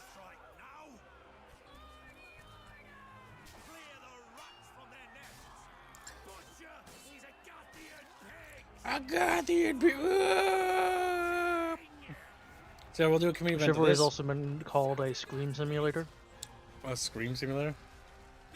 There's literally buttons to scream and to just scream. You know. Yeah. This could be fun as a community event. No randoms, just chatfishes. Randos and there's bots. I'll look into when the time comes, potentially getting a server set up, or just we could just join random. We should probably set up our own server. I never really played any of these games, so if we did it, it would be like a new experience for me. Yep. I played a couple. I played the original Chivalry. Of the first-person melee combat games, Chivalry 2 is probably the most noob-friendly because you can hold your block. Yeah, that's usually the thing I hear is that like they Chivalry want has you a to low actually time it.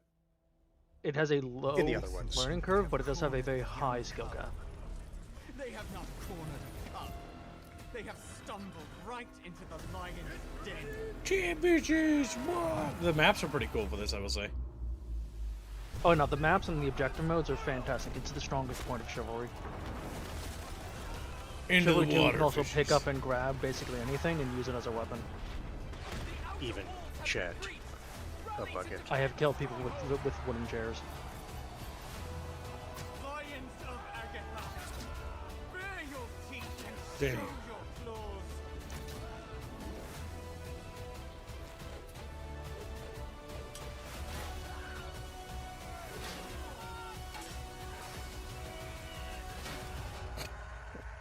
The physics are funny. Avenge my father by the blood of the betrayers. Wipe this mason stain. This objective mode is literally, if the Agathians get pushed back far enough, the top player on the team becomes the king, and he has to try to push out of the courtyard. That's pretty good. The king is basically a unique model, like right there. Like a He hero has character. A lot of extra health. Yeah, he's literally a hero character. That's cool. No, the objectives are phenomenal in Chivalry. Basically, in Chivalry 1 they were really good, and they just improved on it in 2. I'm taking everybody out. And Chivalry 2 is one of the only games I really know of that went Epic exclusive. However, if they didn't, the game would not exist. Because their previous game, Mirage Warfare or whatever, tanked the studio. It was a complete flop. Yeah, they had to take the Epic deal because their studio was. If they didn't get the deal from Epic, they actually would have closed. That's the one thing. Like, my opinion usually boils down to if a studio takes the Epic deal, I only go, it's okay in my eyes so long as if the game never would have been made without it, or if it was used to save the studio. I understand that. You know, it's when they lie to backers and stuff like that. Mech Warrior 5. That's this when I never have a was problem. even announced. Like, this literally wasn't even announced till it came out on Epic. Because with Mech Warrior 5, the Piranha Games lied to backers and then tried to steal our money. That's my issue. They weren't honest. That's why I'm so mad at them, and I still haven't really forgiven them. Because they tried to steal my money. They fucking lied to me, and then they tried to, like, hand wave it was not a big deal, and then be like, they tried to hide the refund thing so that we couldn't get our money back in time. Like the sick bastards they were. Like, I just hate that shit. That burns bridges. But, like, these guys, they fucked up. They made a bad game. You know, they took the Epic deal to get the money to pull themselves out of a rut, and then they put it back on Steam, and that's fine. I don't mind that. I'm not Now, bothered. For the record, this is a purely multiplayer game. There is bots, but the bots are drastically different than playing against players. It is a pure multiplayer game.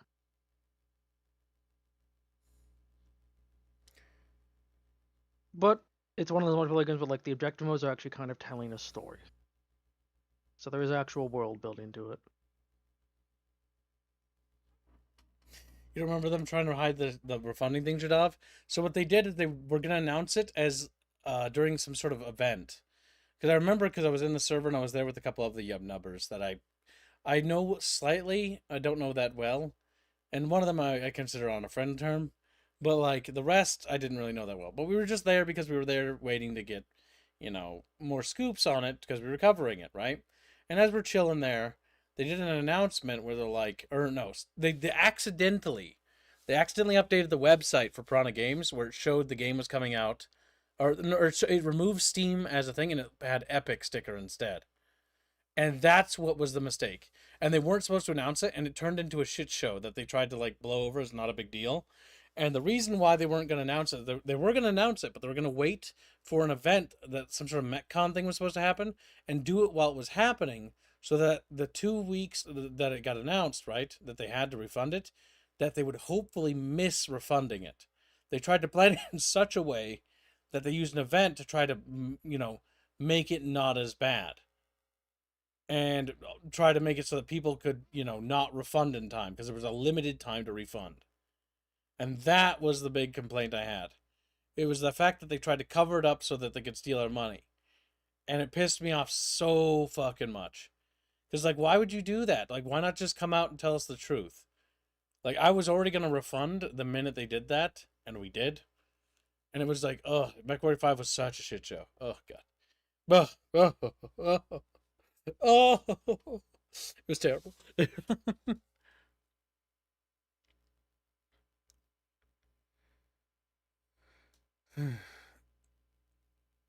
Another big one that did a bait and switch was the bait and switches are cancer. Metro. What was the last one? Metro 3 or whatever. I don't know. Go rank release date. Okay, I've got a wish list here. I'm just gonna check through it real quickly, see if I missed anything. These aren't even out. Wait, some of this out. Some of this is in early access. Nothing I would jump on. No, most of this is just. And none of this is out yet, Gibbs. Yeah, I know. That's why. Okay, here we go. Like up with the wish list. See if there's anything in here that jumps out at me as like Chatfish. This might be something you're missing that you want. I wish there was a way to filter games that you own that are on sale.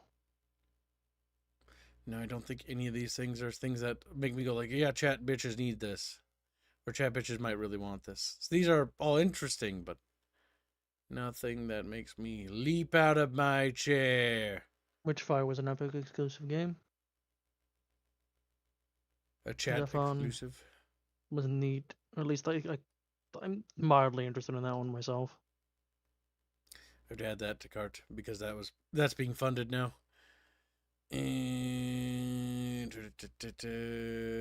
some of these are interesting. Nothing's jumping out. You should have just ordered them by discount. Yeah, I should have done that, but now here I am.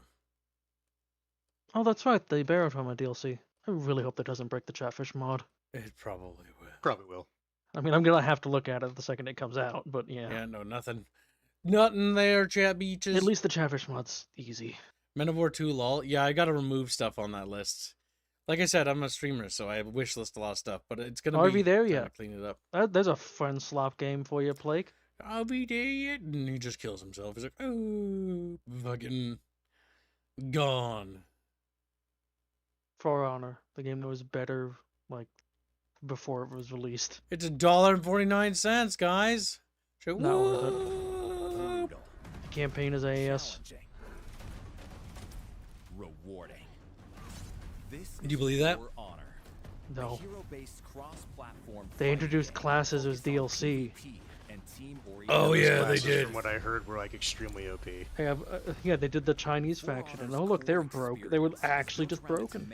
See, I really wanted to love this game so much, but they fucking. Oh, I was unbelievably hyped for this game. I played the shit out of it in both the closed betas, and I played it a shit ton when it came out, and it just literally like the second it was released, it went downhill. You can also challenge players or bots. It also took them over a year to actually introduce servers. It was peer-to-peer until then. Story mode, a cinematic experience, playable both in solo or co-op. Or discover other game modes, such as 2v2 Brawl or 4v4 Elimination. What? It was just really cool, that mixture of PvE stuff in this, but they kind of dropped the ball. They really did, because the game, the multiplayer, the versus, boils down to whoever attacks first usually loses, because it's just wait to parry the person. Or defend yourself. Keep your enemy guessing by flowing between your weapon stances. Goddamn. You can parry attacks with the right timing, and even feint ones, or break your opponent's guard with special moves. See, you gotta parry, the guy's just dead, he can't do anything. And victory is even possible in outnumbered combat situations. Come out on top, and you get to execute your enemy with style. Heroes are easy to learn. What is that breastplate doing? It just goes right through it. You can always jump into the training arena to practice. Oh, it triggers me a little bit. Moves. Yeah, I wanted to love I that got the game. game That game twice. sucked. I got this game for free twice, and I feel like I paid too much. You I did. absolutely was enamored with the game, and it just... It shat It's one of those things itself. I can see why people want to like it. It's just from the gameplay I saw, it's like, wow, this is it's not for me. I'll word it that way. It's one of those games that if you're not constantly playing it, and you're like you've playing from the beginning, you're just gonna get shit on. Because all that's left player base wise Or is the people that players who know the played it classes. nonstop and know how to break the game mechanically. So you will just die if you fight them. What about Chatfish? Chatfish, what will happen to you? Like, we're gonna die, kid. Just fall over dead. Geometry Dash, that's an oldie. But is it a goodie? It's got some okay music.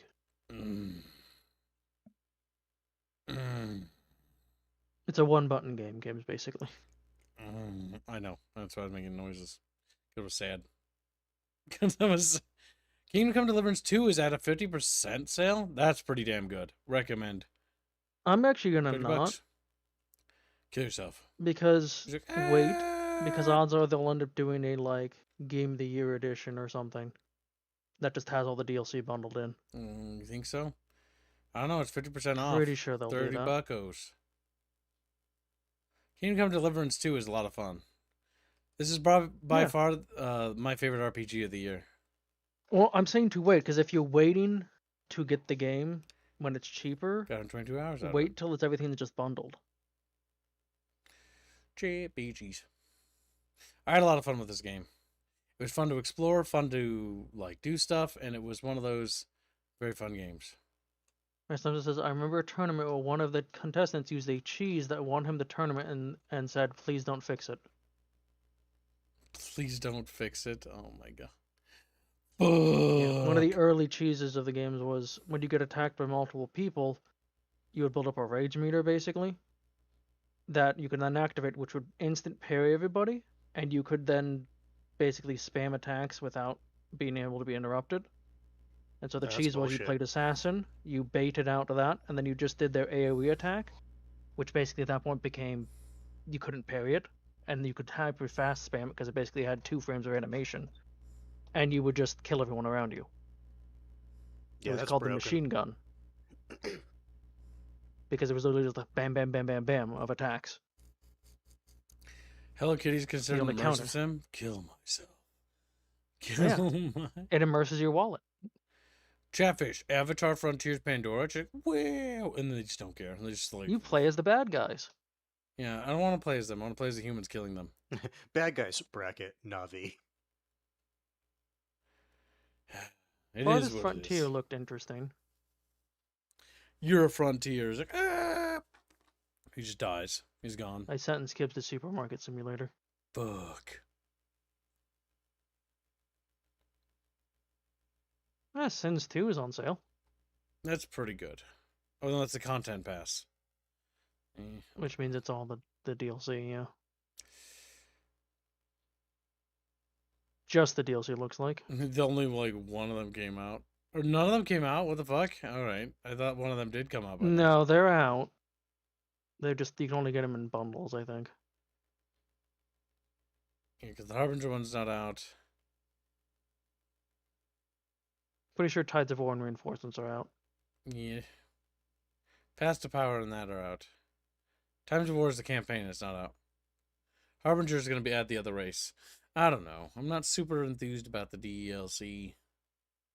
It just isn't adding mechanics, and that's what I want them to add. Yeah, Cinemas Empire 2, on the other hand, is 50% off at $25. That's a pretty good damn deal. Pretty good damn deal.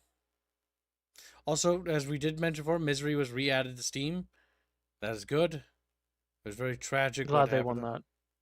Well, yeah. I mean, they lost sales from that, so it's kind of still sucky. Well, they might have gained sales too, but it still sucks. It's one of those things you can speculate, but you can't know the actual numbers. Yep, you only just know.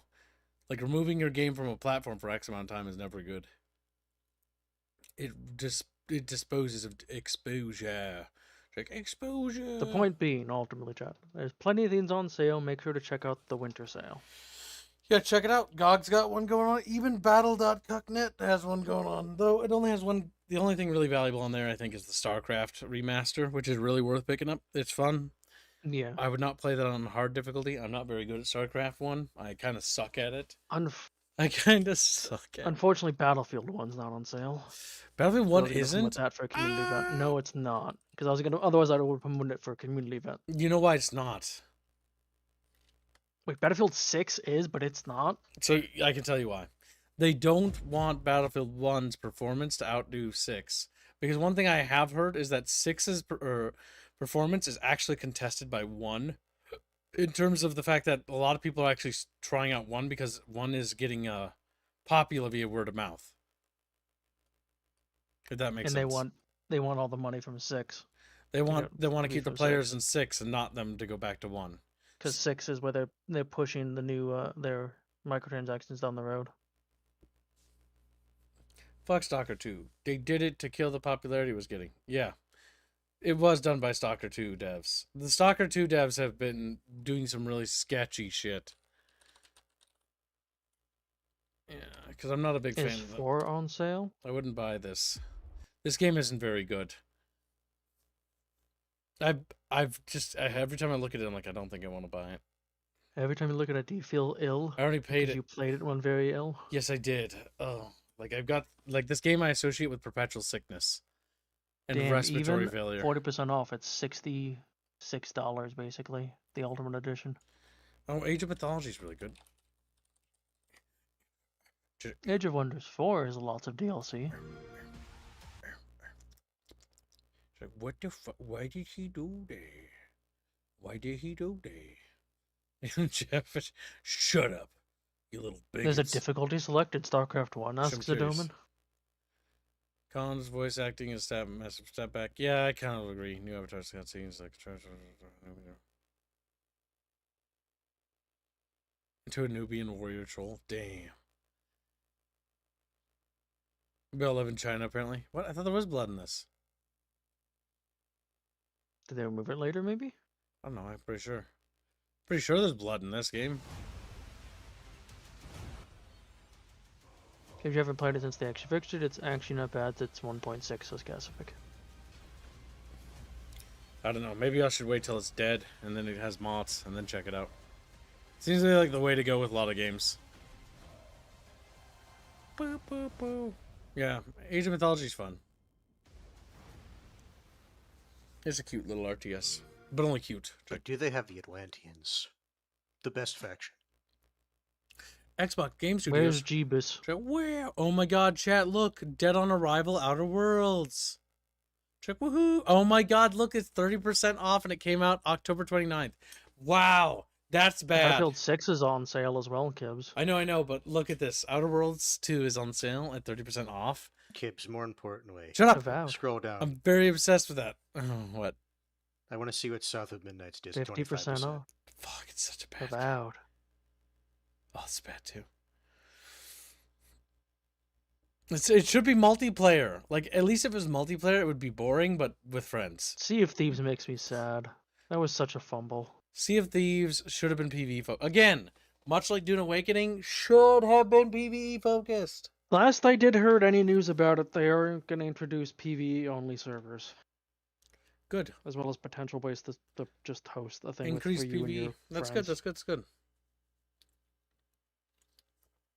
But see, okay. Last time they did any kind of private server, it was only for we streamed content this. creators. When we streamed this is back when I was like, okay, because I was experimenting with my channel.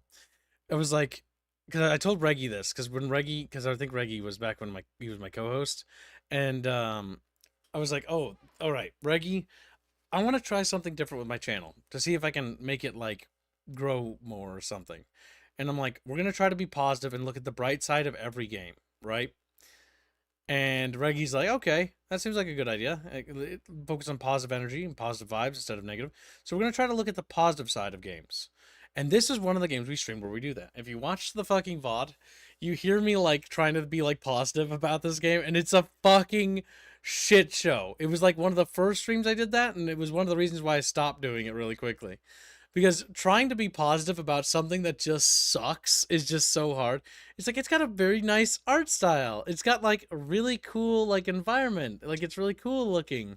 Like look at how expansive the world is. Like if you see that, you can go over there. And I'm like fucking scratching my head like, oh fuck, like I don't know, man. That did not work. Played 8 hours of this shit, and I genuinely gained nothing from it. It looks AI generated. Yeah, Avowed is what I would call AI slop. It's a game that is AI slop. They used AI to make it. I know it. I can tell. I can tell. Well, they're supposed to say on Steam. Yeah, but developers lie. It's AI slop. This is AI slop too. Because it's by Microsoft, and I know how Microsoft works behind the scenes. Like those little liars. Keeper, a new game? It's not doing very well. It came out October 17th. No, it is not doing very well. It's made by Double Fine.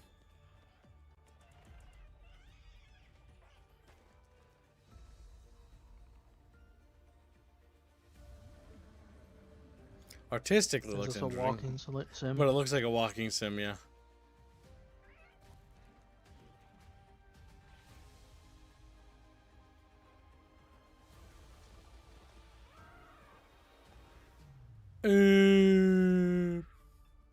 Sad burb.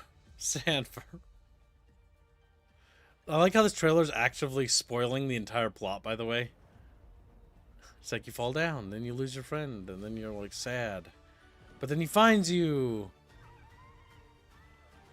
These are bad trailers, is what they are. And then, all these reviews are talking about the way the game looks, nothing else. Yeah, it's 100% sold on its art style. It's an artsy game, is what I call it. Dark Messiah. The sad part is Dark Messiah is actually better. Is this the game I'm thinking of? Yeah, it's better on Xbox 360 than it is on PC. The 360 version better. Game. Yep, because they wanted to do the physics thing, which meant, objectively speaking, physics is the best way to kill your enemies. So this was one of those games where I first realized what I would call rose-tinted glasses. It's not a bad game at all, by the way, but it's very much like after playing it, it's just like you kick, and that's kind of like the game, and like 90% of the mechanics are like physics kicking, and it's kind of more of a gimmick. It's fun, don't get me wrong, but it reminds me of the era of early 3D where it was very much a gimmick. I think it's a little on the overrated side, but it's not by any means a bad game, mind you. It's a good game, just a bit overrated. Like 90% of the game is abusing physics to kill your enemies. Mm-hmm. Still cool, though. It was fun. The 360 version is superior, but looks like potatoes. It's kind of great. It's like, what the fuck, potato? And then it's like, yep, potato. Oh, this game can't lose. Game. He's talking about the Watcher game, I think. Physics, cooking, and kicking and titties. I mean, hey man, if that's what your game is going to be remembered by, then that's pretty damn good. Arcane Studios. Sword, stealth, sorcery. Choose. I choose foot. God damn. Or Deathloop. I remember that had people all excited. I don't think I care. I got like Dishonored, but black person, and it's like, okay. Yeah. They killed the series, huh? Interesting. Damn.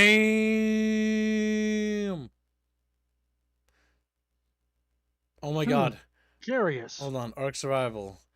Go to the store page. This is a game. How many gigs is it now? Is it like 500 gigs? So where's Ark 2? Won't surprise you. I thought Ark 2 was supposed to be out like 2 years ago. I think it's in development hell, chat bros. I think it's Jover for Ark. I think. No, I know it's in dev hell. They made a Netflix TV show and it was fucking woke as hell. Holy shit. It was also really bad. And it was all Shadav's fault. He's like, what the fuck? Yep, it was his fault. It was his fault. He's the reason why it came out as bad as it did and as scuffed as it did. Helldivers on sale? Helldivers is, but probably not for enough, in my opinion. Like It's probably like 25, if anything. 20. No, Hey, you were close. I was Close, close. I said close. 25. It's 20. It's only $31. Helldivers is really good, but it's not a game you need to jump out. If you haven't gotten it now, there's no reason to jump on it just yet until like for the next major event. Unless you want to start like getting like guns and stuff unlocked. Right now it's the early calm game grind before. is gonna be pain. Yes, it's the calm before the new content is what I would say. But yeah, Helldivers 2 is really fun. Still one of my favorite games. I think the live service thing, I still think is the thing that actually holds us back from being truly, like, overwhelmingly positive, if that makes sense. They've repaired a lot of the reputation. They almost have 1 million reviews now. Holy fuck. That's a lot. It's like, where? Chatfish, I must turn you to chicken noodle soup. Like, ah. Put some in the microwave. Why shouldn't I put you in the microwave, chat? The devs released another Dev Diary interview the other day. It is a shit show for HD2. Helldivers 2 is doing pretty damn well. Recently, 87, climbing up pretty high. Hold on. What did they do? Are we back to It's So Over? I'm not sure. It's like, I haven't heard anything bad from the community. Everything I've heard about Helldivers is that, yeah, it's pretty good right now. So this either just happened the other day or just happened. But that's why I'm not really... Yeah, these are all old videos.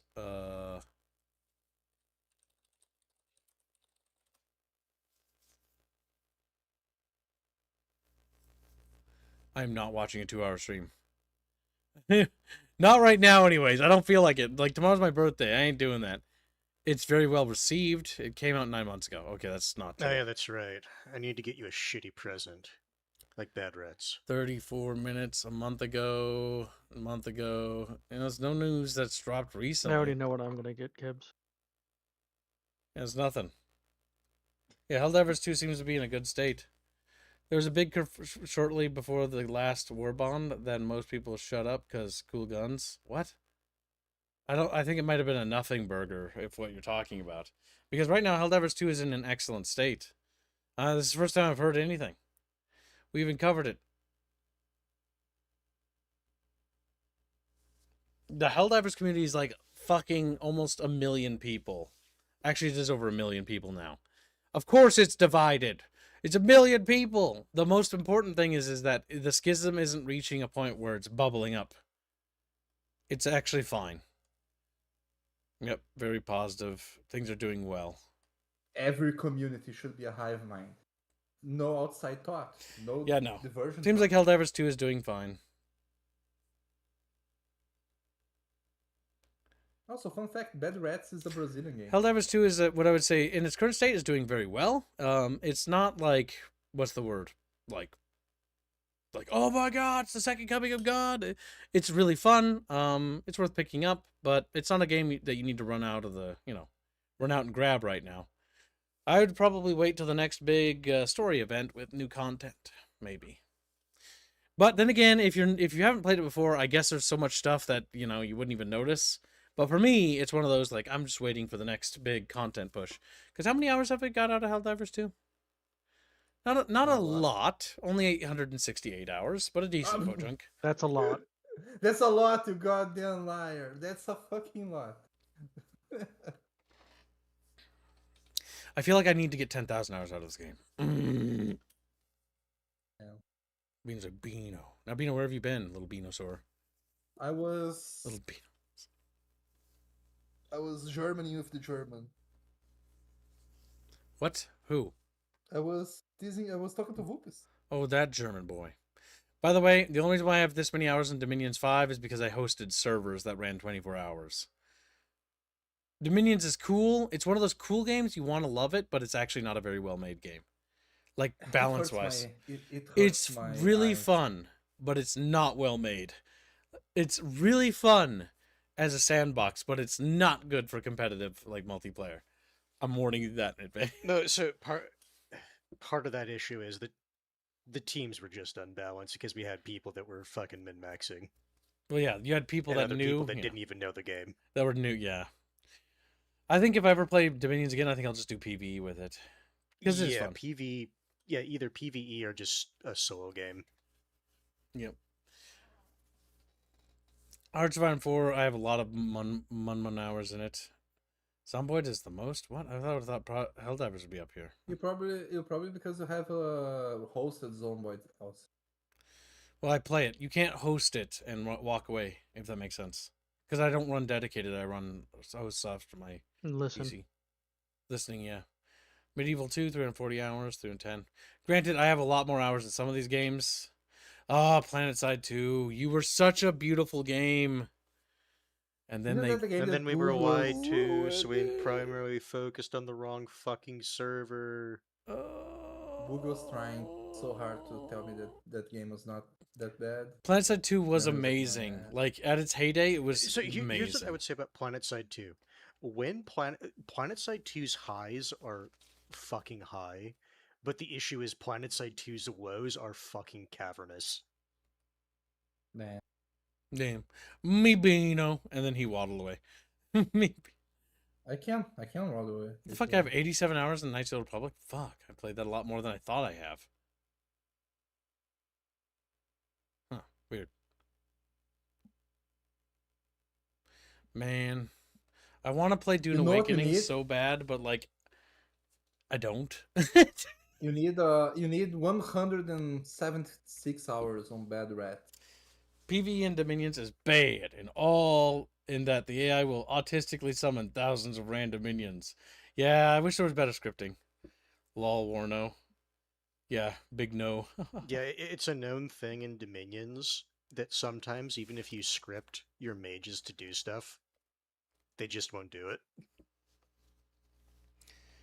Don't worry, English. One day, I will. When the first rule book is out, I will read it, and then I will fight you, and then I will cheat, and I will win. I'll check and for you. If you tell, yeah, and then if you tell people that I cheated, they will be like, "Ah, but you're always wrong," and then they won't believe you. And if you point at this string, they will be like, "Haha, he was just joking," and they still won't believe you. So, Granvir is on sale at the moment. It's a game I'm sitting on and letting it cook. This was actually a lot of fun. We played this, but it was a little unstable. Because you can play with a mercenary company of friends up to like 10 people or whatever. Mm-hmm. And it was kind of fun. I would say it's very janky. I was playing alone that after we played at one time. Yeah. And if you encounter some enemies and you have like, depending on the guns you have, you can't deal with them. Because like if their enemies are too small, it's very hard to hit them. It's very hard to hit them. We did a community stream with this, and it was pretty fun. We had like a column of chat bros, like marching in our little mechs. What's really cool about this is how many players you can have. That's what makes it really interesting. Yeah, it's got multiplayer. It's up to like 10 people, isn't it? Or is it 12? Yeah. Remember that you only beat the boss because he was bugged hitting my body forever. That took forever to beat him too. He bugged out hard. Yeah. Yeah, there's a lot of bugs. The game needs a lot of work, but it's really fun. It's basically build your own mecha, and it's got combined arms in it. That's kind of cool. And I hope it gets more love and work. It has been getting slow, like updates. I'm pretty sure. I beat him because I managed to find a build randomly that like I had infinite speed, so I could just run away and keep shooting at him, and he would never reach me. But shit, bitches, like fuck. Look at my little fishes. Rub their little bellies. Circular rubs. Chad, I might have Down syndrome. Help. Help. Might. Help me. Man. Kibs is my favorite target boss that I have. It's the only one also, but my favorite. Me Beano want pay raise. Me Beano. Hey, Diablo 4. I want pay raise, yeah. I always want pay raise. Diablo 4 is not. Like, if I want to play Diablo, I'm going to play Diablo 2. I want to play Titan Quest. Nice split fiction. Oh, speaking of, that's something. Shut your whore mouth. He's like... What are you looking at, by the way? I just arrived. We're just looking at random games that are on sale. Things that Chatfish might want to buy. you can always get a free game also. Like some free games are fun. So Titan Quest 2 is a lot of fun. I enjoyed it quite a bit. Robin didn't enjoy it because the maps are very big and empty. And yeah, it kind of has MMO design to it, but it is really fun. It's very much in line. It's not perfect. It's got its issues. But I actually had a lot of fun with this. Blake wants Bino to recommend games. I recommend. Oh no. Okay, if you are on a budget and you need to sell a kidney, and you can't spend money on games, you can look at. I will give you 3 games that you can play for free. Warframe. You can play Xenoblade Zone Zero if you prefer gacha games, right? Fuck. And you can play Counter-Strike, because at this point the first Counter-Strike you probably can find for free everywhere on the internet. Like there's like still people playing that, you know what I mean? If you have money to spend, I would recommend waiting for a sale and getting Remnant from the Ashes too. It's a good game. It probably is on sale. It's the winter sale. Let's I check. don't know, Remnant from... checked. Shut up, Beto. You're just a... It's just Remnant 2. Death to Beto. It's 70% off. Yeah, like if you get with all the DLCs, it's fun. Me Beano. But Gearbox. They're just publishing. If you're really poor, play free-to-play gacha games. Are you fucking nuts? Gacha games? Like, are you fucking That's what nuts? Bino recommended. He recommended basically 3 gacha games. You just recommend free-to-plays? Oh my god, Beano, stop. If you are super poor, where you are... Miss me with that gacha slop. Miss me with that gacha slop. I told them to play Warframe. Warframe? Yeah. Oh It's my free. god. It's a winter sale. We're trying to find recommendations for chatfish that want to buy stuff. Ah, okay. The winter... Remnant 2 is good. Yeah, see, okay, so think Beano. Think real closely, right? Yeah, free-to-plays are always going to be free-to-play. So you can go play Warframe whenever, right? Okay. But some people have been saving months to buy video games, and now's the time. And so now we're going through games that look interesting. I have a very fun multiplayer game that's 40% off. And it's very fun. It's called Wild Assault. That's free-to-play. Or no, it isn't, actually. No, it's not. Alright, chat. I don't think so. Chat's not going to be interested in Wild Assault. It's just a furry game. Unless they're furries. There are some furries in my audience. This is true. I don't know how that happened. She's like, what do you mean? Look at the games. You don't get recommendations Look at the game. of games that are 100% off. Why are you complaining? If you like Me old games, Beano. there's like the Spyro trilogy. The Spyro trilogy is 65% off. Damn, the second most bought thing is the Steam Deck. Oh, cool. They have like a little thing here now that tells you whether things are going up in the sales. Arc Raiders is literally normie slop. It's Battle Royale garbage. How's the Steam Deck up there? How is the Steam Deck up there? Like, genuinely. It was in first, and now it dropped. Is there that many people buying the Steam Deck that they're buying it more than the Arc Raiders? I don't believe that. Listen, you have to take it with a pinch of salt when Valve's putting their own thing. Like Valve, come on, my dude. Yeah, like I can believe Expedition they're gonna be putting 33. their stuff up I can there. believe Arc Raiders. I don't know about Counter-Strike. Oh, it's got 9 million views. Counter-Strike. Never mind. I guess I'm out of touch with reality. Fuck. Counter-Strike I can see, but this is top sellers. I question that. Yeah, why is that? I know why. You know why? Because they are probably counting all the keys that people buy in Counter-Strike in the fair. loot boxes. That's the issue. My favorite part of Counter-Strike is the massive fucking back market resellers for like keys and the like skins, and Valve will just every few months do something that completely kills the economy, and you have people complaining and like crying that they lost their life savings and skins. Based, to be honest, based. If you are such a third worlder like a Brazilian and put all your life savings on fucking Counter-Strike skins, you deserve to be trolled like My that. cousin actually had a lot of money in skins, and I kept telling him to just sell to get out, and he just kept, no, but I'll keep making it go up, and then he lost a lot of money. You know what's funny? Jesus Christ. I got a Jesus free key. Christ. I got a free key once, and I opened the box, and I didn't even know what the fuck this whole thing were. Like it was 10 years ago, and I got a super mega rare skin for whatever gun it was. I don't remember. That was like I sold. I went to the Steam market and sold it like 10% less than everyone else, and sold it like instantly. And I didn't have to spend money on games for like 2 or 3 years because of that. Shut says, I loved when the CS2 skin market crashed. Every second of it was pure joy and bliss for me. I like you say when, as in implying it only happened once. It's happened multiple It's happened times. multiple times. A big bubble builds up. Valve sees that lots of fucking back market shit's going on with like people are just selling and making potentially millions left, and they crack down. You want a release part bunch of of that, these and you're skins not giving for us like that, so really we're gonna cheap. crash it. Well, Valve has to crack Yeah. down on that, because if they don't crack down Yeah. on that, they're also gonna get in deep shit. Yeah, so they see that happen, and then people are like, "Oh my god, Valve ruined the economy." It's like, it's a No. fucking digital. It's skin. like, no, Fuck you off. guys ruined the economy. Like, you weren't supposed to be doing that. Yeah, that's also the other thing. Resident Evil I do 4 is enjoy when $15. people are like that. Good deal right here. Chat bitches. If you have to choose, get Dead Space instead. What? Get both. I don't like scary games. I said if you have to choose. Bino, you don't like Resident Evil 4? Resident Evil 4 is a good game. I don't like It is good. Bino, it's not I think scary. Dead Space I'm a is scaredy better. cat. You could play this, Bino. It's campy. She's got big horror, tits. You know. I played the original one. It's alright.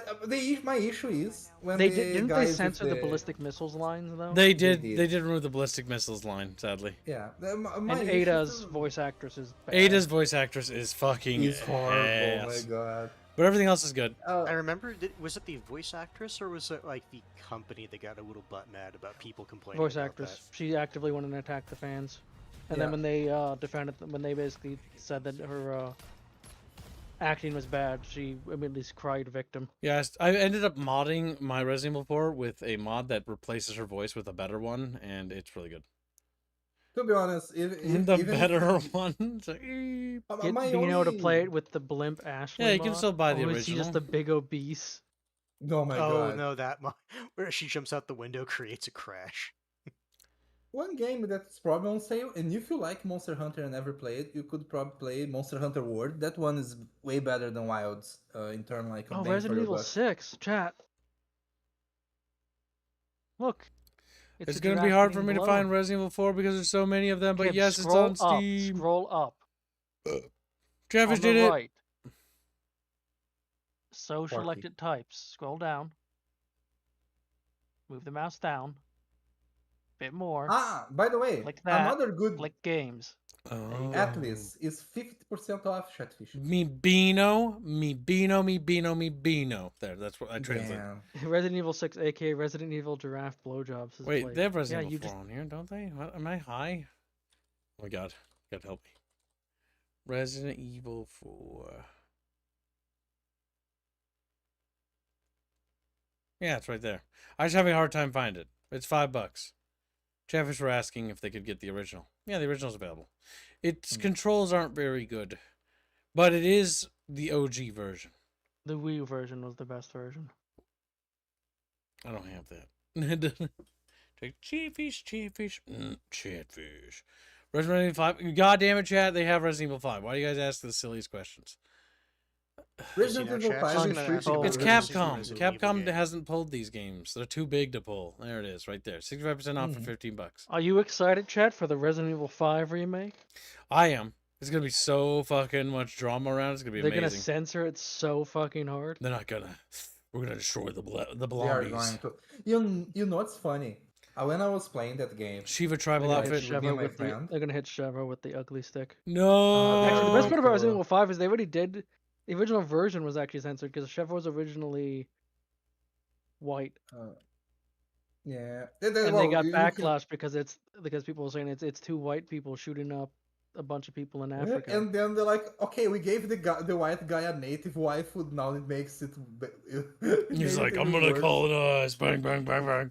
And it was based on, oh my god, like, you know what's funny? Like, the zombies. She was supposed to be Jill. The zombies scream random shit in that game. I still remember when one zombie screamed "Wadu" at me like ages ago, like, and like they were good, and then like we found out that like they had like their calling calls before they attacked and shit like that. That was pretty funny. When chat turns into zombies, you'll all know. Remember, people only get subtitles in Resident Evil 5 if they're speaking English. Otherwise, you can't understand them. Oh my god! If they if Chris doesn't punch a boulder in the Resident Evil 5 remake, I will not play the game. Given that they literally reference it in 7. Or was it 7 or was it boulder punching son of a bitch? Yeah. Well, I don't know. I don't like the first person Resident Evils, but that line was funny. But I think the no, it first wasn't person 7. It was 8. Village. It was the one after. Village. Yeah. Resident I Evil never played Requiem any is the of new these. one, and like I'll be real with you, her gameplay looks kind of lame. It looks like the original game, and I hate that. It seems like they're going Or for not the Resident original. Evil 4 style of you switching, but instead of like it just being a small thing where you play as Ashley and like in 4, it's gonna be the entire game is gonna alternate between the two. Yeah, but No, that's not what it said. Ashley. You choose. At least I heard that you just choose which play style. I you heard want. that it switches back and forth. What? Ashley in 4, at least, where she was kind of cute. This one, like, I don't know. I don't like how they try to go full realistic. Her and then father they was hit a them. mold creature. Yeah, she's ugly. Oh, can't she be a mold She looks baby then? uncanny. Like, what the hell? And he looks like a Giga Like- Chad. Damn, Leon's You- old. Look at how old he remember, is. Ooh. attractive male characters are fine. Females are yeah. not allowed.